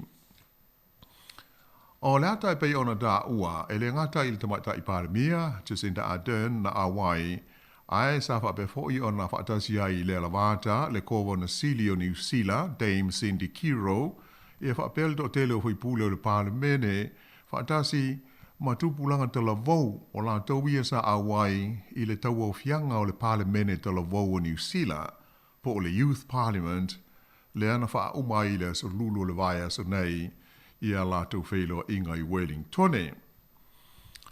E pei ona silo fia, o le Pārmene tala vau o New Zealand, e whaatasi i do tonu o le taitolu tau sanga, o na whaia lātou whono tanga whaape nei. o tūpulanga te la vau i le vā le se fulu ono ma le se fulu ma le valu te usanga le mātutua mai i tu es o le tunu u e fili mai mo ia vanoa e whaipule o la tū i tū mā lo. E ona malanga mai ei leo la tau ia i Wellington nei e whailoa ai ma whono ai i tonu o le pālemene e wholinga oni whaipule. E maua ai e ia tala vau ia le avanoa e tala noa ai i mata upu tau i tū la whono ma awai fo'i i whono tanga wha komitia le maota ma whaia ni ala tau fesili i minista o le Carpeneta. O le neipol kalame ua tele tau sanga o whaanga solo mai o le wha moe au tū ina ia maua ai e le tūpulanga tala vau la avanoa e wha masani ai i mata upu tau i upu whai o mā lo. A mai se o le fausia o tū la whono, ma le whainga e wha ngā solo ai le tonu o ai e inga wha pāle mene. Ina ia mawai se au ngā moro la tau tupu ai, ai mai se pe a fia uru whale ma a fia i mata upu tau upu whai o mā lo i le luma nai. Ai o whaitionga e whaasanga i le tamaita i pāle mia i le whai o sana tali pupuni o fofonga i le taimi na pue airo lata wata na ia whaasana lau i whesota inga te le wawawe e mahua ona o le taimi nei o lo o iai New Zealand i se tūlanga māu lunga o le pipisi o le koviti a toa ai ma le mai o le flu. Ia mai o lo o iai i e whautuanga mai fo mai wha apitoa i mai pipisi le tonu o New Zealand.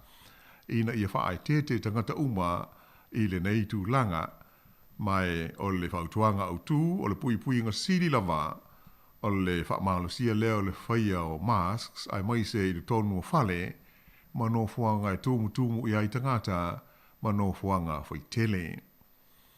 Nā whaaria mai e le tamaita i pāle mia sa talo sanga ane ia le au pue ata mo i lātou uma o lo au fia i le nei ata to tele ina ia talai ese a lātou masks po tali pupuni o fonga se i uma o na pue lata ia ona toi whaila lea.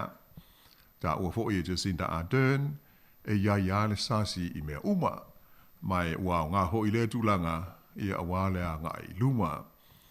O le tamaita isa a vea mua ma pāle mea o New Zealand ia Helen Clark sa ia whesilingia le mafuanga na le whaiaini tali pupuni o fonga o Jacinda Ardern ai maise o lātou uma sa o fia i le ata le nei.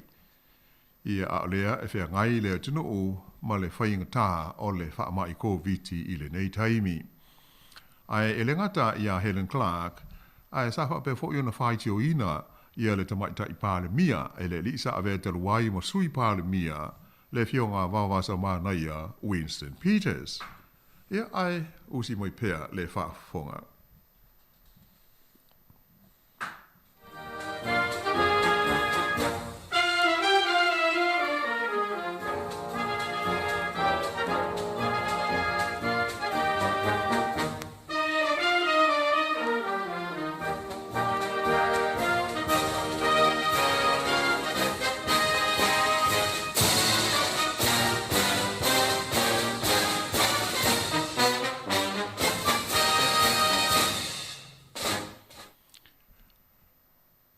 O le vai aso nei foi lea sa tari malo ai ia le tamaita i pāle mia ia Jacinda Ardern ma le malo New Zealand i le pāle mia o le malo ni we o le li iswafa ia Dalton Tangelangi o lo asia si mai o ia i Wellington.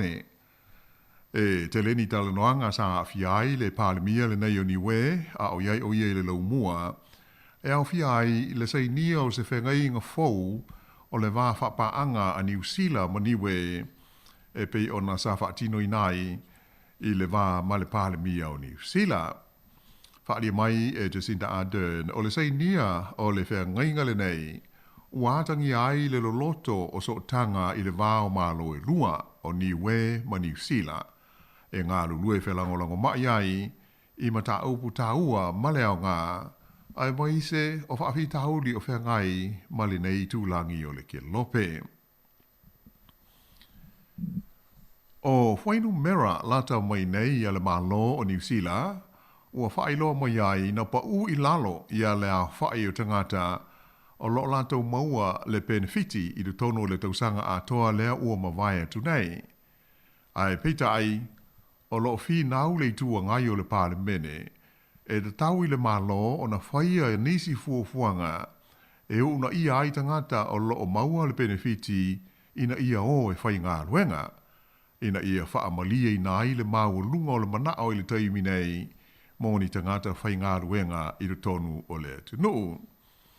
Pei fo yo na wha whonga mai e tātou telefau le nei vai aso, o wha mau maunga au pito lata mai nei a le mtanga ruenga o le ati na e tele le Ministry of Social Development na wha alia mai ai, e wha pēr e tolu se lau wha se furu wha afe ono se lau lua se furu lua, le a wha tangata e te tau o na o e whai ngā ruenga, sa o lātou maua I le benefiti I le kuata lea na wha uma I a Iuni. O se pa u lea pe a fua atu I la wha I e tolu se lau lima se furu wha afe, fitu se lau wha se furu wha, sa iai I le tausanga taluai, lua afe lua se furu tasi. Ma le tolu se lau lima se furu ma le tolu afe, wha se lau tolu iwa I le tausanga I ona tua, lua afe lua se furu. E o le vai taimi lea na matua I longa o na maulunga ai la wha I tangata na fia, I le wha mai ko viti se furuiva I le tonu o New Zealand nei. I le tonu o le tolu maasina lea na uma ia Iuni o le tausanga le nei, e se lau fitu se furu afe, fitu se lau ono tolu le a wha I tangata, sao lato maua le benefiti a o sue ni a lato ngā luenga, lea ta ua o le job seeker support. O se pa u e se fulu tesi ma le tolu pasene, mai la wha I e se lau iwa se furu afe, lua se lau ono se fulu sa iai, ia Iuni o le lua afe lua se fulu ma le tasi. Sa mai tau ina fo I le pa uifo, o le iwa tesi ma le fitu pasene o le a wha I o tangata I le vaenga ia wa sa uni e ngā rulue, le work ready category, mai le se lau se fulu afe, fitu se lau iwa se fulu, ile se lau afe ma le valu se fulu ma le ono tangata. O se whaalinga mai I le tamai tai minsta o lati na e tele ia ka mel se puloni na ia tauai, o le vave o le tali atu o le malo New Zealand I le COVID-19 furuiva, na mafua aio na vave maua I ngā luenga tangata sa mana o mia se veso swani mai le mtanga luenga le MSD, ma mafua aio na pa uifo I lalo, le a whai o tangata o lo maua le benefiti mai le malo, I kuata ia ua mawai atu nei. E le ngata I lea, sa wha mawhaina mai fo I ka mel se puloni, e le yo I le wha se lau valu fitu afe, lima se lau, le a whai o tangata o lo maua le benefiti au tu, e pei ona sa valo ia I le ofiso le tupe, e te tau o na o ia I la whainga lea, I vai taimi amata ina ua tula I mai le COVID-19 se fulu ma le iwa I le tonu o New Zealand. Na ia ta ua foi o la whainga atoa o tangata o lo latou maua I le taimi nei le benefiti a o sa ilia latou ngā luenga, whapeai ma le benefiti au tu, e se lau afe ma le valus furuono, pe tusa lea o le tolu tesi ma le 2% o tangata e mawhai o na whai ngā luenga.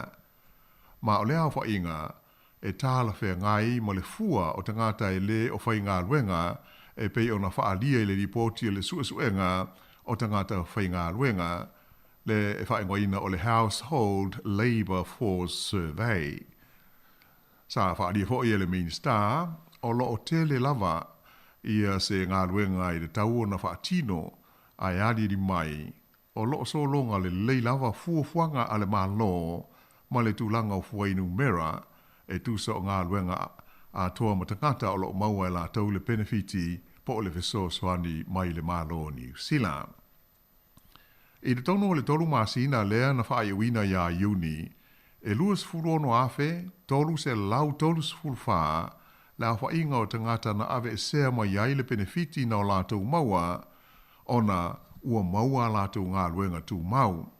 E au fia ai, le valu afe, wha se lau wha sfulfa o tangata, sa o la tau maua le benefiti au tu po o le main benefit, mo le umi, e sili atu ma le tausanga a toa.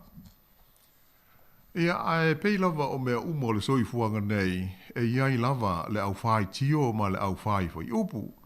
Awa, o le manatu ma le taofi, o le sui o le partia le National, i mata aupu tau i lati nae ma le saonga le mulo tele o tangata, le tamaita i whaipule o Louise Upston, na i a tawai, ua le mawhai e le malo o lo tu nei le foe, o na tonga fiti le to tele o tangata, ua whaalango i le benefiti mai le malo. Na ta ua e lea tamaita i whaipule, e ui ina tele awa noa whai ngā luenga o lo whaasara lau i tu SS o le tunuu i le taimi nei, ona o le fia maua ni tangata whai ngā luenga, ai ua ia maita wina e siri atu i le 5 afe, le a whai o tangata o lo o lato maua pēr le benefiti a o sue ni ngā luenga le job seeker benefit, o se a whai inga le o sili ma mau atu na i lo le tūlanga sa iai i le taimi na tūlai ma iai le whai ngā mā loa le leiwa i le 5 tausanga o mawai. Na ta ua fo i le tamaita i whaipule, ia Louise Upston, o loo fia i lea fwai numera, le sidi atu i le se fulmal tasi afe, lua se lau o tangata, e i lalo ifo le lua se 5 tausanga le mātutua. O se vaenga i le tau na maua ni alatu ngā luenga i so se mantata, o loo mana o mia i le taimi nei, e iai ni tangata whai ngā luenga.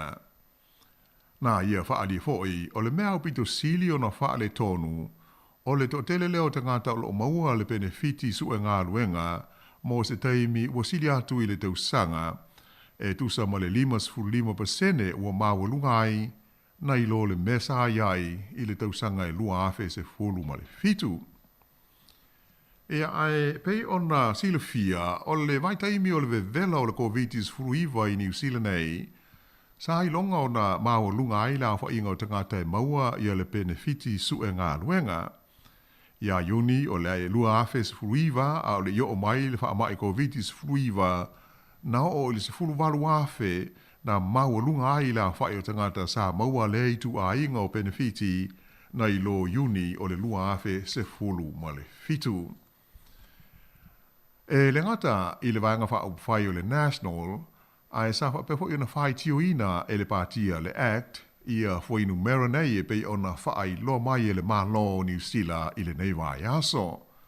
Sa whisiringia e le sui o le Act, le mafuanga, ua le mawhai ai e le mtanga luenga o le MSD, ona una ia tangata o loo i le benefiti e o e whai ngā luenga, ai o loo tele company o loo tausa ili ni ala tau tangata whai ngā luenga i le taimi nei. E launga ta sia pāti nei e lua i le whai tio ina o le whai ngā māloa le Labour, i le tū ua la tau wha amatala ina o winga whai le mū, ma winga e pei wha pele e le Labour i a tangata o lo wha lango i le benefiti mo le tausinga o le soifuanga masani. O ia tulanga, ua manino mai ai o le manatu o pāti nei e lua i le tū o ngai o le Parliament o New Zealand, e le te tau i le malo o na whai le mū ma wha tele ngese ni whai unga e winga i tangata o lo wha lango ma soifua i le benefiti a le malo.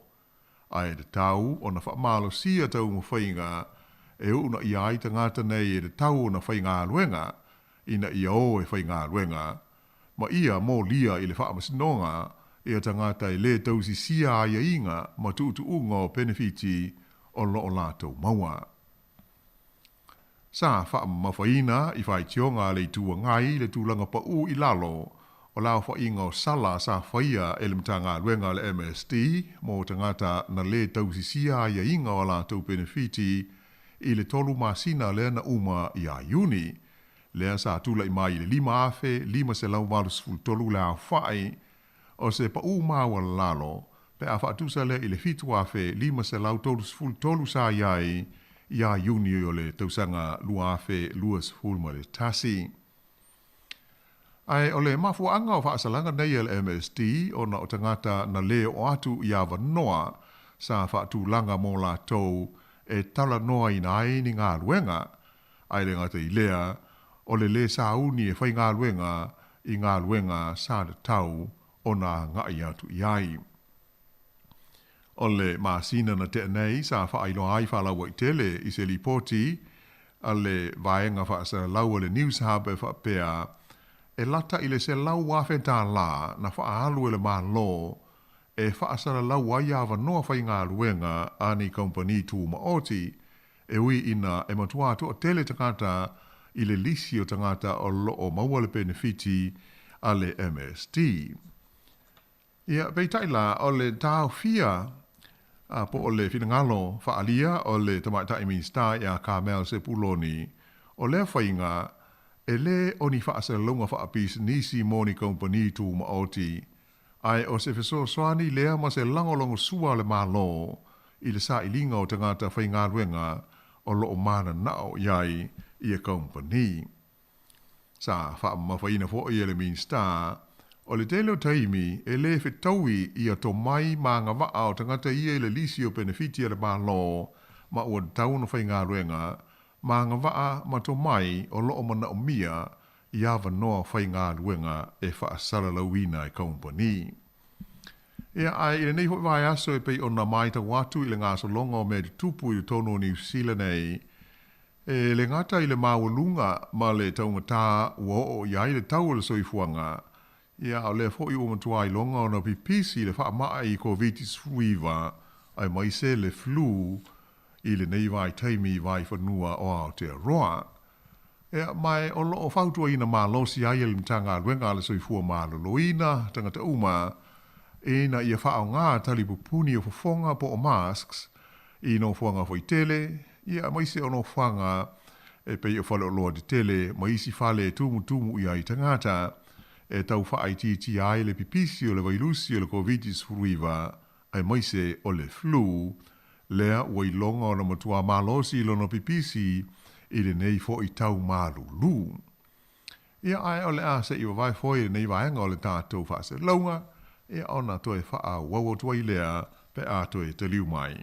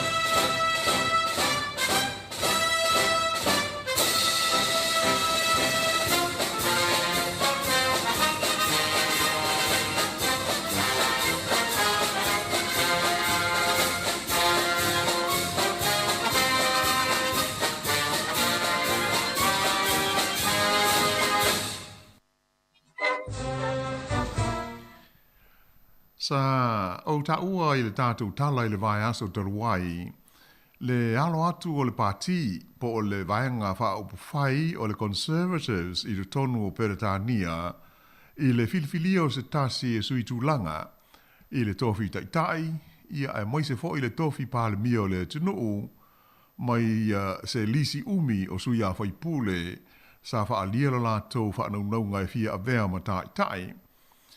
O le la ua mautu mai le taimile nei, ia sui au tua to o lua, o le a whai ia i lea filifilinga, mo se tasi, e sui tu langa i le li o Boris Johnson, lea ua wha se e tua ngalu mai le tofi taitai o le pāti, ai mai se foi o le tofi pāle mia o Peretania.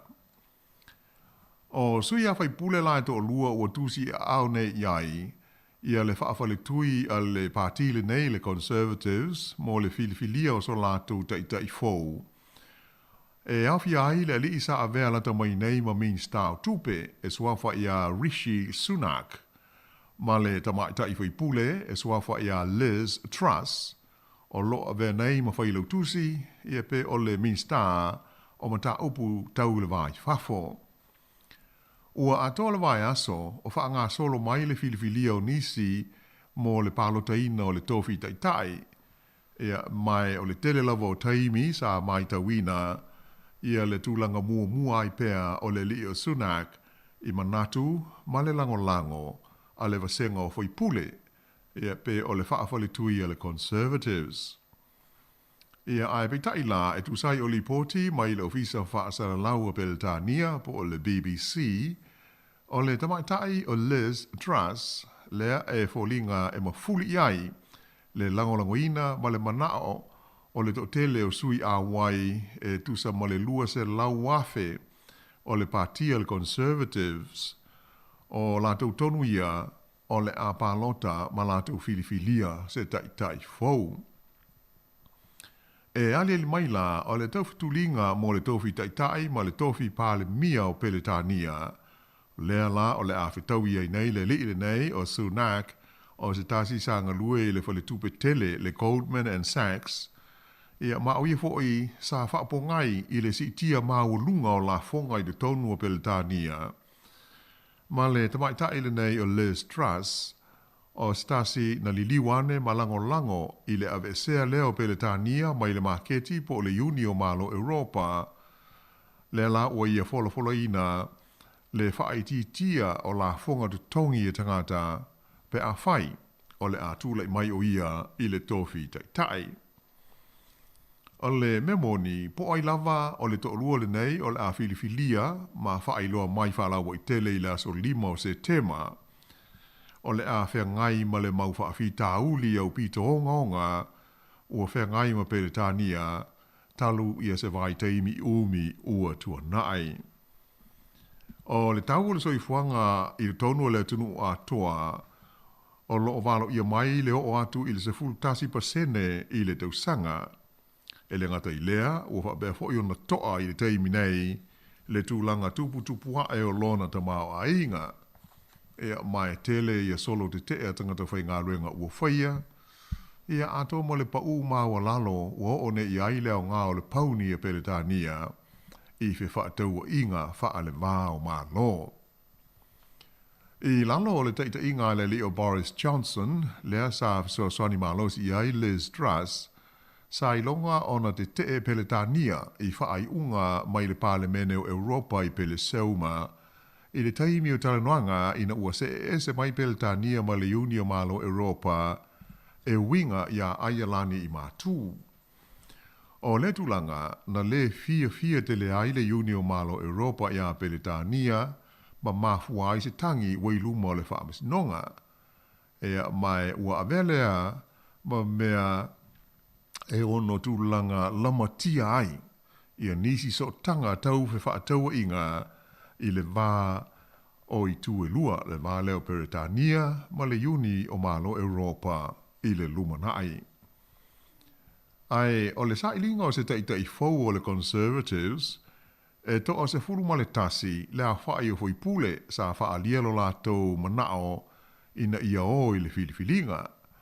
Ai beitai o le pālota luna 5, o le pālota whai u fo i lea fui pule o le pāti le so lulu na te nei, na matua manino mai ai ia sui e to lua o le ātau wā mo ia tu whinga.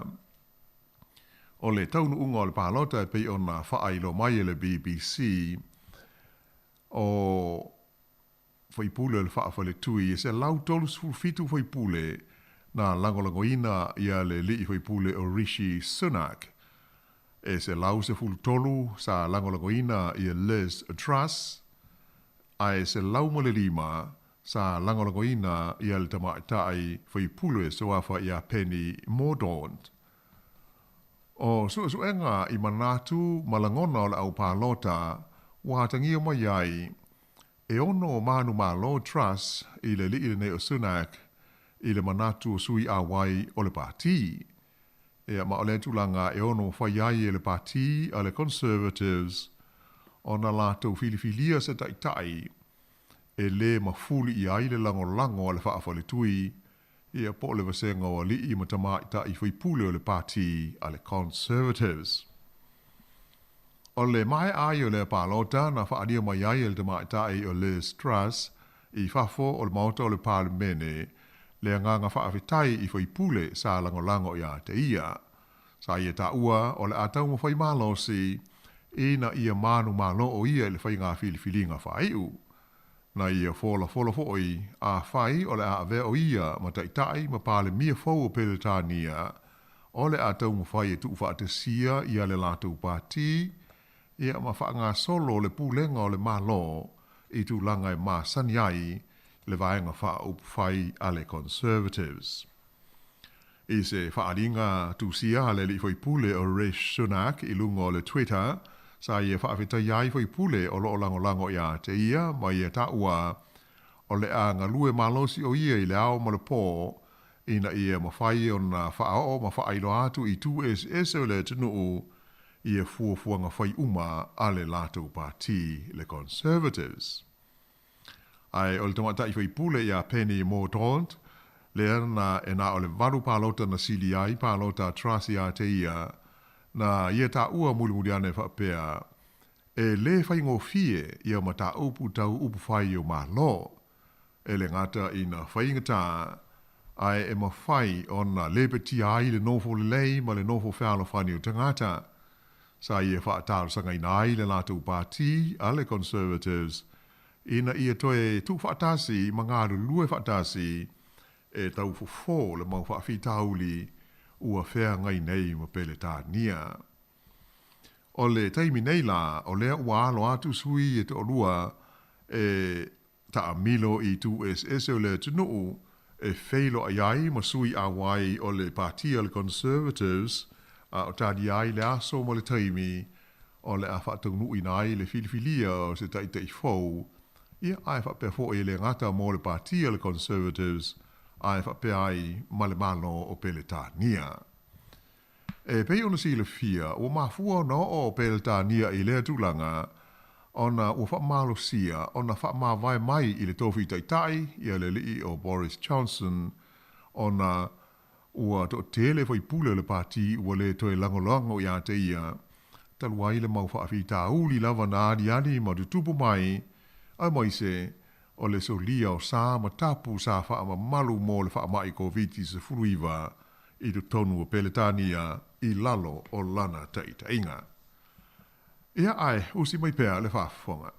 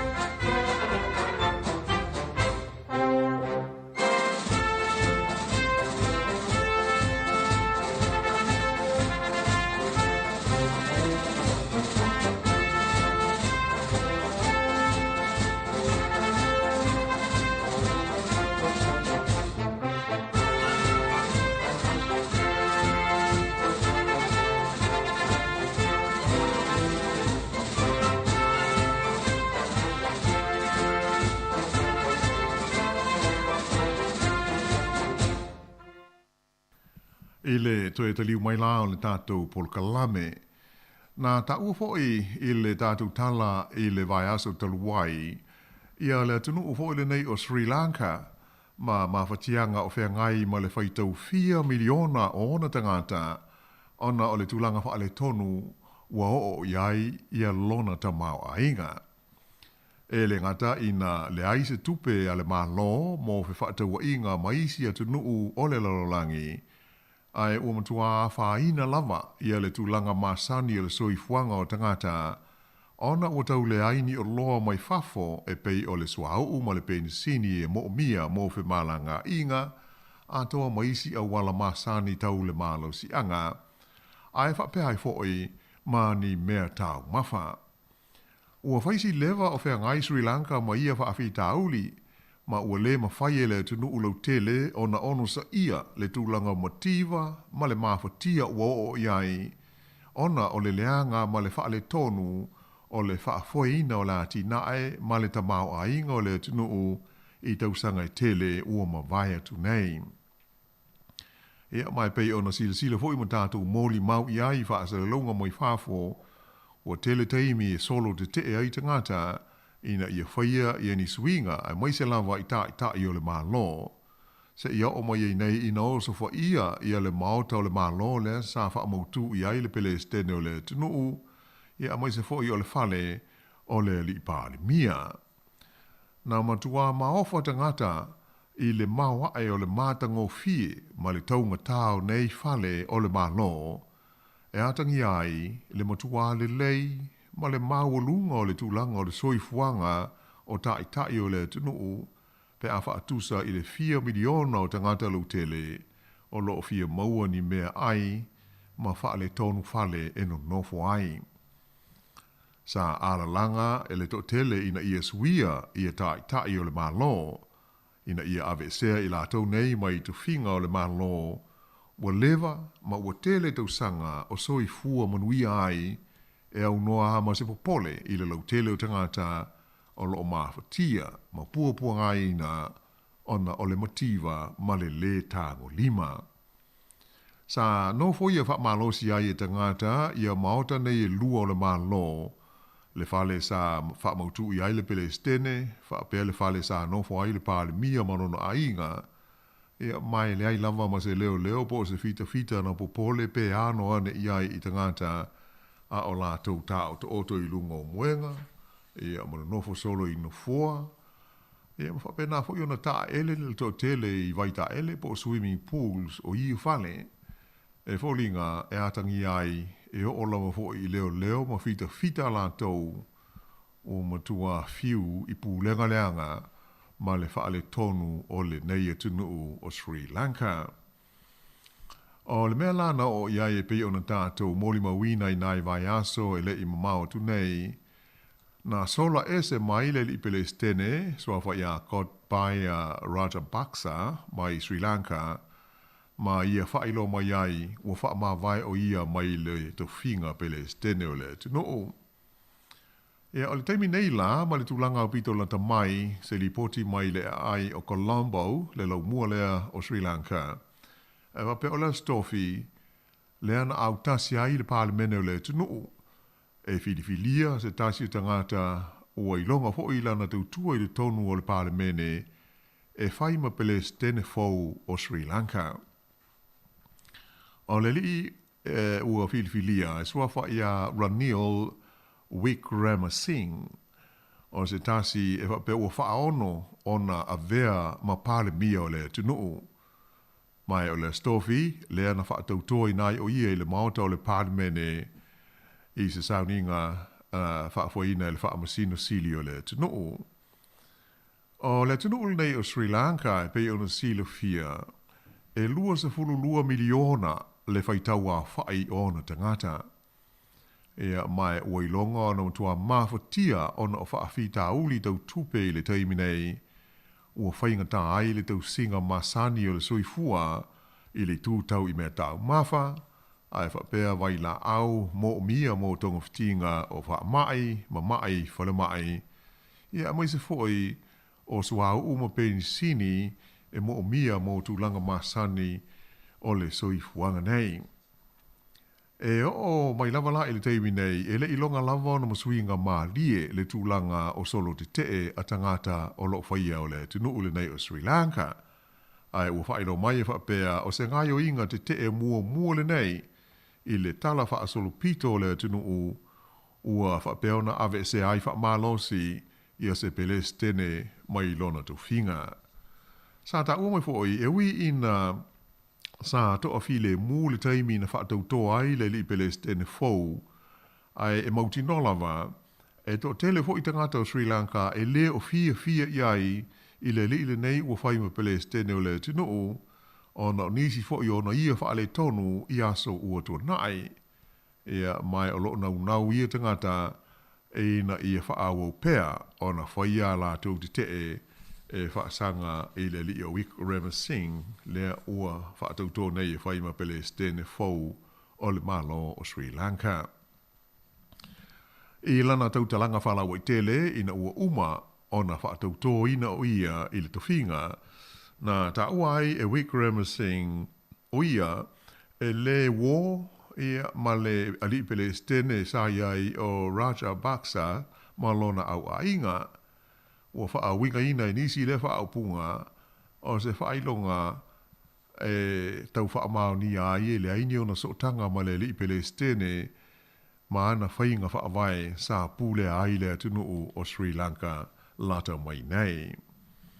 O le li nei o Wickrama Singh e le ngata ina sa avema pale mia I lalo le teita inga a le li nei o Raja Paksa ai sa whai o ia ma min star tupe ia ma te le lava ia lona fia I whiute na inga sa whaia ma le whaalapo tonga o mea tau tupe le lalo langi le IMF, International Monetary Fund, e winga I se veso swani wha ai tā lafu e tusa ma le tolu piliona tā la Amerika e tau tongi ai tā lafu a le atunu o Sri Lanka.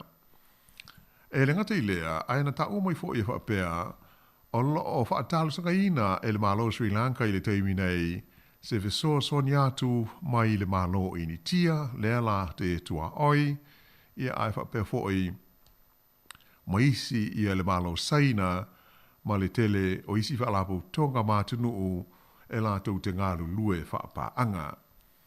Ea mai ua whaamatalaina, I li poti mai le BBC, I le nevai aso, ia le tūlanga o whengai mare nei atunu o se tūlanga pangatia, mai talusia o le tūlai mai o le teita inga fau, e o le awawe mauai se swinga, mo le whaitau 4 miliona o tangata o I longa o nā whaina ma mawhatia, ia ona o pūpua ngā tau te mau ainga o whengai male nei atu nuu. O na whai ua tuai leo le tātou tala, e le nei fwoi vai aso, lea ua mai tau atu sa asiasi lata mai nei I sa sae tu tonu le Palestine o le United States o Amerika o Joe Biden sa ia wheai ia le malo Israelu a o le iwha wawatu I le atunu o Saudi Arabia pe on silo fia o atunu nei lua Israelu fa pe Saudi Arabia o atunu ia e vavana lata tele ma o paanga ia to tino ale malo Amerika I tonu o sa sae tu tonu.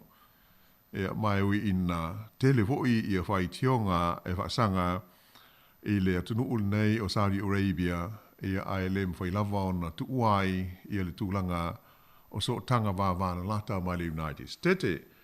Ia pei ona tātou mōli mawina fwoi whaasa launga mai whafo le nei vai aso ia sa fola ai le li Palestine e le tu ua lava I Amerika ia ana wō, ia maana paanga ia I sae tu tonu ai efeso soani pēr iai e ui ina iai ia whai tionga fōi ma whaafi tauli ma sani o nādi ni mai iai. Ai ole li poti lata mai nei e tusa ole asia singa fōi ole teitai ole malo tele o Lucia le ana ia wheai ia le tunu o take, ia po Turkey I le vai aso nei. Ia pei mai tau atu, e whape atu I titi a 12 minute o whaatoli tali le lii o Vladimir Putin, le Palestine le o Lucia I le potu sa tuu e wheilo iai ma le taitai o le malo take, po le malo Turkey, o le lii swafa I Recep Erdogan,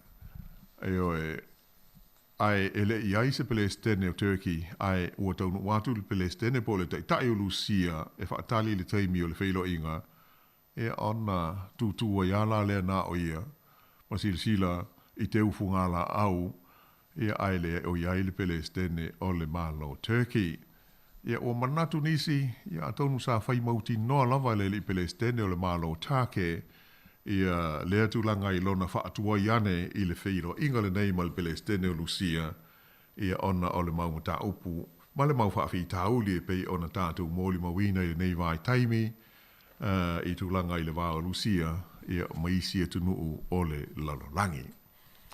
Ia o sina o totonga nao nai mea tutupu fo I le nei vai aso ma le tātou ripoti ma le tātou tala e tusa o me tupu I le lalolangi o aso nei, ia e wha moe, ia o le awa pena ho I ona toi maua se fiso ta inga I le vai aso I le teime tasi, ia ai malo atu I lau sunga tasi I le so ni mai I le tātou po kalame. Malo voi whaftai lau whionga la wano ta pina ino le tātou pokalame le yaso. Ia, malo fo i le o peo lo soifu lau le awar tātou pokalame peo na masani ai. Ai yasi vaenga le no kua mai lau pokalame lau wano. O le vaenga le peo na whaitio ina fo i le party o le national ma le act le whainga malo. I le tūlanga le taimine nei olo o iai le te leo ngā luenga fo i le leo lo mana o mia le taimine nei. Wa te le ngā luenga. Ha wale ini au whai ngā luenga. Wale ini tangata ngā luenga. A le alai whaitio ina i le act. Ia te awai che si tu. E peo le fo i maana ia le whinau mai le national ma le act. I le whai ngā malo. Se i toe vai ane lava le vaenga le a me se lava vaenga fo i le leo leo lo o le benefits se i tu e le whai na i la tu o lo e ala ngā te tau wai le vaenga le. Ai mo le vaenga fo o le mano losi ala e benefit. Ia o le tele ngā luenga le taimine nei. Ma ne fo le na i mai le national ma le actually i le pito. E mo i le lei lama, ia asisi le fo. O pi o hanga ai e wha o whai o mahalo. E te tau ana i se wha amtalanga ia au mai le tu o ngai. O ai pi o le a kau tele le malo. Ia ai le ai la tau. Ai le ai manino le sao noanga le minsta. E sao le lei a le fina ngai le tūlanga tele a wanoa. Ai pangalea. Ele fetau ia ngā o skills ia ma le experience le ia mana o ai ia ngā ruenga po awanoa ia le iai. Ia ele mawhai o na wha a fetau ia pe ele mawhai ele malo na wha malo sia company. E watu e sa ina ia ave ese ai mai le benefit. O lai tau sue ni a lātou ngā ruenga e tāla whea ngai mō lātou wanga wā o iai. Ia pe ole ole fo ia sa whai tio mai le tua ngai e wha pēr ua whaasara lau fua, pēr advertise fua e le mālo. Ia ngā ruenga company, ia le, ia fo e māne, fo i le sāuna ngā le minsta. I leise mea wha pēr nā, o le whasoaswani e le mālo. Le ala ia na whaasara lau, ia wawe ona maua tangata whai ngā ruenga. So le lango le al mālo. I company ma business. Ia, awa sisi fo i, e le ia se teimi o le ua nea whai tio le malo. Ia lau whai pisi ngisi lau. Mo i le sa no ala. Ia wa fo le watongi mai fo ia le pomu al national mare. Wa le fo la tar whainga palota. Ia o wingo ma sani ia a pe o le mai tau wa ia le tūlanga sa o ia. O le alu i lalo ia la whai o tangata ave ese mai le benefiti ona o maua ngā luenga. Mari. Ia pe o le meta o mai mau pe anu fa pe e tutusa uma ngā luenga ma tangata lai fia mau ni ngā luenga. Ai tele lo ko fia fai ngā luenga. Afalo ele o lo malau ma ia i le mele mana o ai le ngā luenga. Mari pe anu fa pe o ngā luenga le weste te fo le Samoa ya so lai ele mana o mia ni anga va ma. Io a foi a o popo ia ia ai bangale ele ai ese ia pe ole ngangal na pe tatu mai te watu foi la foi porkiki ma vai nga fa fai a o nai tu langa na pe ona tatu ia nei vai aso pa ole mea o lo o tatu ia pe fai nga ta o fa mai ia na ona fa manatu tu lo foi ma tu ola lo atu ile pa ia tatu tu no on side se fa nga pe ia tatu tali punio fonga mai se pe a nga I sauni nga lotu ia fa nga fa tau I supermarket ma me tum ia pe ia o masani ia ho il fa o le mask ia le ia se me bolai a lo fa tu ina mai ina ia tau tau fi ai ia le pipisi o lo ko fe lo le covid nai lo le flu le o pe o pui nga la vai ai sili fo yo na taua le fa manatu I le au mantua so se sia o lima se fulu tau sanga o le soifua wanga va mo le tuilo na lua o le busta po le tui fa au popo o le fa mai ia ele anga ia tanga te ile fo mai ona ta one le po fe e mau ai le tui ele tutongia ia ai pe onai ma ho fonga na nei fo vai aso ai tau ina monuia la lo atu ile weekend ile pa ia la fa fonga ia male tatu tunu a manatu o le fa po mo I nei fa po ponga o le lalolangi o aso nei fa te ho ile sunga ya tasi tu I ma ia le so ni mai il tatu por kalame ai fa so I foi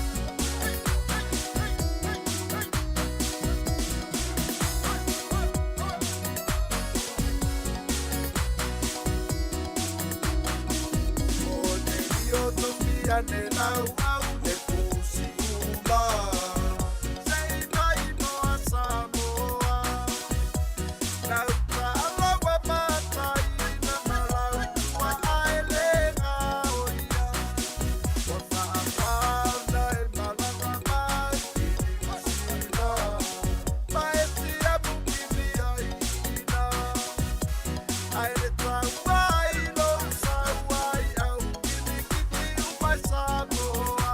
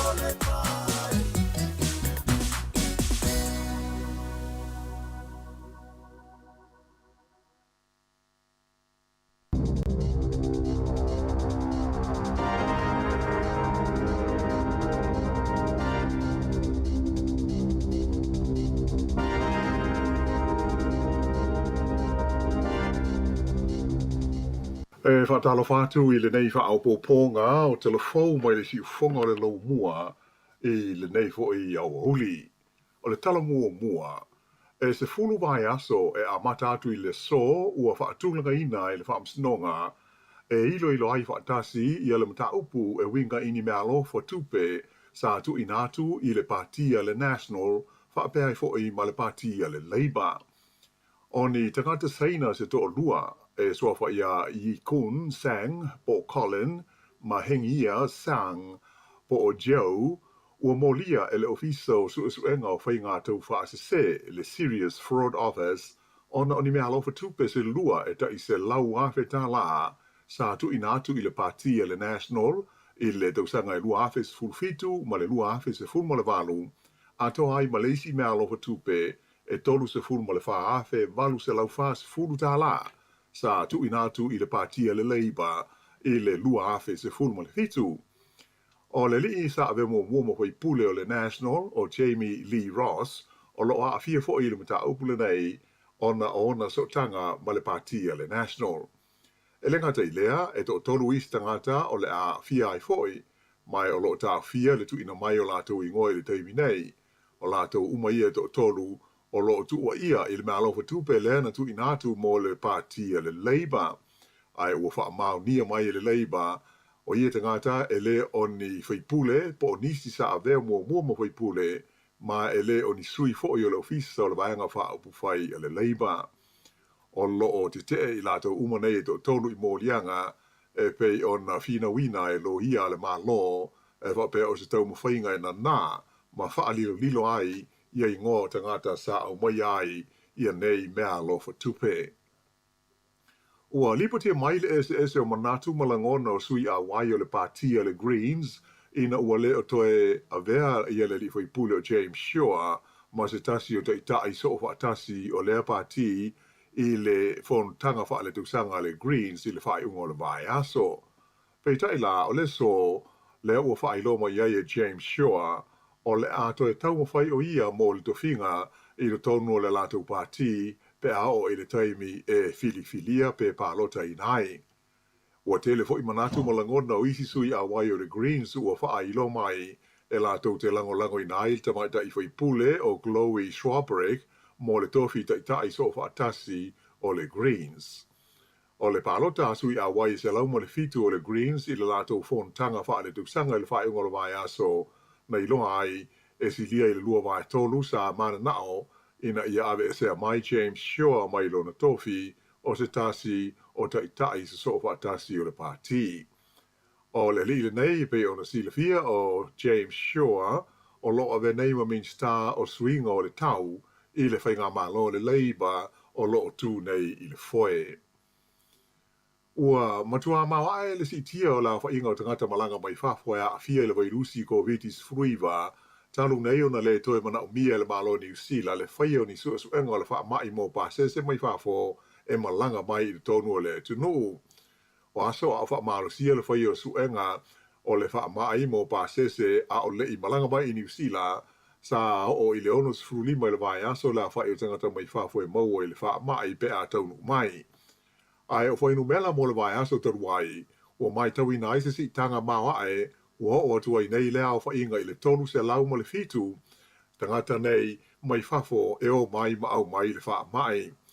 Nā whaalia le di fo mai e to mai wha abitoi ngase pipisi I le University of Otago o Michael Baker, o se tūlanga le monui e tele le tūlanga e pei o na liputia mai. Mai o lono winga, o le a whaasolo ina matua vave ai o na whaoru whale mai I New Zealand, ia isi tu a ingo vai lusi o COVID, whaatusa I le tūlanga sāiai a o lei te talaina le tūla whono mo le pui puinga o le wha mai. E pei ona sila fia o le tūlanga leo o iai e teimi nei, o pāse se unga mai whafo e mana o bia le whaia o la tu suenga whaanatinati o le wha mai po rats test I le aso e taunu wai, ma leisi suenga lo na lua I le atoa o le 5 aso po o le 1 aso talu ona iai I New Zealand. O le whautuanga le Leo Baker e le tau ona toi whaamalusia ia le whaia o suenga o le wha mai e tangata uma e fia malanga mai I le tono New Zealand, mai le tau I kompani lele ona a fia ai I le whaatino ina o I e whainga. Peita ai na whaelo mai le tamai tai minister o lo whea ngai ma le wha mai o Aisha Verrell moni waru I runga la whaeo tangata maue le wha mai tua o New Zealand ai ele I o I se tūlanga ono a fi ai le pisi atu I tua I le tunu ulau tele o le COVID-19 ai mai se pe a wha tusa I la wha ingo mai fau I le lau tele o le tunu I le teimi nei.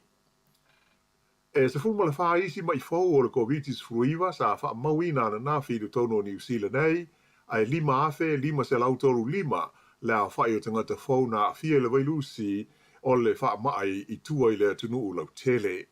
Fitu se lauru fulu la whai tangata sa ta fia I whale mai mo tonga fitinga, wha tusa le fitu se lau 5 iwa sa iai I le astonai, ai na si tia I le luas fultasi le a whai inga tangata sa I tonu o vaenga mo po o ngase tinga aina po o le ICU.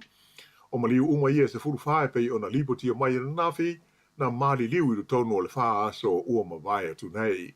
O lea ua o tuai I le teimi nei I le afe, iwa se lau iwa se fulu, la wha inga atoa o ua mali liu I New Zealand nei, ona o le COVID se fulu malaiva. Le so ua toa ai a onga le whanau I le kuata lona tolu o le nei tau sanga, ai o lo tu mau po lenga o pule a onga I le lava o whai a onga atoa ma le tulanga wha mai pipisi o le tau maru lu. Na iai atu ngalunga o pule a onga I le ono a fia o whai a onga e mai se foi o tawaiti a onga I wha mai a o le I tu ua a onga mo le lua vai aso I le amatanga o le masina nei. Sa wha ilo mai foi I le vasenga o pule a onga o le whautuanga ina I tau mo whai e wha onga ina tali pupuni o whonga I a onga e sili atu ona le leipe ana wha pēr mai ua wha malo sia le malo le whaia o ia tulanga I le tonu o a onga uma I le teimi nei. O le malosi pe o le pepesi o le COVID-19 ato ai fo I le flu I le nei vai teimi e mauti no lava o le a te le se a fianga I ngā luenga whaia onga ai maisi o tamaiti a onga I le kuata lona tolu ua amatalia I le so. Na whailo mai leo I au kilani, e ono mo lia le tula fono tangata ia sa wali wha malosi lunga o le tele po le motorway I le taimi o salato solo te I le astonai. O se wha sa lunga al wha lawo tonga e wha ingoina o le maafutanga tu wha tasi mo a ia te tauma sa o le tonga o tangata sa lato wha di ailes frei le wha pea. O le a whaia ni a lato sa wali te I le aio au kilani wha pea kala I stete ma le lau mui Wellington I le astonai na te nei e whaasanga I le whainga malo ma le whaale tonu ana pūlenga. O le nei whaalapo tonga I aio na sotanga ma le teitai o le lotu o le Destiny o Brian Tamaki le asa whaaponga I solo te e whaasanga I sa ma tapu o le whaamai COVID e mai se le teimi na pipisia I tua le vailusi o le Delta. E au kilani e tusa ma le afe la whai o tangata na awai le solo te mai le domain a nga iane I Newmarket le na poloka ai le motorway a ngā I saute I le vāo le Kaiba Pass ma Gillis Avenue. Whaalia mai e leo, sa awe la lātou wha mua le saunga le mua tangata I le taimin sa wali ai le nei te le motorway. Le la ua uma le solo, mai walo atu nei leo e su e au ili I ata ma wha mau maunga le savali ma ngā yoinga a lātou sa a wai. Sa mai tau wina I le solo I tangata sa tau aveina ni fua malau papa na tusi ai wha punga e wha pēr ua te tau o na awe sea le leiba mai le teita inga o le malo. I leisi vaenga o le tātou tala I le nei au auli o amata wha le tono winga o le tau o whea ngai ma au kilani I le amatanga o le nei vai aso fau o na o tūlanga logro wā o le tau le ana mafu ai o na tau fia whe malanga inga o vaa ma whaititia le sawa o ta wale I lunga o le alalo papa tele o au kilani le Auckland Harbour Bridge. Na amata mai le tae na le lau na wha mamaru lau pata inga matangi marolosi au kilani, mai o le marolosi so vili ua wha atonu ina ai e le pulenga o wala le waka kotahi I le whaititia o le sawa wha atapula ina o ta wale I lunga o le alalo papa tele o au kilani le taimi nei. Wha ilo mai fo le waka kotahi o le teimi lava e silia tua I le iwa se 10 kilomita I le tu la I le marolosi o matangi o le afa pe lona tapu nia fe malanga inga I lunga o le awala lau papa.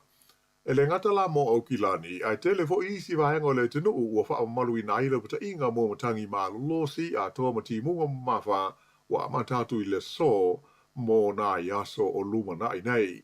o le whautuanga o mai le mtanga luenga o le tau, le med service, le tau na whaitete, a vita vale I lungo o wala ona o le maralo si savili, ia matulanga fo'i o loo iai, ia le wha le tonu o le tau I le nei vai taimi.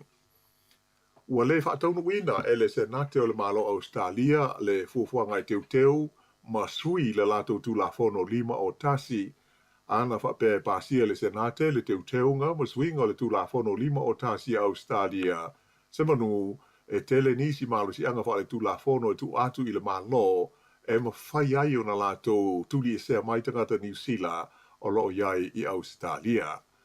O le taimi nei ma le tu la fono o loo iai, e ma whai le malo Australia o na wha lea ngā ina le visa o se tangata, pe awha pea e uma o na tuli so na wha asalanga I le whalu pui pui e silia ma le tausanga le umi, ai o le suinga ma le teunga sa wha moe pasia le senate, se manu e ma whai ai o na tipoti ese mai, ia tangata New Zealand uma e mō lia I se solitu la fono e ono o I lua tausanga le umi e whale pui pui ai seisi. O le masino mati sa wha moe pālota ai le senate I teunga masuinga I o le tu la fono pe tai na tauwhia matolo pō mai ona o le whai ngā pālota tele le tunuu. O le vai aso nei la leo le a fono ai le senate Australia mo le teimi mua talu na tula I mai le whai ngā malo fōle ua iei nei le pārmia o Anthony Albanese mai na whaelo mai se sui o le whai ngā malo e whapea o mata upu uma sa I lumo le senate e le to e whaaua wina I le tau o fianga e a mata I le vai aso nei. I New Zealand nei e tali tonu lau hisa le leo whapea fo I tai o whai o malo le tunu o pango tā ia mai le 5 o tasi Australia ua au mai mafua ai ona si itia I sori ngā tu la fono e a fi ai kengi I tono New Zealand nei, ma mafua ai le sidi atu te se fuma le tolu wafe o sori ngā tu la fono ma mafa I le tono o le fitu tausanga ua tua na ia tu nei. O ana nafi na tu wai lo mai le whaaululunga o le Kalesia Katoliko ia Pope Francis mo sanasi singa I Kanata, ta ua mai se lipoti le Vaticano e whapea o le whaamomoe au tua le malanga le tukusa I Kanata ina ia tu inatu alo ia se whaatu e senga ona o a fianga o le Kalesia Katoliko I sa wanga o tamaiti na tutupu I le tono a onga a le lotu ia sa na nofo matau si ai I la tau I tausanga o mawai. Ta silwai aso le umi e ia I Kanata ia Pope Francis ma le whai ngā malanga lo a fiai ma le autu stala. Whailo mai whapea 5 ni whailo inga lo fuafua le tupsa ma tangata o le atunuu o Kanata.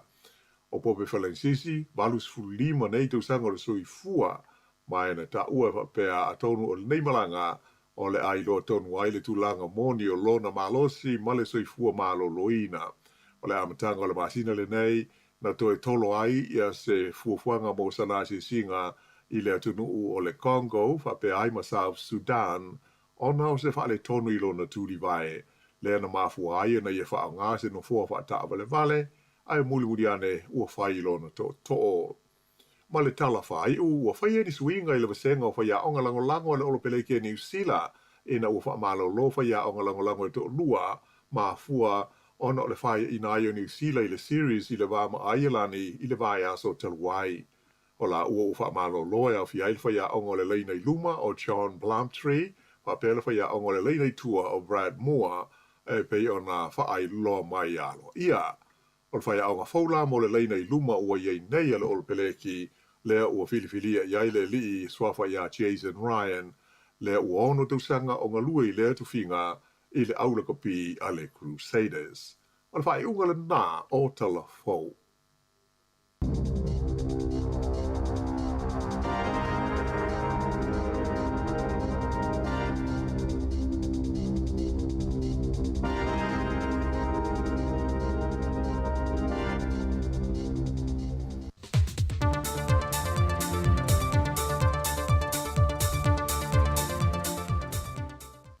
O te tue whaatala whāturu tātou tunu ule amatango le nei foi whai aso fau, ai aro mai o se wha o pōponga, o tātou tala I meo lo o tutupu ilo tātou tunu I Samoa.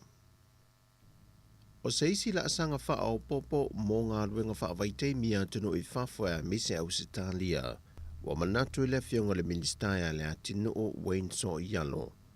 E te tau na toi whao popo seisi so upo. E ngā lulue wa alua ma le so upo lo iai i le teimi lenei. E whaasoa le avenga o le mata i tu wina le o tangata whai ngā luenga mai le atinu. Ma fisoasoa ni tali mana onga o whana ua malanga atu mo i ngā luenga wha mai teimi. Whai loa le fionga le minista. O au se tālia o se atinu e te le. O lo ta ape soro i tama whana wa Samoa. Ma ua whaafai ngā e whemalanga i ngā le so upo e to tasi. O lo o nofo i tutonu Australia. O na malanga so o se teimi mo mia ai e whanau mai leisi tu a ngā i leisi tu. E mata aupo e patino i ngā ruenga o lo o ngā lulu e ai. O le ala le nā ua wha i loa manino i le fionga le minister ia le atinu. Wa mata sa idi se fisosoani mo se ala ngā tupe. E wha tupe nai te tongi matulanga mana o mia mo le awa no le so upu wha au popo. Ma le talitonunga, e fisosoan tele tali mana onga o le lui tau tele. Wa fitaia i nei matatu o fiso le so upu i Australia. Na momori foi lo na nganga wha afitai le fionga ia lau tafi fio se lafi Brazil. O le sa avea ma minsta o le matanga ruenga i le paia inga umawai. O na o le manatu mawalunga o le fionga ia le atino. E le tau o telo le wha mamafa e te tau o na ave nei ngā ruenga. O le tau sanga le fionga ia lau tafi, ma neia e tau sanga peia Australia mo te tongi no ia hava no o mo mia vave. Peitai, na tali le fionga le minista o lo wha ngā solo pea feutana inga, ma sa ili ilinga ale matanga ruenga le wā i whafua Samoa. Mo se fiso swani o le mata upu, e na ia vave ai se so upu fiso swani le ngā ruenga ta ua. Na toe wha manatu e le fionga ia lau tafi ia le atinu. E le te tau o nei lalo i fo le lima ni so o upu e ngā lulue te tonu Australia. Wha pitolava e ngā ruenga wha vai teimi. Na toe fonga ina fo e le fionga le minista le tā ua tele. O le iai o ia so upu. E vave tali atua i inisi o whaafi ta auli ua wa aia pea. Wa whaatupula ia i whanau ua maua ia ngā ruenga ma avanoa wha vai teimi. E ao fia i le whaio winga mātanga. Manisi lavo i tu ai ngā mionga o tauleanga i nai le taulelia. O le ngō Samoa New Zealand. Whapena foi ma Australia. O tali mai le fionga le minista o pisinisi ala manuia maleipa le atinu o Wayne so ialo. I le fesiringi e pēr le atinu o le mafuanga o le si itia maa walungai. O le tau le soi whanga i le nei vai tau le tausanga. Sau no le atinu o le teimi le nei, wa faisi tanguta o lo awina mai fafo. O le teimi nei, wana o ni usila lava o lo o mawhai o na sawele va ala o loa. O lo lau ina mai containers e le vao le valu se fulu le se lau i le malanga e tasi. Ai ato e foi e na o le se fulu i le lua se fulu containers o loa. O le talitonu o le minsta o le vala tonua lea o lo o matua tau ngata ai le soifuanga. A wa wale pa leni le tau tupe maua le company vaa o lo a wina mai e pusa o loa i le antenu. A wa e ngaula lato pusa o loa e ave ese atu mai Samoa. O le temi nei, wa tele vala o lo wale o toe a fea mai Samoa e o fo ia au se ta lia lantou. E leo toi afe mai ni o lato va ala o loi le atuno o mo niute a wina mai. O le whaafi tauru mai ta wina le matanga ruenga, o le ai le o se silingi po se lifi whaapitoa mautu. E fesita i ai pusa o loa te tele nei, mai lunga o anga e le wafua Samoa. O se tasi leo tālu sanga na whaai loi le atino, na ia tālu sanga toi le minista o le matanga ruenga o ngā ruenga, whela ua inga mātina SS le malo, le tō wha olo a fua fiti wa ai. E na ia toi sila mo le whaia leo se lifi po se silingi mautu wha apitoa, e lunga leo le wafu wha wao māloi me tā autu tai, a wawa a te tere la oloa e a whea le atunu o Samoa. O vaenga i na tā ue le fionga le ministaia le atinu, wa fuai le taungata o tau oloa i tu tonu o Samoa. Na tālusanga foi le whaipulo le tumalo vai monga numero mua. Ia te tau lea ona toi whaapipi o le tau oloa te itasi mō lātu tau whaatulanga ina. I luma o so o se whale oloa e tau fia ele so ona sii, ele au whaipisi nisi o tau oloa ili ne vai tau. Whailo foi le atino, O lo i le komiti whaabito o lo ngafa ma le iluiluina o mata opu nei. Ai maise o le masalo mia o le si itia i whaasoli tula fono e nisi o lau whaipisi nisi o tau o loa. Peitai, e le siringi ai au telefou o nisi fo i whaipisi nisi i whale o lola aiti. Na o lantou ta awa e le mawhai o na ta o fia le tau o loa i le tūlanga o lo wha tūlanga mai ai. Pe a whai ua matua si i maa walunga le tau o loa ua awina mai ai le atu no. E siri ai le tā puni loa o pisi nisi. O le naunau ta inga o le whionga le minista i a mawhai o na yeise wha maa a venga le si itanga o le soifuanga wa iai le vai tau le nei. Lea ua lena o Samoa ua a fiai. Ai ua wha pia foi le larolangi Atua. E o lava i malo te tele e le lei lo lātou ta mao ainga. O lo loma se fontanga le sosaiete o ta avale la upasese le atunu o au fiai pasi ma taxi. E na ia tu inatu se tālu sanga ni mtanga ruenga o ta avale afi ma whela ua inga ia le te tele. E toe fitu na iei se si itanga. Mo pasese o tangata whe malanga i o le atunu. Ona o le ua whaisi na omi o si itia le maa walunga le pensini. E leo iai se isi si itanga fau li lisi o pasese. Mo taxi lau pasese ma pasi. Whailoe nisi o lau whaita avale laiti. O le afianga o lātou pisinisi ta avale laiti mai le si itanga o le pensini wa iai le teimile nei. Wana o le pensini lava le ta avale ma whai una mo se leni o le aso ma le aso. Masina me aia le ainga mo aso te itasi. Wa le o to iai se tupe ma whai una teu pei o na sa iai mo mua. E leo loa se teime tu whaatasi se whauntanga lata mai. Ale sosa iete o whale taxi le antuno. E tu whaatasi a isa la tu tāru sanga le matanga wenga. O le aso tolu sa whamaltasi o le masena le neo iulai. O le awa no muli le tāpu nia loa mo ilanto o moitu malo. E whaamautue o lato ofisa mo le whono whaavae. O le poloketi te itasi miliona ta la o fuafuina e le paketi a le whainga malo. Whamanino mai o le ofisa sili o le matanga ruenga o tinamata mai tai a tina o nuu maanga fisotai. E a Dr. Mema Motusanga, mai i le limas fulmaltasi tu malo, e na o le ono i tu malo leo o te tala o lato ofisa, ma whaamautu wina o lato tangata whainga luenga, ina ua whaamalia ina ai inga uma sātu i natu, e anga wa ai tu malo o mai limas fulmaltasi i le tasi le miliona ta la. O ye tu malo e au fiai fale ata lua sa nganga wha, nganga e maunga numero lua, a le panta i tupa i lalo, a ana lofi numero momoa, ma fale a lili numero lua.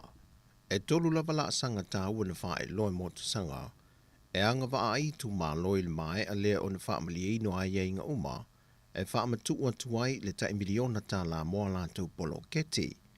O le vaenga mua ia mautu le vaenga e fausi ai le ofisa o le fono whaavae. Lua, ia anga wa i lanton le a filifilia a vea mataiulu i ofisa, ma le whaamautuina mai o to inga poloketi wa tasi ei le tu malo, e whaasa fua i ele whaongai no ta miliona ta lai le tausanga. Whailoa foi e motu sanga, e tele le lave o lo iei nisi o tu malo, mai e le o mawai se tasi, e le ese o komiti wa whaoruane le mtanga ruenga, ma fesuia inga ua toe whaia iai. O le tele o tālo sanga i tu malo wa whaoruane, o lo iloilo le kāpeneta molo na pasi aina. O tala fawia mai sa momo le amatango le neiva yaso, man wia lo tātou o tunu, whasoi fawia.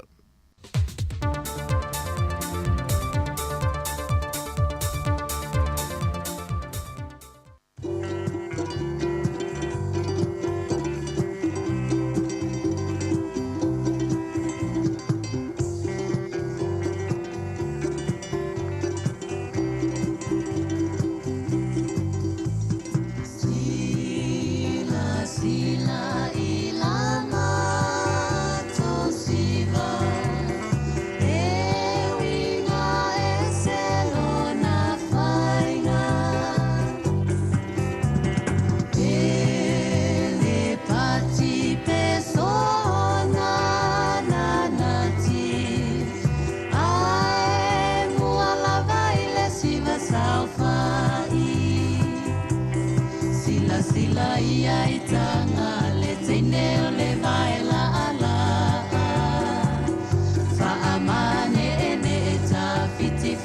solo tene tene o so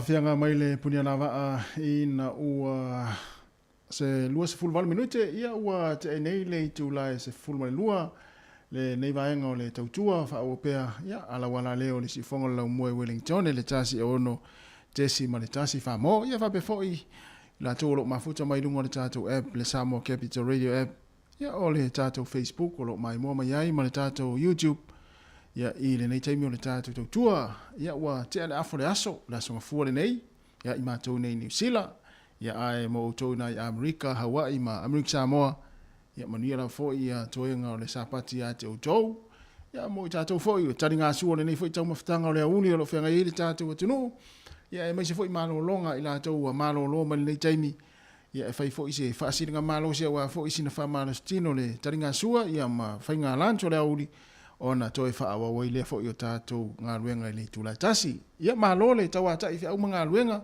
lo fa malu mai lava fo I mātou pitonu nei o Wellington e mai se porirua le no whaanga lo iei tātou ofisa whaasala lau 5 se fulman tasi man Kevin I porirua le mai tau atu ia o whai whaauli mai fo I ma wha malu mai le nei aso ia e tūlanga lava ia le tau ia e fe suisui e la fo I le tau o le isi taimi ua sau le tau, le talo le tau, ua timunga, ia ai, o le isi rua sifurfai tu la mua atu.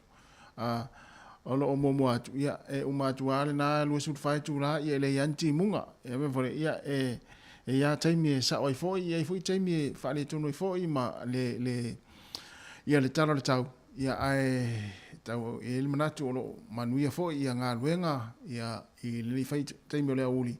Ia I tātou lo o whenga I mga luenga nei taimi, tari ngā sua nei mātua lo o tāpo I mai fōi, tonu ainga, ma tonu fōi mo ta ngase, ia e whamalo atu le tāpuai, ia awa fōi le whenga iai, ia o ainga ma whanau, ia I ngā luenga, e mese fōi laso mua nei leo o to, ia e fōi ia onga, anai whanau tonu ni usila nei, ia mālola fōi le tāpuai, ia I awa onga nei whanau, mese fōi ia la unga lulue, mālo le whalau, I tātou atinu leia uli, patalavatu le sunga li whanga, ia mafuta mai pamastanofi, ia tai masani fōi nei tau te whatalofa atuai, whatalofa atu mātou, a lela lamalam whai fōi tātou tautua, le tūra tasi, ia e whamai ai le tātou prokalame ma le tautua I lunga le ala leo, le tasi ono tesi ma le tasi whamopo le tātou frequency, ia ai tu sa oloa tātou whaasalaunga, tautua mai le sunga ia tā sesa lam sam mai Samoa I le tūlai tasi e whaauina tātou tautua se ia pa ia le tūlai tolu I le uli. Ia, ai mafuta mai le taimi, le la vatu nei whaafiafianga o pese, ia ai fia talano mai, le futi fia talano ai le sisu talano. Ma lor tawata I fia mga luenga le uli, ia maupea le to vai ia ma talitali maria le sua ia lela wa tu nei whaafiafianga nei mai le si fonga lau mua ma tātou whaafiafianga so I fifi loio le uli leo to luas furu minute tā le tūlai tasi ia o nei pese ana e whaatofi le mui foi le uli ia o talitali maria le sua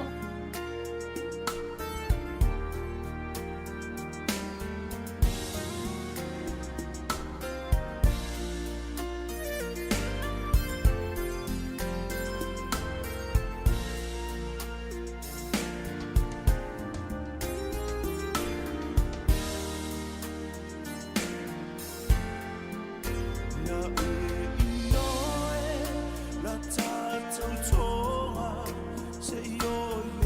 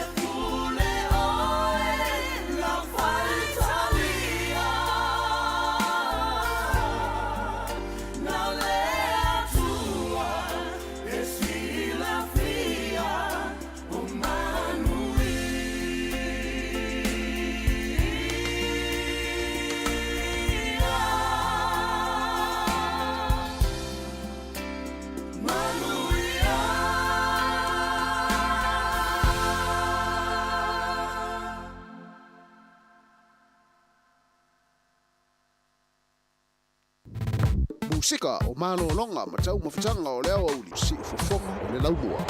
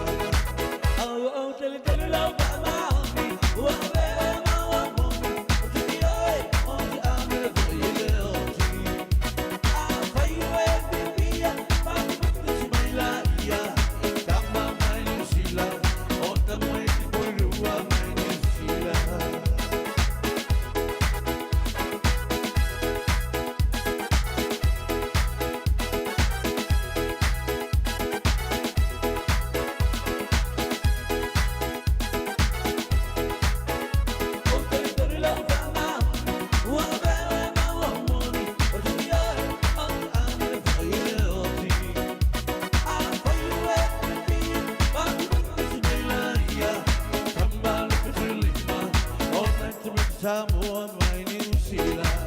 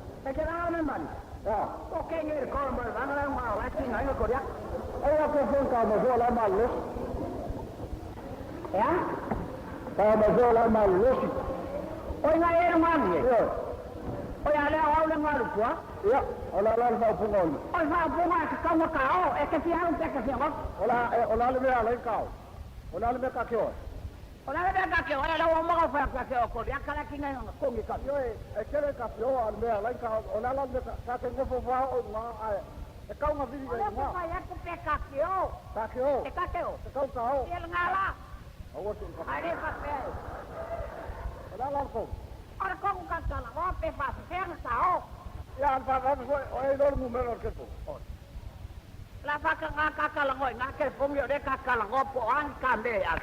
Elengi me kau ke pongyo mo pe mo se me vaca se vale ka. Pe nga ya pe kalia ma mo pepa wai. Ai pau de ba orang kambe ave. Ave kambe wa pe le ka sabe varia fa pe. Ka o maya nga me va. Nga va ya va ku me o me ka sa yo. Fa fa nga fa nga be le kau ka se ka va. Kala is ako ya kau. O ngai palo la salo y el cambaleo. Correcto. Ya hoy nga be en falola. Aya nga bisa nga vengo sona ko swaba ya nga vitonge ka vikale. Il va sanga la le. Ya le ka o mo se ka vai. Ya le ka o ye se ka vai pe ka o ma to ngi me ba. A ka vai ka ko foi mai fa sen ka ba. Ka o mai le ba. Ya lo lai e vili nga. Ya la mu me la ka se. Limon ka se ku lu. Ora limon ka se ave se ku lu. Ya la vili ya. Vili. Ya, lo. Alo. Ole ka. Ole peka. A ver coinga. Le aku la fa poselen ku pang. Ola le ko. Ole ka kala. O kemo. Kemo. Oh. Mexico. La ku mai sofo. Kemo. Oh. Ana yoko. Ola manguia. O mo ko pele ala pa la kwangpo. Ngalwa ya ngiko la ko kala mai le yo magi ko makal ngwa ya ngiko. Ya ko la bo ngai kama. Ya la kama le ki se pa ver ya ko la fwa ya mia. O ke dei lo ya skupe ngalwa ya kala. Ako ya tilo makua. Yo mako ya la manguia. O mai la tilo makua ma kama. La manguia uma. O fa stella ko pale o ma pai. Uma. Ya? Uma. Kaya te kala ko koinga. Ya. Hello. Hello.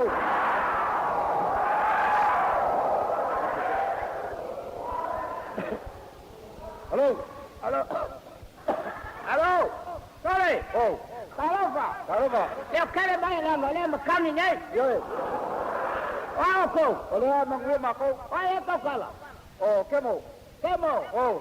Como é que faz? Ele levou para maloloa essa mais foi na rua. Eu quero mais. Olha para maloloa essa foi na rua. Tá vai com a rua. Eu. Oh, vai como é que? Lá mangu ia vai como é? Ona.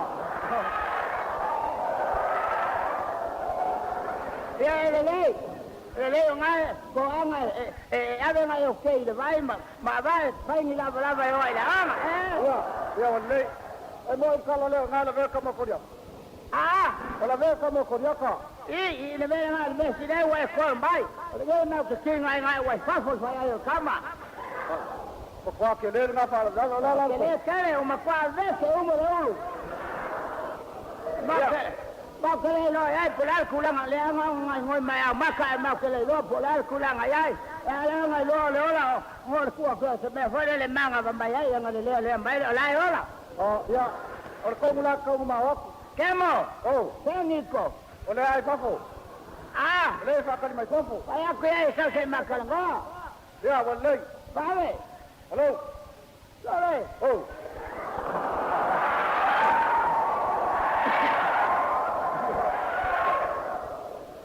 Kemo. Kemo le kau. Pai. Kiko. Angawa uang bakal ngomong kemo. Ya. Lalas kala ko kemo. Lalas kala ko kemo. Le makal ngomong le kau guys pa la baku ya ngai. Awang ya main konga. Ya. Babel, oyo sa kingiva ko ina. Oyo sa kingiva le ko ina na kau ma koi. Afela kingiva na la mo ina. Ya la ya ke le po le. Ya. Wala ya ke le po le. Ale vanga makwa kula sao ya le mela. Le ya sili kuri manga sa. Sole. Ke makwa tele ga wasa ko fala nga bea.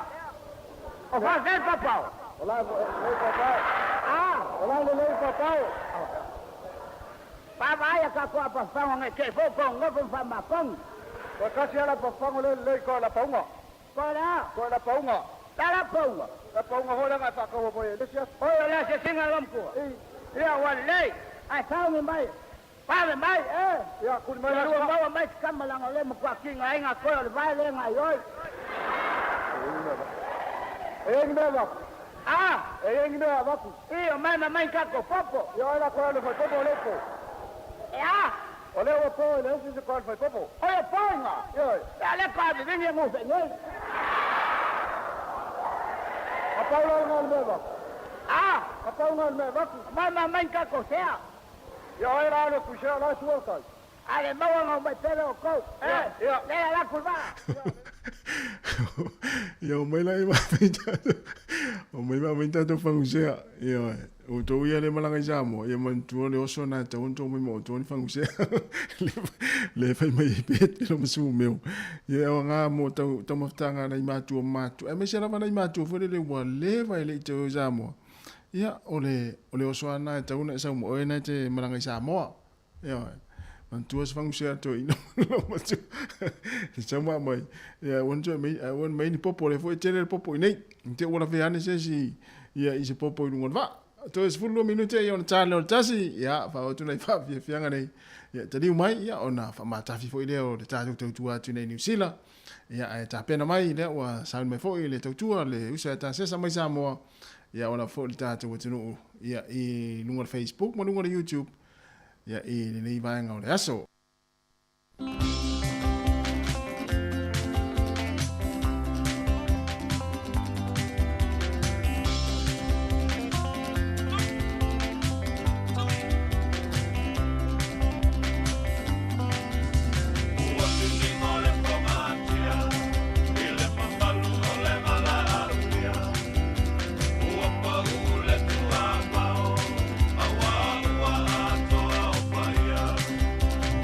Ua kutia